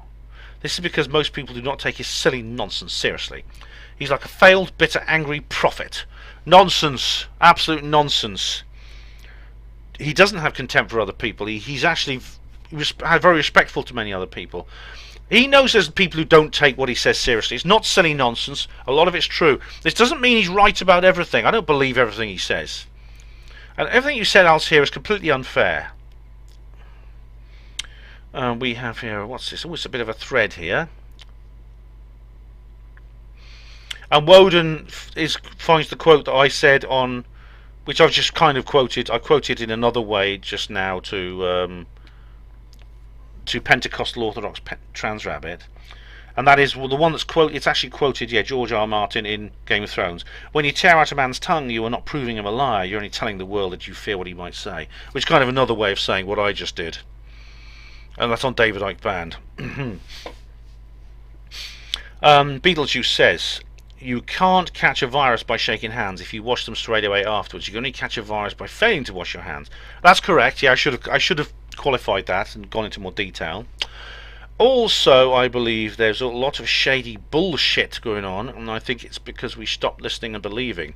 A massive percentage of the free world doesn't listen to the mainstream media now, and it shows. It won't be long before they come out and go full jackboots on us. I think that's what they're trying to do. They're trying to make the alternative media just unusable so that people just give up on it. I think that's the plan. Beetlejuice says underneath in reply to Woden, jackboots them. Oh no, sorry. Woden says in reply to Beetlejuice, jackboots them. You need to do your own history research, not theirs. Germans fought to the bitter end, defending what you're told is the baddies, while the people taking away your free speech are the goodies. Really? They had no Rothschild debt, cars, paid holidays, while you had recession. Oh, you're referring to the period in Germany, which shall not be named. Well, Woden, I don't go full alt-right on this, but I do know that the history of the world wars is different to how we've been told. I know it's not as black and white as we've been told. I've seen like Hellstorm and The Great Story Never Told and things like that. I'd made a video, I think you may have commented on it actually, called Did Britain Start the World Wars? And it's worth watching. Beetlejuice says to Woden, I don't see anything different between the Gestapo and the Rothschild family. That comment was only supposed to be hi, how are you, or hello, but it wasn't meant to be an in-depth comment, so why don't you adjust that stick you have jammed in your arse and do some research yourself? As you obviously far more intelligent, enlightened than the rest of us. What a dick. Woden says, no. Number one, you need to know your enemy. The establishment will tell you their enemy, also yours. Again, Beetlejuice, there's no need to be rude to Woden. Honestly, though, if Woden wants, he doesn't mind, and he's willing to give as good as he gets, I'll leave that comment there. You know, I only delete comments and stop people being rude when the person doesn't want it. You two can slog it out as far as I'm concerned if you like. Lofty says here, Bill Gates within a month of what am I doing for time? I'm getting tired here. I've got 14 minutes remaining. Okay, I'm gonna leave it for today when I finish this hour. Bill Gates within a month as a vaccine for COVID-19, so he must have the virus to start with. We know it was called Corona, then changed to COVID. Why was that? Release the virus and rake in the money, selling the vaccine. Any side effects, our government will say. Lessons to be learned, anarchy and freedom is what I want. Okay, yeah, the virus was called, it's a coronavirus. It's actually COVID-19 is the name of this particular virus. Coronavirus is just the family of viruses it belongs to. It includes common colds. Bill Gates, if Bill Gates can get a vaccine out within a month, it means that he must have been developing it beforehand, which means, as you say here, he must have had the virus to start with. So firstly, I'll cover this more in another show. You must not, under any circumstances, be vaccinated. Honestly, don't.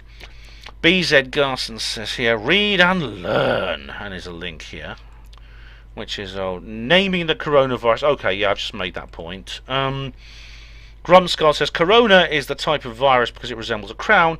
There have been other coronaviruses in the past. COVID is acronym for convention to the disease caused by different coronaviruses. COVID-19 disease is caused by the SARS-CoV-2 virus. Yeah, that's true. Okay, fair enough. You just corrected Lofty factually there. But other things he said is absolutely right. What Lofty said about Bill Gates is absolutely true. Absolutely, totally true. Splendid Isolation says, and these smug authoritarians always dress up their arguments in feigned morality. Truly sick, but we see it all throughout history. In the West, we've been fortunate enough to have lived in a relatively tiny sliver of freedom, which was hard won and fought by our ancestors. But we have become complacent, and tyranny is returning once more, as it always does.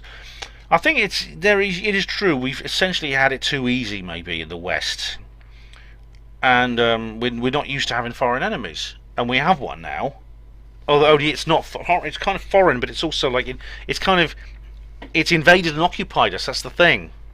The Illuminati have given us a huge, in a sense, it's given the people of the West a luxurious lifestyle, and we in a sense, that is to make us dependent on it. And Emma Lone says underneath, well said, yeah. But that's true. That's kind of where we are with David Icke, I think, yeah. With David Icke being banned. King Trailsbazer says on David Icke banned, are you going to watch it then? I'm getting a front seat. Yes. It was on London Real, it was there, and I'm glad.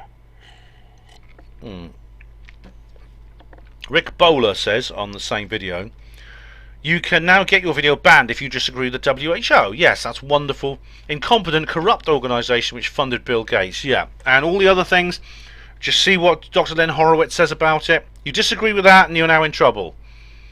This is COVID-19 dictatorship.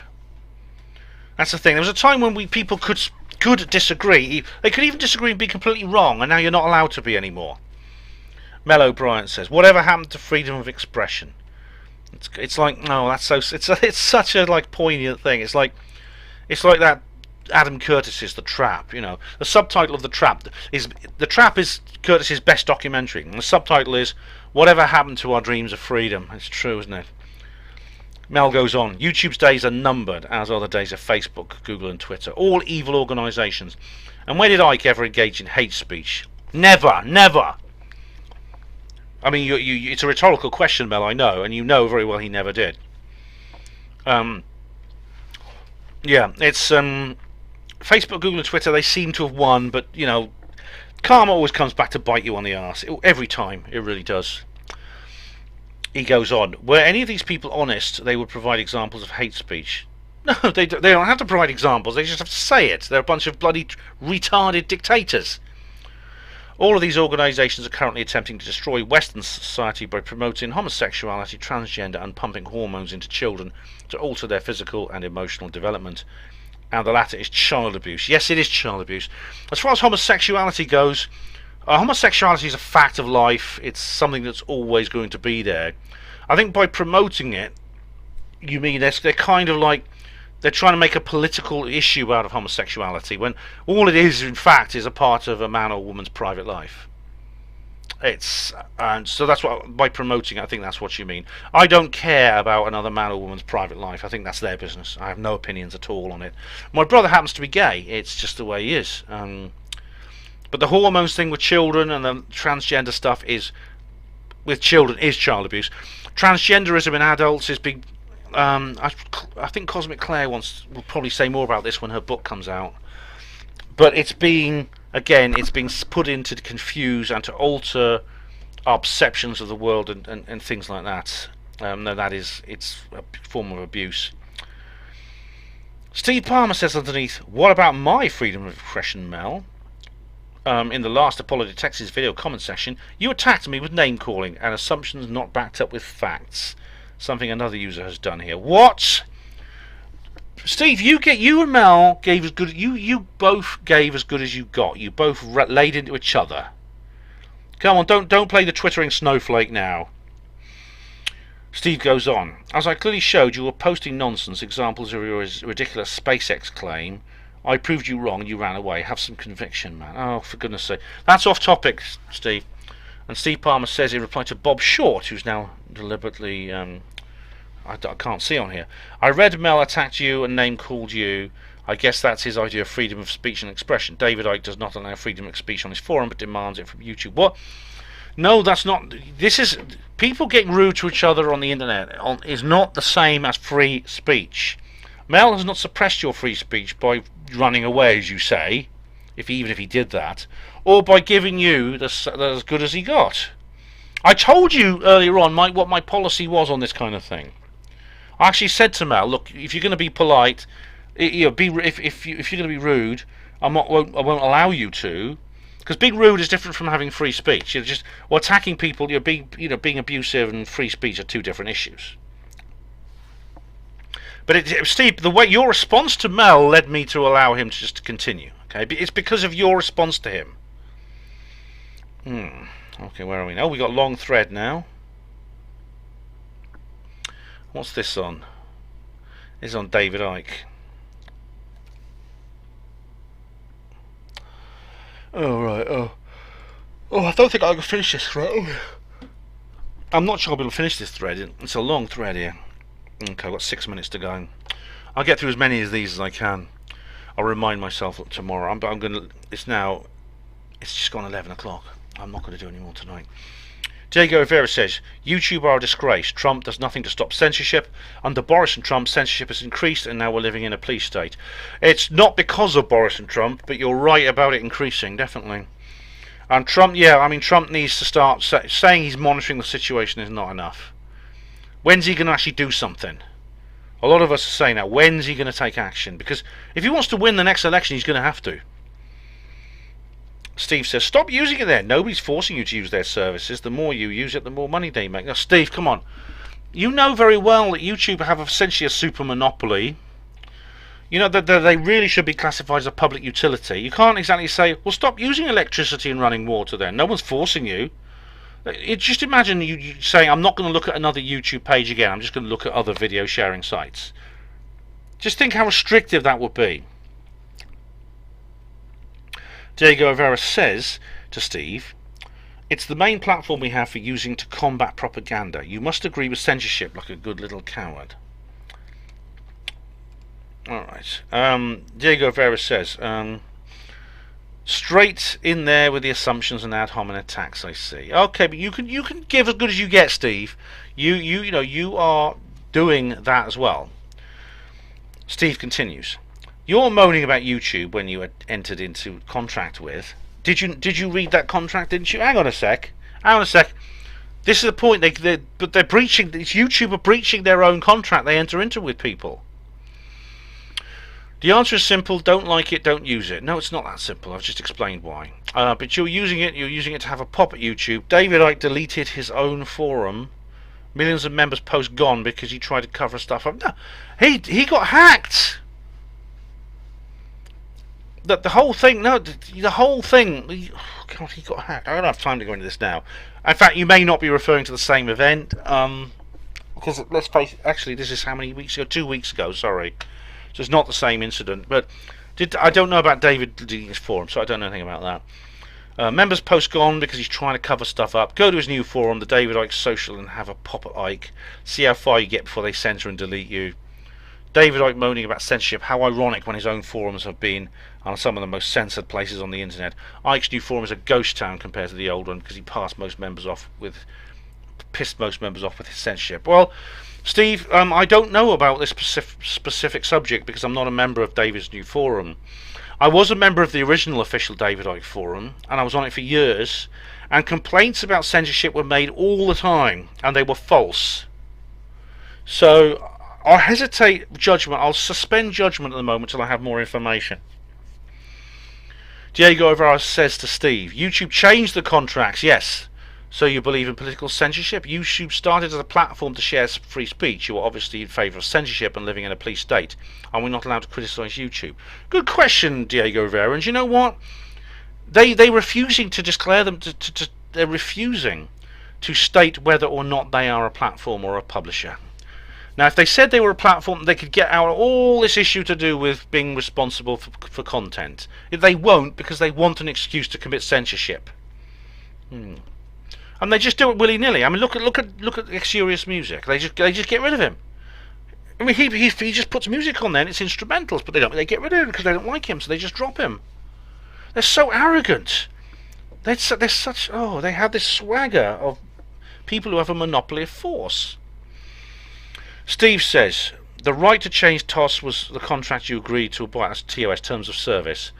You are a man of your word, are you not? I read the small print when I first joined YouTube in 2008, and I don't remember them saying, "Oh, we can unilaterally change the very conditions you agree to. We can unilaterally change them at any time and assume that you still agree with them." That's not contract law. Oh, sure, you're allowed to criticise YouTube. You're doing it now on their platform. Is it? It's not a platform. It's not a platform or a publisher, Steve. They won't call it a platform. See, if they did, they would be looking at censorship. You may not like it, but conspiracy theorists are the worst when it comes to censorship. The Ike Forum being a prime example. Again, I don't know enough about that to comment.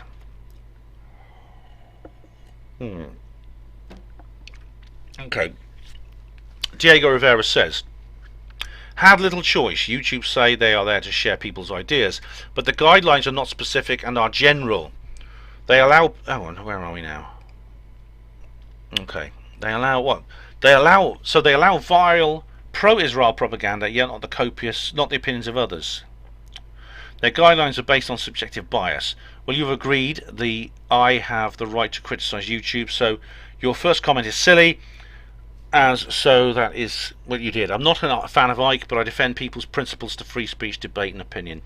Well, I don't often completely agree with you, Diego Rivera, but I do now. You're absolutely right there. You're absolutely right. And so, Steve Palmer says, "I never said you didn't have the right to criticise YouTube. I made the point you have the choice not to use it. Voting with your feet is not a new concept. Tens of thousands or so of the old Ike Forum members used that right by not signing up to the new forum. I'm not into name-calling and silly accusations, and to be honest, when I come across these things, I'm less likely to give the user much credence. Usually if someone can't debate without getting all emotional and retorting to those tactics, I walk away." Oh, well, you can walk away if you want, Steve, but you've got pretty emotional especially during the moon landing stuff. So censorship, where do you draw the line? Should nothing be held accountable on the web? If you want that, download the Tor browser and do what you like, but you can't moan about content. With censorship, it's very simple. It simply shouldn't exist. I'm a free speech absolutist. This does not mean that there should be no restrictions on anything anyone says. If I'm threatening people, if I'm saying giving death threats to people, that's a criminal offence. There are already laws to deal with that. There's also laws against Oops. Alright, so I'm going to leave it for tonight. Against deceptive, say a reckless deception, such as the classic ones. The classic example is yelling fire in a crowded theatre. But there are already laws in place to deal with that kind of behaviour. So what's happening now is that is now being expanded and warped to a point where you could say almost nothing unless the authorities say so you can. And there are certain things you simply cannot say. You're not allowed to say. Well, you can say them, but the consequences are so terrible, very few people do. The consequences such as losing your job, such as having your wife paid to divorce you, which happened to Kevin Annett. Even prison in some cases. It's all to do with like laws about harassment, about hate speech and things like that. Look at Count Dankula. Count Dankula made an extreme joke, which I confess is in very bad taste. Yet he got an £800 fine, and he very narrowly escaped a much more serious charge, which could have ended up with jail time. You've got to realise that we are now living in a place where we no longer are in a free country, and it has happened over many years. It's happened so slowly people haven't even noticed. And this thread goes on a lot longer, and I'm going to have to continue it tomorrow or when I next record on this particular. I just got to remember where I got up to. I will. It's where you talk about the Tor browser. I'll remember I got up to that comment. So thank you very much, everyone. Have a good evening. I will continue recording, maybe not tomorrow, but the next day. It will be several days from when I'm recording that you get to see this video.